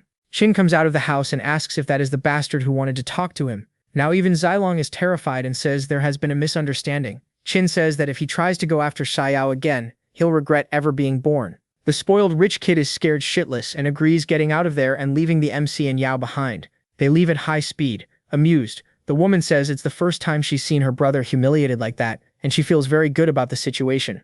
Qin says she's a bad girl teasing her. Then they leave there to look for Zhang Luchuo. During the day at the manor, an employee says that Madam is without mood swings. The magnate thanks him for his work and tells him to keep an eye on Luchuo. He smokes his cigar and says that the Shai family's genetic medicine is more advanced, and they can only defeat it by joining forces with the Liu family. Next week will already be Lu Xiu's wedding to Lu Junhao. Everything has to go perfectly. The employee makes a call requesting the presence of 10 level 1 guards to protect the girl. With these 10 guards, even a team of elite mercenaries won't stand a chance. At night, a maid brings the girls dinner, but she isn't interested. The girl tells Lu Chui that she'll end up malnourished if she doesn't eat. Worried, the pink-haired girl asks if Xiao Chen get her out of there, but the maid says there's no way out. Her suggestion is that Lu Chui stop clinging to fantasies and accept reality. Xiao Chen leaves the room and is startled when she comes face to face with Zhao Chen, who wants to know if the girl is eating, and the maid says Lu Chui is eating only enough not to die. The man thanks her and says Xiao is doing a good job, but she needs to remember that she is only a servant and cannot speak to Lu Xiu so casually. Noticing that he heard everything, she panics and apologizes, saying it won't happen again. But Xiao Chen has already made sure that there will be no way for that to happen again. With a wave of his hand, he calls the guards to take the maid away. In the room, Lu Xiu is dejected. She was stupid to think she could escape her father's clutches. Maybe if she had worked hard with Qin Shang to earn the 600 million, her father would have let her stay with him. Her wish was for the guy to show up and save her, but she's also afraid he'll suffer the consequences. The only option is to accept her fate and marry Lu Junhao. Lu Xi is shaken by the whole situation. She starts to cry, missing Qin Shuang. Outside, the MC is with Yao, waiting for her to locate the girl. Her invisible drone is mapping the place, and that may take some time. Finally, Yao finds where Lu Xi is being held.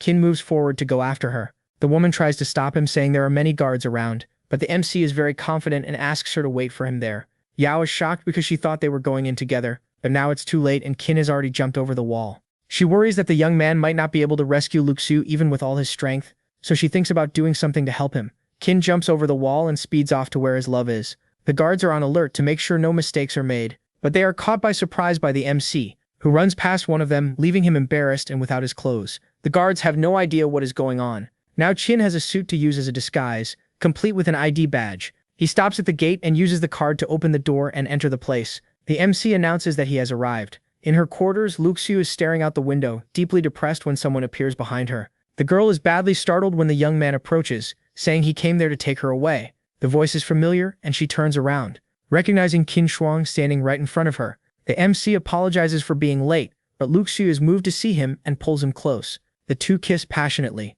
Then the young man asks how she ended up like that. The girl says it is her fault because she thought she could get rid of her father, but she was wrong. After Zhao Qin brought her back, she was trapped there waiting for her marriage to Lu Junhao. Now Lu Xiu wants to know how Qin got in there if the place is surrounded by guards, but he says she has no reason to worry. The girl says it is dangerous for Zhul to find him there. Then she pushes the MC, telling him to leave before things get worse, but he comes closer, asking her to be quiet. Lu Xiu is very tense, and he says he got in there easily and can rescue her without any trouble. Smiling, the girl says he is more steady and mature now. Excited, Qin picks her up in his arms and says he will get her out of there and she will never be tormented by her father again. The MC gets out of there with the girl. Lu Xiu remarks that it is incredible that he became a genetically evolved person. The young man says he has even more incredible things to show her. The two are crossing the night skies when Qin sees something below. It seems the guards notice that something strange happened. Yao is being taken away by the men. Lu Xiu notices the situation. Qin gets angry because he had told the woman to wait for him in hiding. Down below, she tries to come up with some excuse for the guards, but they do not believe her. The big guy wants to know if she was the one who stole his employee's suit. Yao denies that it was her. A man approaches, asking what is going on. Zhao Qin looks at Yao with contempt. The bigger guard says that woman stole his clothes and sneaked in there. Upon hearing that, Zhao asks them to check on Lu Xiu's security. The bodyguard makes a call and finds out that the girl has disappeared. Losing control, the uncle grabs Yao by the neck and asks where she hid Lu Xiu. As she struggles for air, she says she does not know. Furious, the man strikes her across the face. Yao starts crying, her face burning. Zhao Qin orders them to take her to the interrogation room and do whatever is necessary to make her talk. Then he orders the level 1 fighters to be mobilized to search for the girl. Qin lands on the ground and tells Zhao not to worry because the young madam is with him. The MC is furious and asks if the man is ready to receive a slap from him. Holding out his hand, he says one slap is enough to annihilate him. Realizing that it is Qin Shuang there, the man is outraged because he was the one who stole Lu Xiu from them. But the young man says he only rescued her from his clutches. The Four Eyes shouts that it does not matter how he got in, now he will have to pay for it. Then he orders the guards to grab him. Everyone rushes toward the MC, but for him it is easy to deal with those weaklings. Mocking Zhao Qin, he says his men are too soft. Now the man is terrified, not knowing how that happened. Then he concludes that the young man spent all his money to evolve to level 1, and even so he is still useless. His employee warns him that the fighters have arrived, cheering the guy up. They are a bunch of mercenaries evolved to level 1.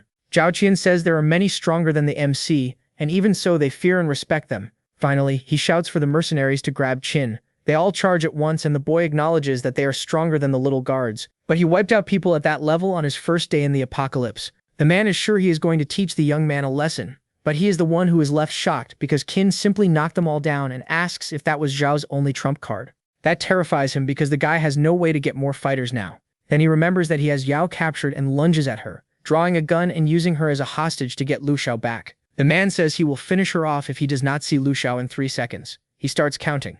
As he approaches, the MC says he should not use Yao as a hostage. Then he uses his power to disappear just as the counting ends. Qin suddenly reappears, kicking Zhao Qin in the chest. That sends the old man flying. He falls to the ground badly injured and realizes that the MC is faster than a bullet, perhaps having reached level 3, but the young man says his mind is limited if he thinks he's only at level 3. Then he grabs him by the collar, saying he's going to get revenge for the slap Sha Yao took and tells Zhao Qin to deal with that. Qin punches him in the face without mercy and the man is sent flying backward completely wrecked. At least the young man spared his life so he can go gossip to his boss. If Lu Xiu's father isn't convinced of his power, they won't be able to end up together. Later, Yao says goodbye to the lovebirds. Lu Xiu walks up to the MC, saying she missed him, and he says everything is fine now. The two get really close and share a drama-style kiss. Later, at the boys' apartment, it's time for them to have a little fun with more privacy. The couple's little house-playing game is only just beginning, and Qin shows he didn't skip back day while they enjoy the blackout. Lu Xiu says the young man is all hers now. The next day, the MC wakes up worn out and wonders where his wifey is. She shows up with breakfast dressed like a little maid. Qin likes being pampered like that. The girl helps him eat, while the MC reflects that he still needs to deal with her father. Lu Xiu gets worried and asks what he's thinking about. The boy says that now that he rescued her, he's thinking about her father's next moves. She says that Lunatic will probably send people to look for them soon. Suddenly someone knocks on the door. Qin gets up ready to deal with the worst-case scenario. He goes to answer the door and is surprised when he comes face-to-face with his father-in-law. The two stare deeply into each other's eyes. Lu Xiu's father asks to come in. Wondering why he came alone, the MC steps aside. The three of them sit in the living room and the girl tries to explain that she loves Qin, but the man is there to hear the young man out. On one side there's the incredible Lu Junhao, and on the other there's a useless poor brat. The MC says he's stronger now and doesn't need money. That catches the man off guard and he bursts out laughing, leaving the two speechless. The rich man slams the table and says he came there to hear him explain himself, not to brag. Then the MC asks if the man doesn't believe him. Lu Xiu's father wants to know what qualifications he has to possess power and money. Even if Qin has surpassed level 2, that doesn't impress him if he can't withstand a gun or someone stronger. Against opponents like that, the young man is nothing. Then the MC puts his hand in his pocket and pulls out a gun. The act of pointing it at him leaves the man shocked. He and Luo Xiu can't make sense of the situation, but the boy seems calm and cocks the gun, leaving everyone in shock because he caught the bullet in midair using only his fingers. Luo Xiu's father can't believe it. Even the strongest level 3 wouldn't be capable of that. Qin hands over the gun and tells the man to try to hit him. He doesn't hesitate and takes it. His intention is to shoot near his head so he won't kill him, but teach him a lesson. The guy pulls the trigger and Qin catches the bullet just as easily. He says he has powers that surpass money and authority. Now the idiot is left speechless and says he has to acknowledge the young man's excellent physical condition, but thinking that surpasses power and money is far too bold. If he can gather 100 million in 1 week, he'll have his permission to be with Lu Qiu. The girl thinks that's a ridiculous condition, because even though he has 6 million in his account, he'll have a hard time getting the rest. To the man, if the MC can't do it, he doesn't deserve to be part of the family. But Lu Chui thinks he's making things difficult on purpose. The magnate admits that since the rival is from the Lu family, the brat got unlucky. In that case, giving up is the best option. But he doesn't plan to give up Lu Chui that easily. The boy says he doesn't need a week because he'll get the money in 3 days, and Lu Chui's father says he admires his confidence and will be waiting for him in 3 days. As he leaves, the man tells his daughter not to try running away with the MC because he can easily capture her again. The guy slams the door and Kim's girlfriend gets worried about him, but he has a plan. Trying to help, Luo Xiu offers to manage the 6 million he already has and make it grow. At the Luo family villa, the gossip that Luo Xiu was taken and Zhao Qian was injured has already arrived. Luo Xiu is furious about it. He asks if they know who took her, and the servant explains the situation. The kid's all worked up because his fiancée cheated on him and says he's going to call off the wedding. That worries the servant, who says his father might not like the idea, but if both of them disappear, the wedding will end up cancelled. He orders them to get rid of the lovebirds. The spoiled rich kid refuses to be humiliated. The next day at the Earth Alliance, Qin asks leader Luo for a lot of gold. The chubby guy doesn't understand why the young man wants a metal nobody values in the apocalypse, but the MC only needs to know where to find it. Luo Xiang gives him a map leading to the old Zongheng Bank, where where the rich used to make deposits before the apocalypse. But that territory now belongs to the Witch Queen, and the boy could end up attracting attention. Qin leaves, promising to be careful. Watching the boy leave, Luok reflects that he is unpredictable. In the city of Changzhou, Qin arrives at the central bank, which is full of the witch's guards. The MC's priority now is to grab the money and get out. He jumps toward the building and approaches silently. At high speed, he takes out the distracted little guards and enters the building. Even though the guards are below level 6, there are a lot of them. At last, the boy reaches the vault. He opens the door eager for the gold, and the shine blinds his vision. When he opens his eyes, Qin is surprised because what is there is nothing like what he expected. There are bodies inside enormous cylinders. The creature seems to be a deteriorating zombie. Qin wonders if the witch is trying to create new zombie variants, but the boy doesn't want to get distracted by that and just needs to grab the gold. Finally, the MC opens the back door and finds what he was looking for. He starts carrying away the gold bars he needs, emptying one of the shelves completely. This time he's in a hurry, but later he'll come back calmly to get the remaining bars. Since 2 days have already passed, the boy needs to hurry. Suddenly the creature awakens and breaks the barrel it is in. Qin is caught by surprise. When he looks back, the winged zombie is there grunting. The boy acts fast because he doesn't have time for that nonsense, but when he tries to land a punch, the monster dodges. The MC tries again, failing. The zombie's wings spread open and it starts to fly. To be able to dodge his blow, that monster must be level 5. The creature screams at the boy and spikes grow from its chest, being fired at Qin. That is different from anything he has ever seen. He barely manages to dodge part of the attack. The boy notices that thing is probably level 6 because it already managed to hit him, so he decides to use a charge to finish it off once and for all. Out of nowhere, the other barrels break apart and the place fills with flying zombies. The situation has gotten out of control and the monsters are advancing. Qin decides that the best option is to get out of there. The boy is startled because the creatures are determined to catch him. The little guards outside wonder what all that noise is. When the MC comes running out, smashing through the bank wall with the zombies flying after him, the men try to shoot the creatures but are easily defeated until none are left. Thanks to the sacrifice of the idiot guards, the MC managed to escape. Now the boy plans to come back later to get the rest of the gold. In Xiao village, the girl wonders what Qin is doing. Since he found Luok Shu, he must have quickly forgotten about her. Out of nowhere, someone knocks on her door. Yao asks who it is, and the boy walks in saying he has a new problem for her to solve. In her laboratory, she asks what happened, and says the virus in him looks like the one seen before. Qin explains that he came to her because she is the only one who knows the antidote for that. Yao gets upset because the boy only looks for her when he needs something. He moves closer to her and asks her not to be mad because he also came for another reason. The girl says she is the heir of the Xia family and can help him with most of his problems. Qin asks her if she has seen this before and holds out a gold bar. Yao examines it closely, but she has seen plenty of those because her family owns a mine. Qin remembers that he is a poor nobody compared to her. Then he says he wants to sell the bars for money. The girl takes out her card and says he could have asked her for money earlier. She hands him the card and says it has 10 million on it, and the password is her birthday. Finally, the MC explains that she misunderstood because he still has 249 bars to sell. That catches Yao by surprise, and she asks if the boy robbed a bank. Qin says it was almost that frightening the girl. She starts arguing with the MC because he is getting involved in crimes, but the boy says he was just kidding. Even so, Yao doesn't seem satisfied and wants to know where he got all that gold.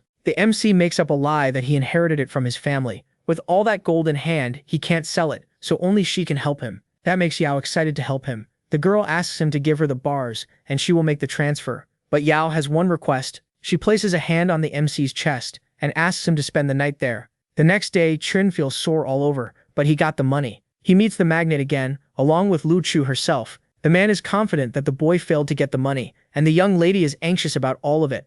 Lu Chui apologizes to the MC. She is sad because in 3 days she only managed to turn the 6 million into 14 million. The man mocks Qin for depending on his little girlfriend for money, and says he is far too incompetent to marry his daughter. Then he shouts that they should be realistic and asks what qualifications the boy has compared to Lu Junhao. Qin stands up in silence. He hands the card to the man with a mocking look, telling the guy to check the 100 million in the account. The man says that if that is a lie, he will never see his daughter again. Then he asks his employee to check the card balance. By running it through a machine, she informs him that he has 110 million in the account. The guy can't believe what he's seeing and grabs the machine, but the balance is really that same amount and he is left in shock.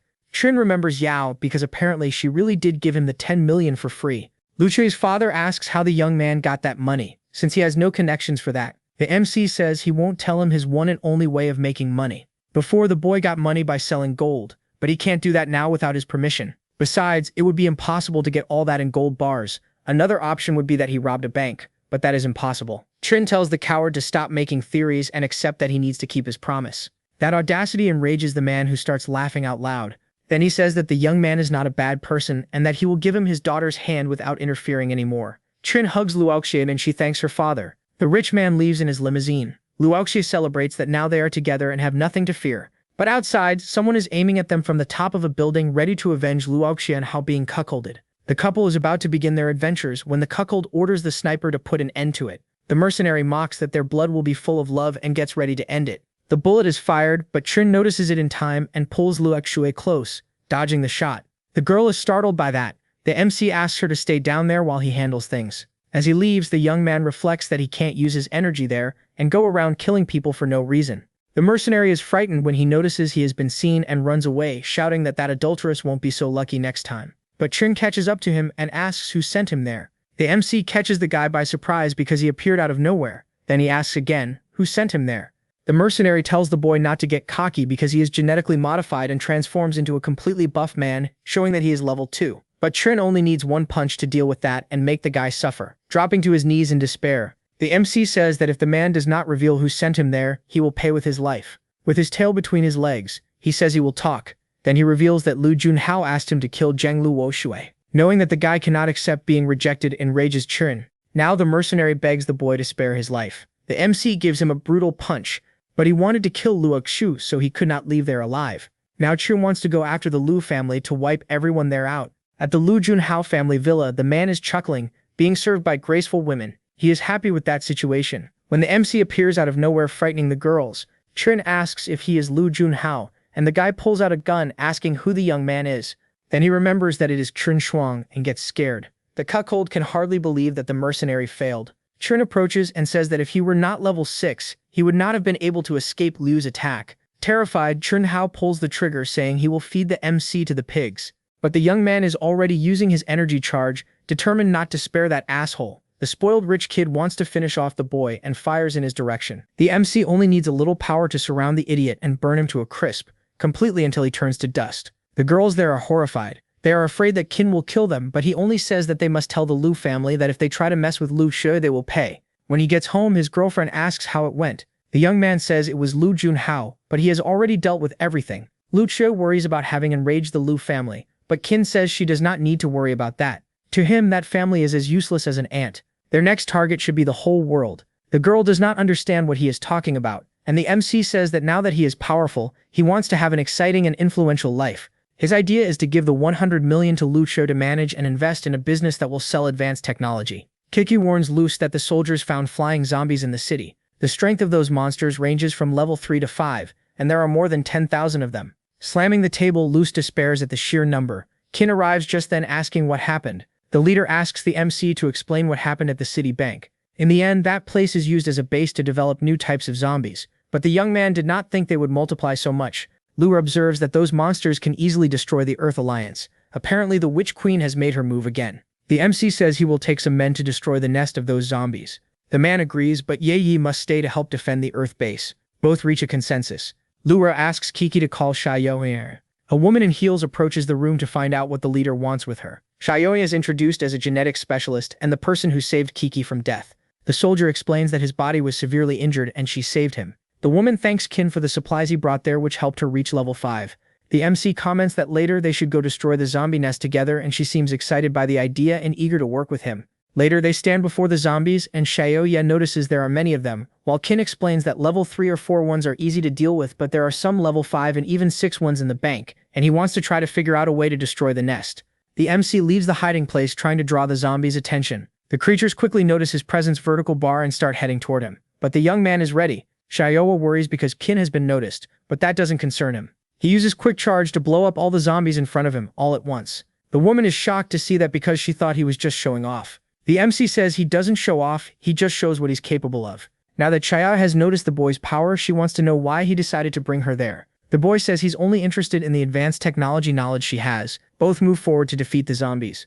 Qin asks what ability the woman has, and she says she usually only provides support by temporarily increasing her partner's strength. Xiaoya uses her power on the young man, and he feels much stronger, with energy flowing through his body. The woman explains that she developed the red pupil technique, which increases strength, but there is also the green pupil, which restores stamina and heals injuries. Now that she has already helped Qin, he can go finish off the zombies for good.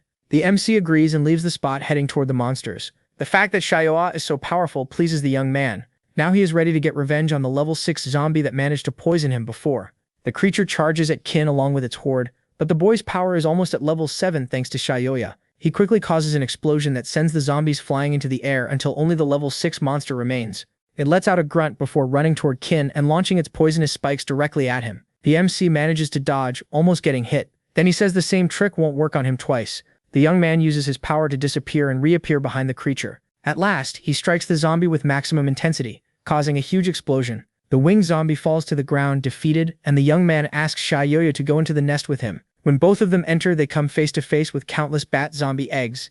The woman decides they should take a look at that. At the back of the room there is a huge mother zombie that generated all those eggs. The monster notices their presence there and reacts by laying an egg. The MC says they should take advantage of the fact that she is laying eggs to put an end to it. After they deal with the mother and the eggs, Shayoa will be able to extract their rapid reproduction gene. Now Kin just has to manage to carry out the plan without damaging the samples. He causes a huge explosion. On the way out, he takes the opportunity to collect all the remaining gold bars and even offers some to the woman, but she didn't like the shape. The MC quickly reshapes the piece into a form every woman loves. Shayoja gets excited because now he understands everything. The woman asks what Chin plans to do with the flying zombie's genetic material. The young man says that everywhere what matters is money and power, so he is going to use that to do something grand. Shayoja worries that he wants her to create an artificial zombie king. Chin says that's not it, and she just needs to give him the bat zombie's genes.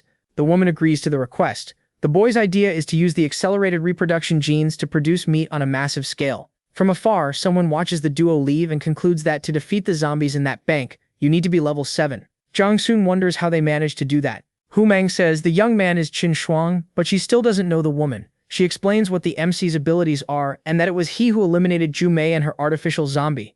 The man notices that Chin seems a lot like Wang Shenxin, because both of them have 2 abilities and evolve faster than normal. Now Jiang Xin wants to know whether the MC is more resilient than his former opponent. Hu-mang reminds him that their mission there was only to investigate what happened at the bank. The guy wants to make more of the mission and she gives him 3 minutes. He sets off determined to annihilate the 2 of them. Chin senses a powerful aura approaching him and sees Jiang Xun on the horizon. The man lands on the ground, smashing everything, and the MC questions what he is doing there. The young man remembers that face that annihilated Wang Shanxin. Jiang Xun says he doesn't want much, only his death. Then he tries to hit the boy, but he dodges in time. Even so, the guy doesn't give up attacking him and throws a punch at him, which Chin manages to block. But the next blow lands squarely on the young man's face. The MC lands on the ground, worried because even after using all his moves, he was still hit. Shayoja asks if the boy is okay. She uses her green pupil technique and he starts to recover his strength. Chin is happy to have her by his side. Jiang Xun says the boy has the same moves as Wang Shanxin and now wants to see what his 2 abilities are. Then he says that if he uses his teleportation ability, he'll be blown into a pool of blood by his gravity power. The man taunts him, saying his little girlfriend wouldn't want to see him like that. The woman uses the red pupil and enhances the MC's powers, and he's already ready to fight again. He gets ready and launches a powerful blast at Jiang Xun. Now the man understands the power Chin has and why Ju Mei and her zombie were defeated by him. The MC hits the guy and shouts for Shayoja to recharge his stamina. She quickly uses the green pupil, and Chin keeps launching several attacks in a row, causing countless explosions that can be seen from far away. The duo is exhausted after that battle. The boy reflects that even if Jiang Xun is alive, he must have been injured. The woman hopes so, otherwise they'll be killed. But in the middle of the smoke a silhouette appears. The guy is completely unharmed and says that despite his good moves, the boy still isn't all that. Jiang Xun says he'll let them die like a little couple, and Chin will have the same fate as Wang Shanxin. He creates an image of the other world traveler right in front of him. Then he blows it up into red liquid. Shayoja looks desperate, and Chin tells her to leave. The woman doesn't want to abandon him there. Jiang Xun uses his power to trap Chin in a sphere where he can't even fight back. The man tells the MC to say goodbye to that world for good. Inside the sphere, he begins to feel the pressure increase and his life slipping away. From above, Hu-mang shouts that the 3 minutes are up. The guy asks to continue, but the girl insists, leaving him speechless. Jiang Xun drops the MC to the ground. Shayoja runs to him in concern. While she heals him, Jiang Xun says the boy got lucky this time, but next time he'll be dead. The man thinks that if Hu-mang hadn't been there, that worm would already be dead. Then he is caught by surprise as Chin flies toward him full of fury and punches him in the face. Jiang Xun is pushed backward, angry. The man says he'll make the boy's end slow and painful. He'll tear him to pieces and use the flesh to feed the zombies. Chin is exhausted and worn out when Hu-mang and Jiang Xun fly away from there. The woman notes that they attracted the attention of very powerful subordinates of the Witch Queen, and next time it will be even worse. That means dealing with level 7, 8, 9, and even 10. The complete destruction of that place seems to be only a matter of time. Even so, the MC remains confident that he'll defeat the guy. He believes that if business goes well, he'll get rich fast and be able to buy nuclear weapons. The girl doesn't understand why the boy is smiling like an idiot, but it reassures her. She hopes the boy can really protect Chen Zhou. Chin is confident and tells her not to worry. It's already getting dark and they need to find a place to rest. The two decide to enter an intact building on the street. That place used to be a 5-star hotel before the apocalypse. The MC opens a door and comes face to face with a motel room full of toys and fun things. Quind acknowledges that people used to have fun before the end of the world. Shaish is embarrassed by the situation and asks if the boy wants to try that equipment. The boy gets nervous at the suggestion. She seems interested in the idea. In the morning, Chin wakes up exhausted because mutants have a lot of energy. Shaish asks if he wants to eat breakfast or something more fun. But the MC can't take it anymore. Later, they are in the city. The woman is super excited. She says she's going to the lab to do the extraction, and he should look for her another day. Trine says goodbye. Now the MC wants to find out how that world ended up in a zombie apocalypse. Even though he's been there for some time, he doesn't know what caused the apocalypse. But maybe Luo knows something. The boy asks the leader about the origin of it all. Luo Cheng says it's been 200 years since the apocalypse began, and the reason doesn't matter. But Chin says he's very interested in knowing. Luo explains that 200 years ago, the world was very advanced in nuclear technology. In a short time, nuclear energy started being used in everything. Out of nowhere, a meteor carrying the zombie virus fell to Earth, and society collapsed. The continents began warring with each other and using nuclear weapons. In the end, the world was left covered in radiation, zombies, and mutants. It was a miracle humanity survived. The MC notes that the meteor triggered everything and made it possible for humans to gain abilities and levels. Plants and animals quickly absorbed the meteor's energy, and their abilities kept evolving along with a dark core. Now humans can gain their abilities by extracting and absorbing those cores. The MC asks if there is still any nuclear energy left in that world. The man explains that after what happened, everyone blamed it and abolished it from the world. Some underground missiles must still remain, but they're probably broken. Chin notes that this complicates things a bit because he'll need to buy nuclear equipment in the real world. Luo notices that the boy wouldn't ask that for no reason, and if he's thinking about reactivating a nuclear bomb, he'll stop him. The boy doesn't understand why, since it could help them against the Witch Queen. It took them 200 years to recover from the nuclear wars. Luo thinks humanity wouldn't survive another one. Even if humans survive, they won't have the means to live. Chin says he respects Luo Cheng's position, but when the witch attacks, the leader will have to make a decision. Later, he goes to the laboratory to see how Xiaoya is doing. She says she extracted the zombie's rapid reproduction gene, leaving it with minimal toxicity. The woman notes that it can't be used on animals since they are already immune to those genes. The Xiaoya wants to know why the MC needs that, but the boy only says that when he gets rich, he'll give her whatever she wants. The woman asks for a pair of pantyhose because they are very rare and expensive in that world. Chin says he'll grant her request and says he wants something else. Before he can ask, the girl says she'll let him see how she looks wearing the pantyhose. In the real world, the boy goes to Xiao's company. At the entrance, a guard tries to stop him, but the MC asks them to inform Xiao that he is there. Upon hearing the boy's name, the guard remembers him and welcomes him in. That reception shocks the boy a little. A young woman receives Qin and takes him to Yaof. The woman approaches him, wanting to know what brought him there. She is very excited to see him again.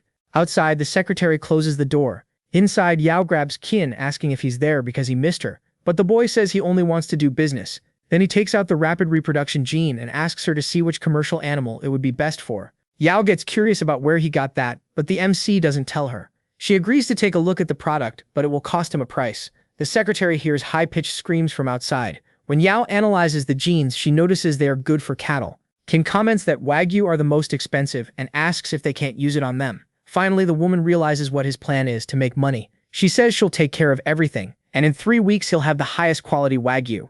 The MC says he'll make it up to her when he gets rich, but she says she only wants to see him more often. Then he asks if Yao can also help him with more gold bars. The woman says she can sell 100 million at once, but the rest must wait so as not to overload the market. For Qin, time is not a problem. Now he will ask Lu Troy to manage the company. He takes the opportunity to ask if she knows how to get to Sharon, which is the best place to buy nuclear technology. Xiao knows someone who can help, but she is very fiery. Even so, Qin is willing. The MC goes to meet Lu Chuhu, who is happy to see him. The girl hasn't seen him for 2 days, yet the boy only wants her by his side to get rich. Lu Chu is excited to help Qin. They go to her house, where the boy explains his plan, but she has concerns. Since Wagyu are monopolized by the Yinghan nation, they may have difficulty buying them, and the calves take at least 2 years before they are ready for sale. The MC says he can solve both of those problems and will give her 200 million to set up the factory. After that, she must manage the business, and they will split the profits 50. The girl is confident and says she agrees. Yao calls the MC, setting up a meeting between him and the person she knows. At night, he goes to the arranged place. There are several girls there excited to meet him, and Chin gets excited until someone grabs his shoulder. When he looks back, he reacts immediately, throwing the woman far away. She falls to the ground but soon gets back up. Then she says, the boy apologizes for hitting the girl Sha Yao introduced him to. Then he looks that girl over from head to toe and is impressed.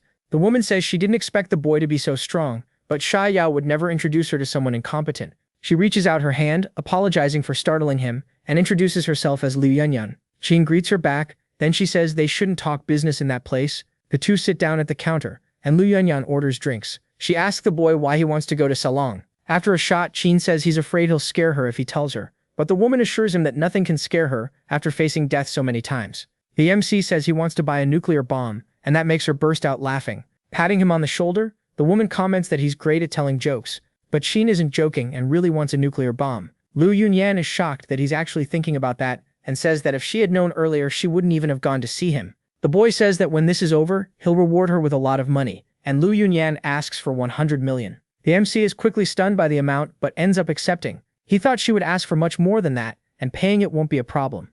At the airport, the boy is happy because he's going to catch the only flight of the month to Salong. Liu Yunyan asks if he doesn't find it strange that there's only one flight a month. Then she explains that there's a war going on in Salong, and that's why no more planes are going there. Because of that, he needs to keep his head down during the trip so he doesn't end up taking a headshot. Qin stares at her, saying he's hard enough, and the girl shoots back that for that she's deep enough. Then the two try to change the subject while boarding. The plane lands and Liu Yunyan introduces her former mercenary colleague Carl. The man says he heard about the MC's situation, and although it's complicated, it can be resolved. Even though the government doesn't sell nuclear weapons, there are military industries that can do it for him. The three head to the destination in a limousine. On the way, Carl says that if the boy is willing to pay enough, he can have whatever he wants. Qin agrees with that. Carl asks if Liu Yunyan really gave up the mercenary life, and she says she retired because she wants to get married. The guy laughs and says that 2 years ago she was a legendary mercenary, so the people there didn't miss her. They arrive at the destination, and Carl introduces it as Saling's #1 military industry. Now he will take Qin to the company's representative to discuss business. They stop in front of Sarah, who extends her hand, saying she'll do her best to meet the boy's demands. The MC gets straight to the point and asks if she has nuclear bombs there. Although Sarah admires the boy's determination, they do not sell nuclear bombs to organizations or individuals. If every rich kid had that same idea, it would be the end of the planet. Qin observes that she must have some other idea since she wanted to meet him. The woman says he seems intelligent.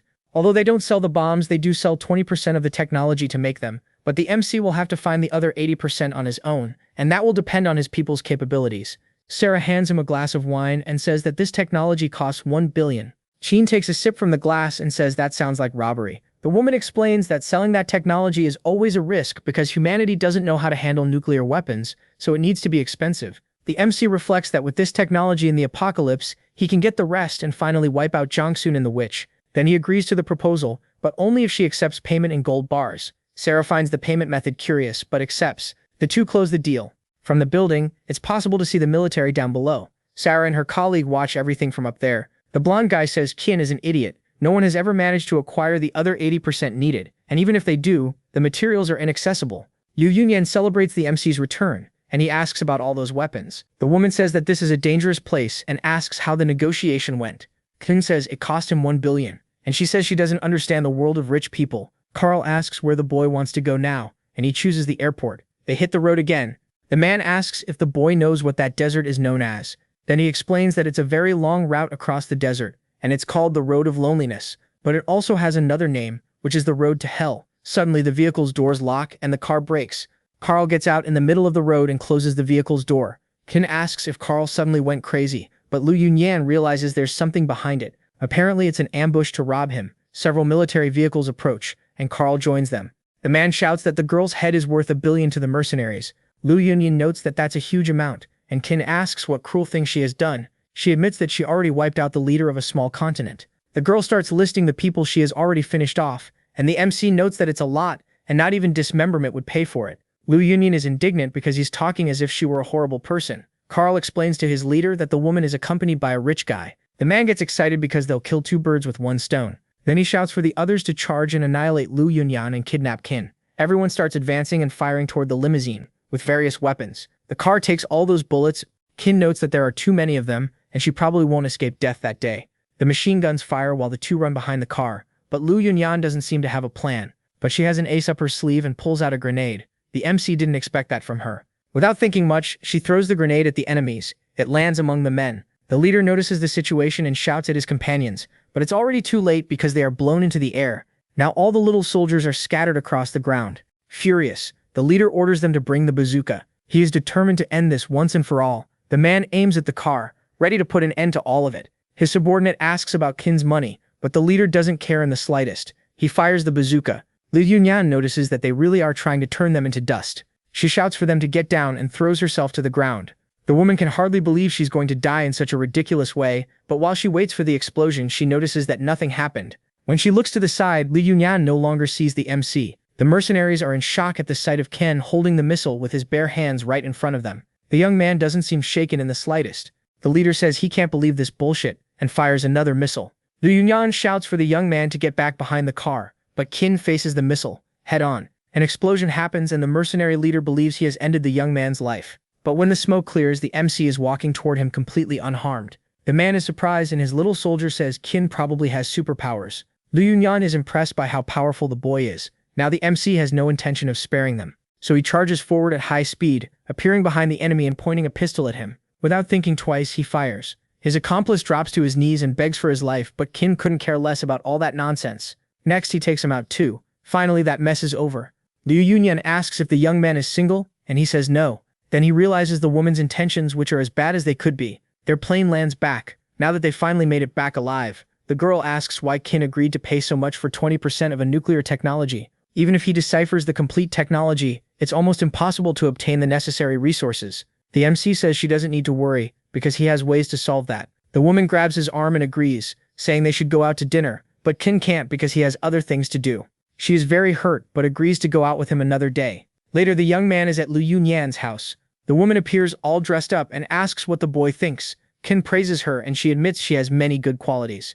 The young man agrees that she is profound and Liu Yu laughs. The woman is excited to enjoy the moment with him even more. The next day, the MC calls Lu Akshu to ask how things are going with the farm. She answers while doing yoga and says everything is organized and he can check it whenever he wants. The young man asks for the farm's address so he can go see it. Then he gets into the first taxi he sees and receives a call from She Yao. The woman managed to implant the rapid reproduction gene into about 1,000 wagyus, and Qin thanks her by offering a banquet, but she doesn't want any banquet that day. The boy says he's far too tired for other things, and She Yao is outraged that he didn't understand that they should have some fun in a few days. Anyway, she is supposed to send the cattle to him.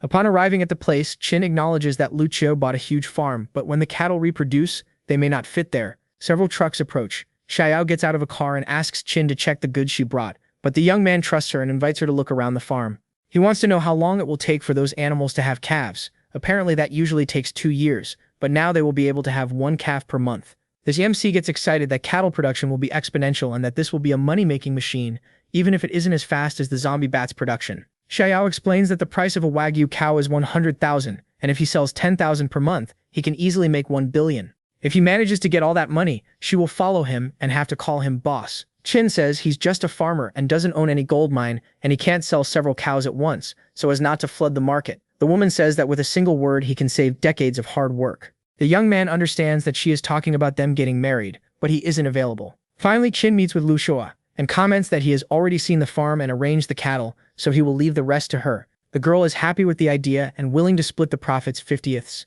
Qin thanks her, because with her managing everything, he can stay hidden in the apocalypse developing nuclear technology. He returns to the Earth Alliance with 20% of the nuclear technology project. Ruo Yo finds him and gets excited to see her colleague again. The MC is caught off guard and ends up getting startled. Noticing this, she starts apologizing because she didn't want to hurt the young man, but Qin was just teasing her. She gets indignant at the boy's audacity. Even though she looks small and cute, she can be dangerous. Qin says to forget about that and that he was looking for her to share some gossip. Ruo Yo gets excited and asks if he brought her some snacks. Then the MC hands her a lollipop, saying he needs her help with something. The girl takes the candy and starts sucking on it, very happy to have a lollipop. Ruo Yo asks what he wants and says she'll agree to anything in exchange for that little treat. She Yao gets excited by the idea and she says her sister just can't find out about anything.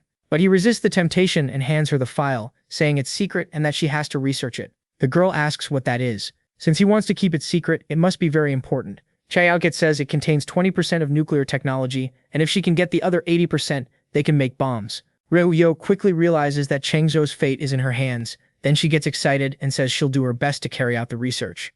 The technology on that drive is very different from anything she knows, and the girl asks where he got it. The MC makes up a flimsy lie, saying he found the drive thrown out on the street, but Ryuyo notices that can only be a lie. The young man says it's all confidential, but that he broke into a nuclear base and found the drive. That leaves the girl worried because he exposed himself to very high radiation. At the nuclear base, the zombies can reach level 10. Going there alone is like asking to die. Now the MC realizes he made up a bad excuse to convince her. So he apologizes and says he only did that to protect her and the people of Chengzhou. Royo hugs the young man and asks him not to do stupid things like that anymore. Chin agrees and says he just wants to repay the favors she did for him. In the end, she agrees to take a look at the files on that drive. Then she uses her super brain level ability. An hour passes until Royo manages to decipher the rest of the nuclear technology. Now the MC wants to know what the next necessary step is. She says the most important thing is finding uranium I, because without it they won't be able to do anything. But with the technology they have, it's impossible to extract uranium in so little time. Chin asks if there's another way to get materials with uranium. Ryuyo suggests they try their luck on the black market and says she'll ask her sister to do it. After a few days, they meet with Xiao and she hands over a radioactive box. The MC comments that Xiao's strength seems to have increased, and the girl says that thanks to a crystal he left her, she was able to reach level 5. That box seems sturdy and insulated, because the people on the black market are very careful. Then Ryuyo asks them to leave because she's going to be far too busy. Chin thanks her for her hard work, but asks her not to push herself too hard. 5 days later, Kiki comments to Lu that the MC has made new moves. That surprises the leader. The guard says that Ryuyo started working on nuclear weapons 5 days ago and should already be finishing the process, and that enrages Luo. He considers Chin an ignorant young man who needs a lesson. Since he couldn't settle it through dialogue, he'll try new methods. After working a lot, Ryuyo is exhausted. The MC goes to her to see how things are going, and she hands him a small bomb saying its power should be excellent. The boy takes the object and says very excitedly that he can defeat the Witch Queen. Ryuyo notes that he sounds a bit paranoid when he talks, but he tries to justify himself. Suddenly the door opens and Luo Cheng enters with Kiki. The leader asks why Chin didn't listen to him, but the boy says he didn't promise him anything.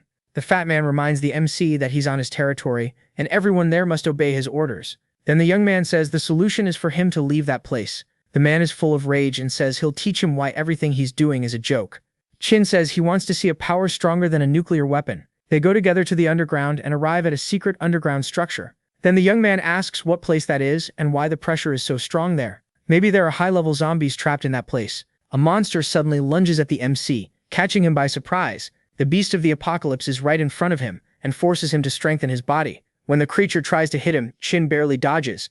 Then he realizes that it is an illusion. The level 10 elder Mujan appears and says he knows everything the young man has been doing. But from then on, everything he does will be useless. Mujan knows that Chin wants to defeat the witch with nuclear weapons. The MC doesn't understand how the Earth Alliance has someone so strong. Then the oldest member of the regional alliance says that what the young man has been doing is useless. The whole region is dominated by the Witch Queen, and now he will teach Chin the difference between their powers. Mujan summons his Doomsday Blade and throws the sword toward the MC. The weapon reaches the boy with violent force and he is shocked by that guy's level of power. Mujan notes that Chin is better than he thought, but even so, that was still a simple strike. That is the second time the MC has felt weak. He needs to get stronger soon to avoid this. The old man says he knows about the young man's nuclear weapons research. On a large scale, it is to protect Chengzhou, and on a small scale, it is for important people. Those who sacrifice themselves for Chin are the ones he feels obligated to protect. The MC says nuclear weapons are the last resort, but the old man says it is time for the elders to take the lead. The young man's duty should be to annihilate lower-level zombies. Luo Cheng explains that 10 years ago, Mujan and the witch fought over a black crystal, but both ended up injured and the stone disappeared. Now, however, the old man has finally recovered. The leader believes the man is the best weapon against the Witch Queen, and for now they do not need the warheads. Mujan comments that he sensed a level 10 force emerging from the witch's side.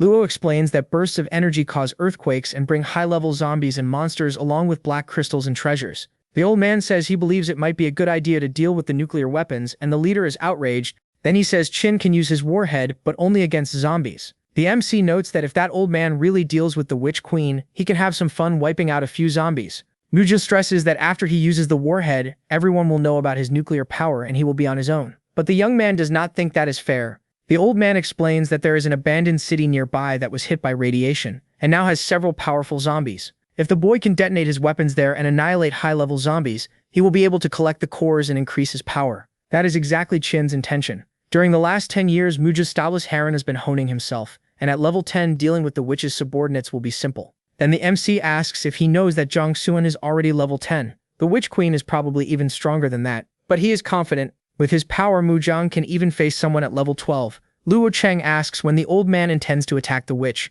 When the next earthquake happens in 2 days, they must fight for the greatest amount of treasures and power, and then eliminate that lunatic. Cheng Zhou's survival depends on that battle, and Luo needs to organize his men to be on the battlefield by his side. The leader agrees with that. Muzhang asks Qin to join them after he gets stronger because he will be of great help. The MC agrees. With that old man handling the situation, he can relax more and focus on getting rich, getting stronger, and protecting the ones he loves. When he returns, Ro Yo asks if they let him use the nuclear weapons, and the boy confirms it. The girl seems uneasy because Qin might end up blowing himself up when he uses the projectile, and is shocked that they authorized him to use his nuclear invention. Rujo cannot believe it that those old-timers agreed to the young man's modern technology. Then the MC explains the whole situation, and she understands that the goal is to use the nuclear bomb to become more powerful. The girl asks Qin to remember to come get her when he reaches level 80 or 90. The MC hugs her and says he will take her wherever he goes.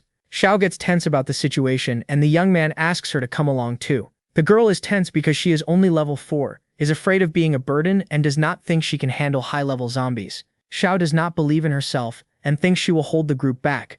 Qin approaches, saying that when he was level 1 she took him to face zombies, and did not judge him. Now he is level 6, but he is still the same friend he has always been. That whole mushy speech leaves the girl speechless. Xiao does not understand when he became so sentimental. She can no longer treat Qin Shuang normally. Her sister approaches, saying that she is in love. In the abandoned city, the zombies have bizarre forms because of the radiation. They even attack each other when something flies toward them. By the time the monster realizes it, it is already too late, and the projectile hits the ground. In a matter of seconds, everything is torn apart in a massive explosion. It reaches gigantic proportions and creates a nuclear mushroom cloud. Qin had never seen anything like that before, and Zhao had not even imagined the explosion would be so powerful. She says over the radio to her sister that the explosion was a success, and Rujo reminds them to go into the city wearing protective suits. After hanging up, she tells the MC to put on the suits so they can go in.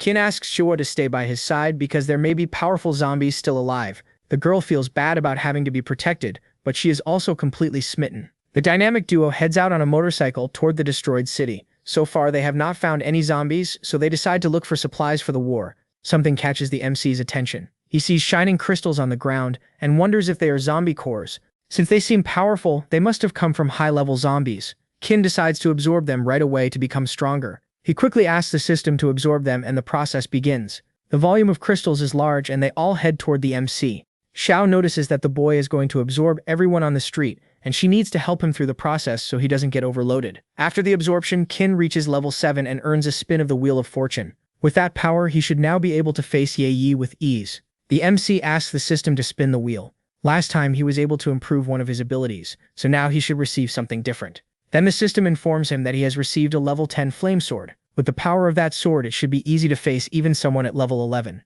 Qin decides that he is going to improve his abyssal physique ability. With that, he now has increased strength, defense, and endurance when using the ability. To test his radiation resistance, the young man takes off his mask. Xiao is shocked when she sees that scene and tells the young man to protect himself from the nuclear radiation. But the boy is fine and gets rid of the special suit. Qin takes a deep breath and enjoys being able to experience an environment with radiation. His companion approaches and asks if he isn't afraid of the radiation. Then he explains that he gained an immunity ability against it. The girl gets excited about that, and the MC asks if she didn't evolve with the crystals. Xiao shares that she reached level 5. The duo hears a roar coming from the city. A huge footstep approaches, making the ground tremble. A giant monster stands before the tiny duo. That zombie is bizarre.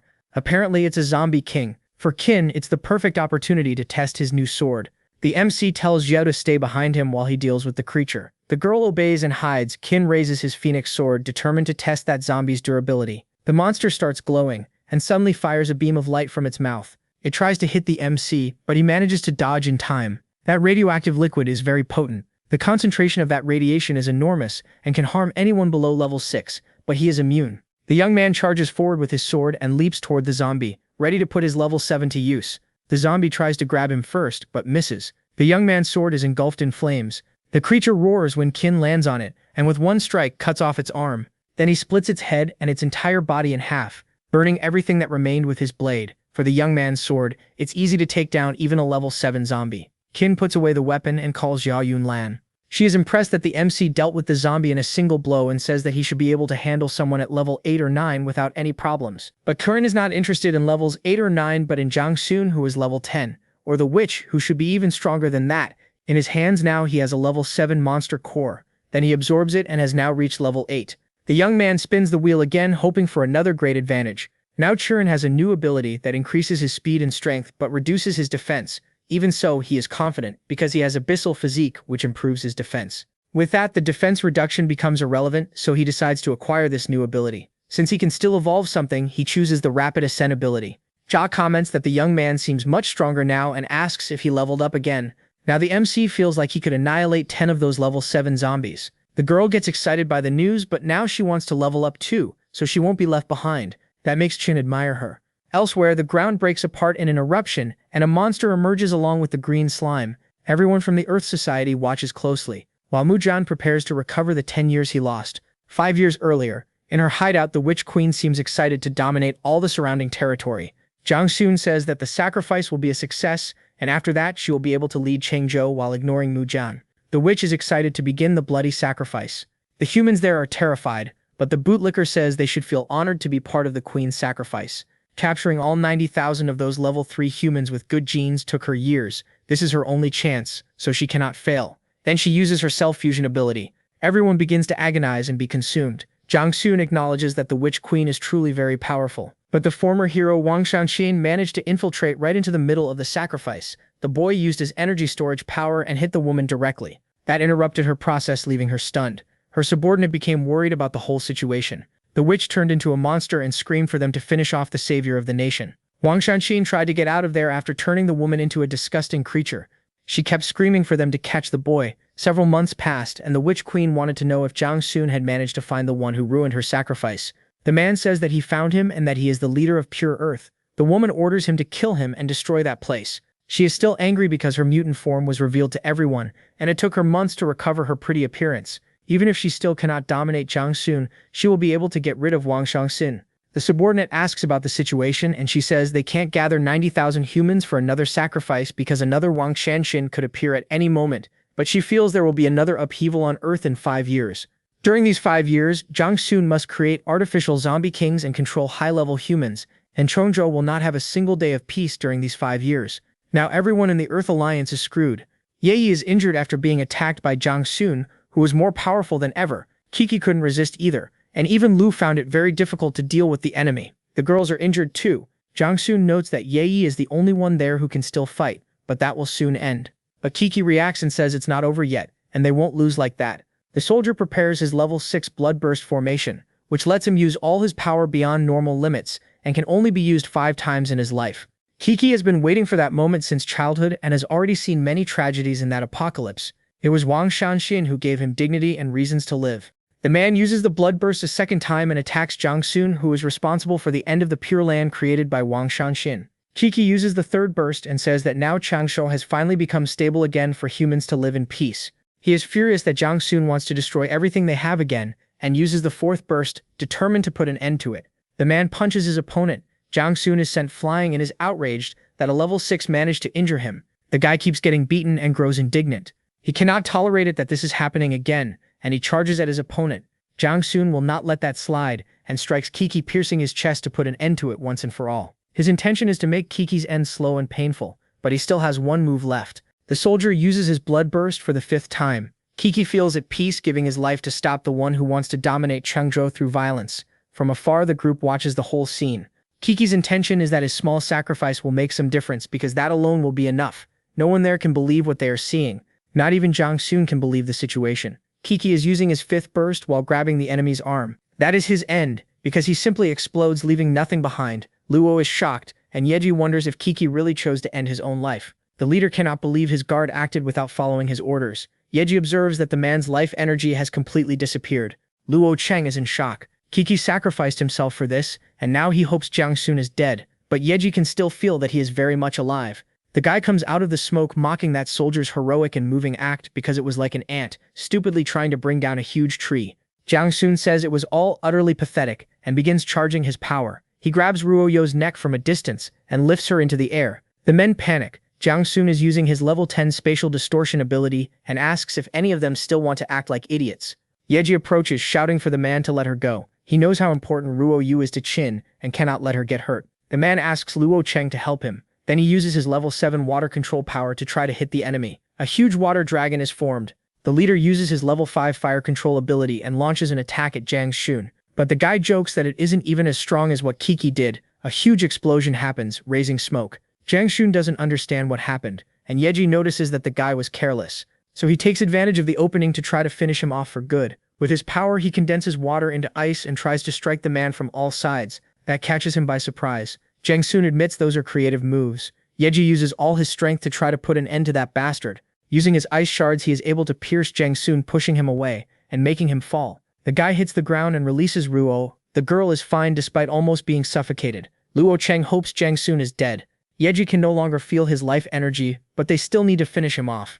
The man goes over there and tells Luo to just run if the situation gets out of control. As soon as he reaches the edge, he can't find any sign of Jiang Shun. That is a terrible sign. The guy appears in front of Yeji, saying that his move was good but not enough. Then he strikes him, also piercing his chest. He kicks Yeji away. With the man still in the air, Jiang Shun delivers the final blow, crashing down right on top of him. Luo and the girls are horrified. Now that the only level 7 there is done for, no one can protect them. Qin appears out of nowhere with Yeji in his arms. The boy arrived just in time to save his companions, and is now standing before Jiang Shun. The MC doesn't look like he's here to play around, but the guy laughs at him and says that now there's one more insect to annihilate. Luo Cheng asks why the boy is there. The girls shout that they can hold Jiang Shun back and tell the MC to save whoever he can in Chengzhou. The guy mocks him, saying that not even Qin's friends believe in him, but the young man says he'll give him 3 minutes to beg for his life. Suddenly, he disappears right before their eyes and reappears behind Jiang Shun. The young man hands Yeji over to Luo and tells him to leave the rest to him. That is the day of judgment. The leader simply accepts his fate. Qin charges at his opponent with all his power. Jiang Shun notices that kind of energy can't be coming from someone at level 5. Then he shouts that the MC can't defeat him just because he leveled up a little. Qin raises his level 10 Phoenix sword above his head. He taunts Jiang Shun, ready to fight. At last, the opponent is scared shitless. A zombie appears out of nowhere and senses the presence of everyone there. Then it starts advancing toward the group. Mu Jan observes that he can't let that level 9 monster get through, and the witch is determined to deal with her opponent before destroying the zombie king to take its black crystal. Jiang Shun is outraged that besides Qin's sword, now he also has to deal with that level 9 zombie. Since the witch seems busy with Mu Jan, that problem falls into his lap, so he mocks the MC, asking if his weapon is any good against a level 9 zombie. The guy steps aside, letting the monster advance toward Qin. Everyone there grows worried as the situation spirals out of control. Yeji wants to fight alongside his companion even though he's injured, but Qin doesn't seem to back down and is confident in his sword. He charges at the monster and with a single move cuts it in half. That is enough to deal with the problem. Jiang Shun is afraid of the young man because even he couldn't handle that zombie so easily. Luo also can't believe what he just saw. That scene is surreal because the MC is level 6 and annihilated the monster with a single strike. Qin puts a hand on Yeji's shoulder and tells him to rest a bit. Ruoyo worries about the boy, but he says his sister is fine and everyone there will make it out alive. The young man shouts to Jiang Shun that his 3 minutes are up and tells him to face his end. From above, the guy says the brat is bold, but taking down that monster doesn't mean anything. Then he says the young man got too distracted.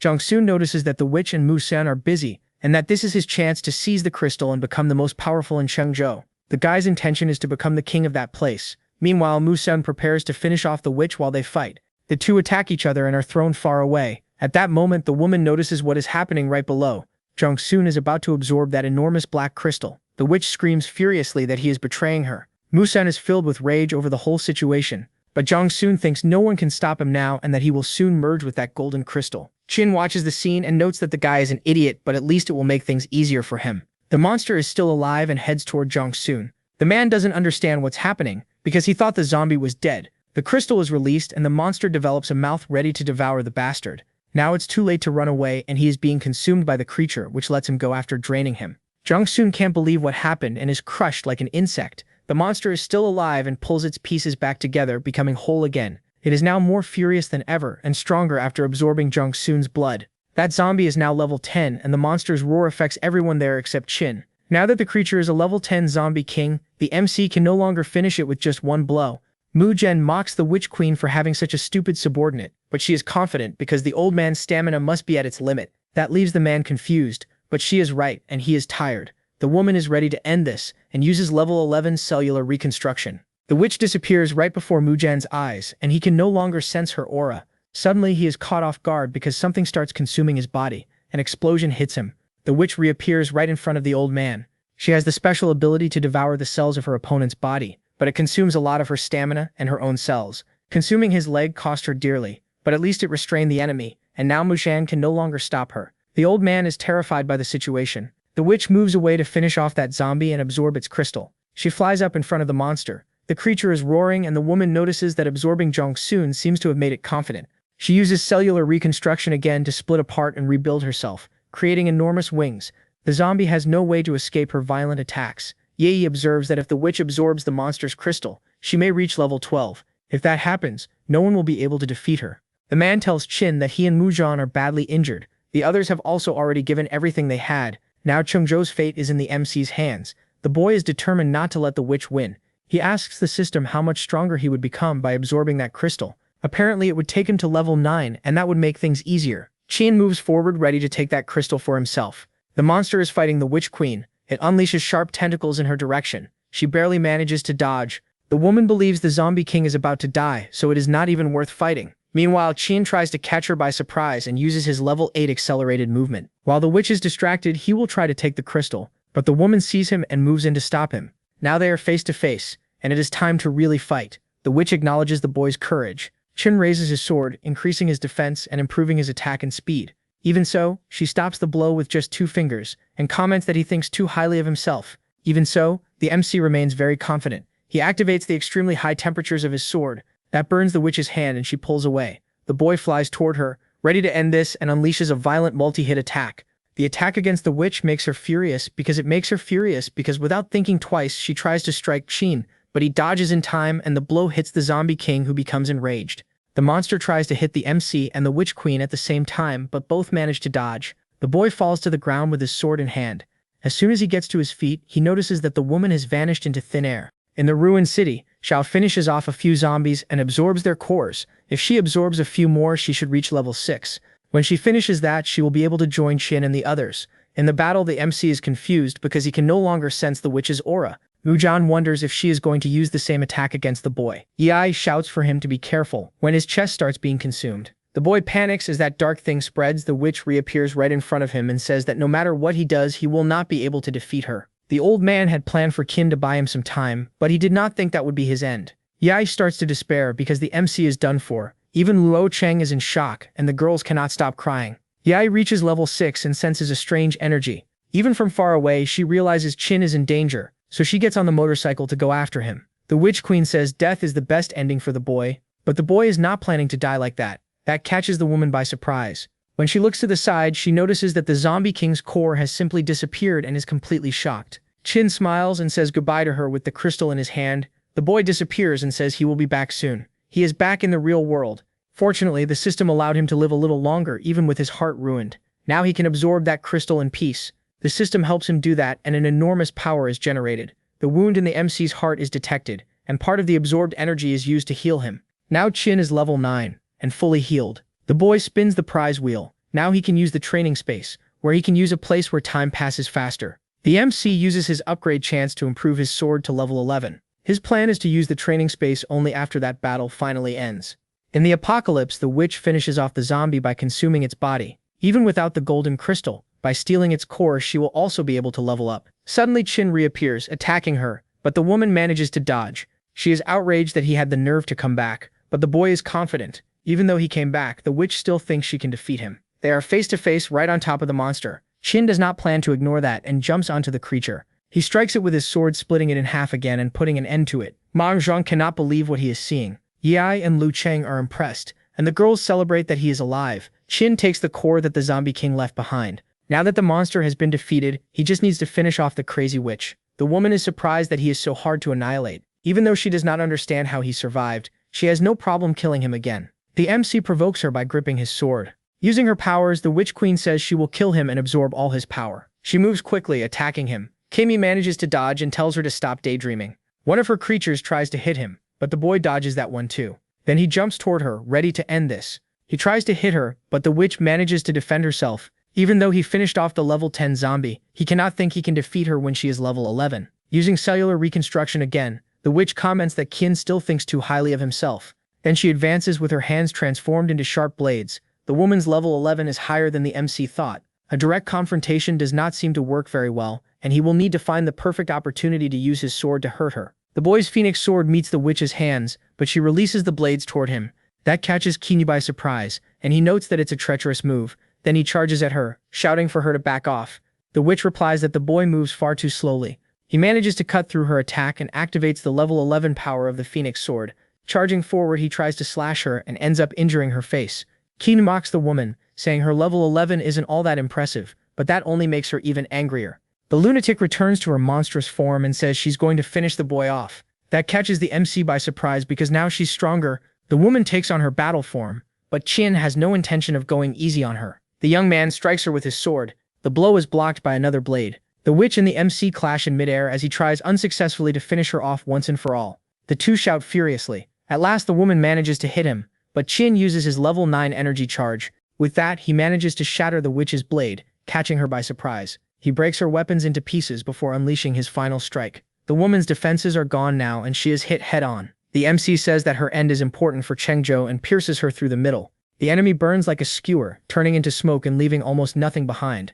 Chin falls to the ground exhausted, complaining that his sword still isn't precise enough. Yai shouts that the Witch Queen has been defeated. The MC speaks to everyone there, confirming his victory. Luo Cheng cries with emotion that it's finally over. The girls hug each other in celebration. All the survivors are happy because it's finally over. Muzin uses his sword as a crutch and approaches the group. He acknowledges that Qin is now the strongest in all of Chengzhou. Even so, the MC admits that if it weren't for the old man, he wouldn't have defeated the woman. Xiao finally arrives at the scene, furious that the young man decided to face the lunatic alone. But he hugs her, saying he only wanted to protect her because he needs to take care of his sister and ensure everyone's safety in Chengzhou. Even so, Xiao is angry because she wanted to fight alongside the MC. Qin apologizes when he sees her freaking out. Rao Yo runs toward the young man. He is hugged by her and Hui. The girls praise the MC as they approach. Ye goes over to him in surprise, because Qin is stronger than everyone there. The boy acknowledges that his companion held the situation together for a long time and saved everyone there. Now that the MC has an alternate training space, everyone there can use it to improve their skills. Lu Cheng says that now that they survived, they need to go back and deal with the remaining zombies and the supplies in the Queen's territory. Qin heads out first to take care of what's left. From up high, Hu Meng watches the group walk away. She notes that the MC and Chengzhou have become far too troublesome. As she approaches what's left of the Witch Queen, she sees that she is miserable in that state. Hu Meng stores the remains in a jar because she's not willing to give up on that yet. 1 month later, they managed to get plenty of supplies from the witch's territory and distributed them to everyone. Lu Cheng spoke with Qi, and they decided to merge the Earth organization with the climbers into a single group. Since the MC became the strongest there, they thought about making him the leader, but the young man would rather have the two of them handle things together. Since he won't accept, Qi suggests that he at least choose the organization's name. In front of them is a stone where Qin can write. The boy approaches the huge rock and carves with his sword the name Golden Palace. The girl asks if the MC's plan is for that place to produce gold in the future. Qin says that his goal is for gold to circulate there again. His intention is to create a place that takes care of the elderly, educates the young, and helps those in need. Everyone there is impressed by the boy's idea. The Golden Palace will be the place where the flame of peace never goes out. The people get excited, shouting in unison that the light of peace there will never go out. Later, Qin returns home. He opens a can and drinks a little to relax. It's sad that supplies are scarce in the apocalypse and they don't have soda. Someone opens the door. His girlfriend comes in, excited that he's back. She approaches, saying she missed him. The MC says he was only gone a short while, but she acts like she hasn't seen him in years. Lu Chu says that 1 day apart feels like 3 years. The young man explains that he'll still have many work trips in the future, and she only asks that he take care of himself. Qin agrees, saying he'll make every place safe for her.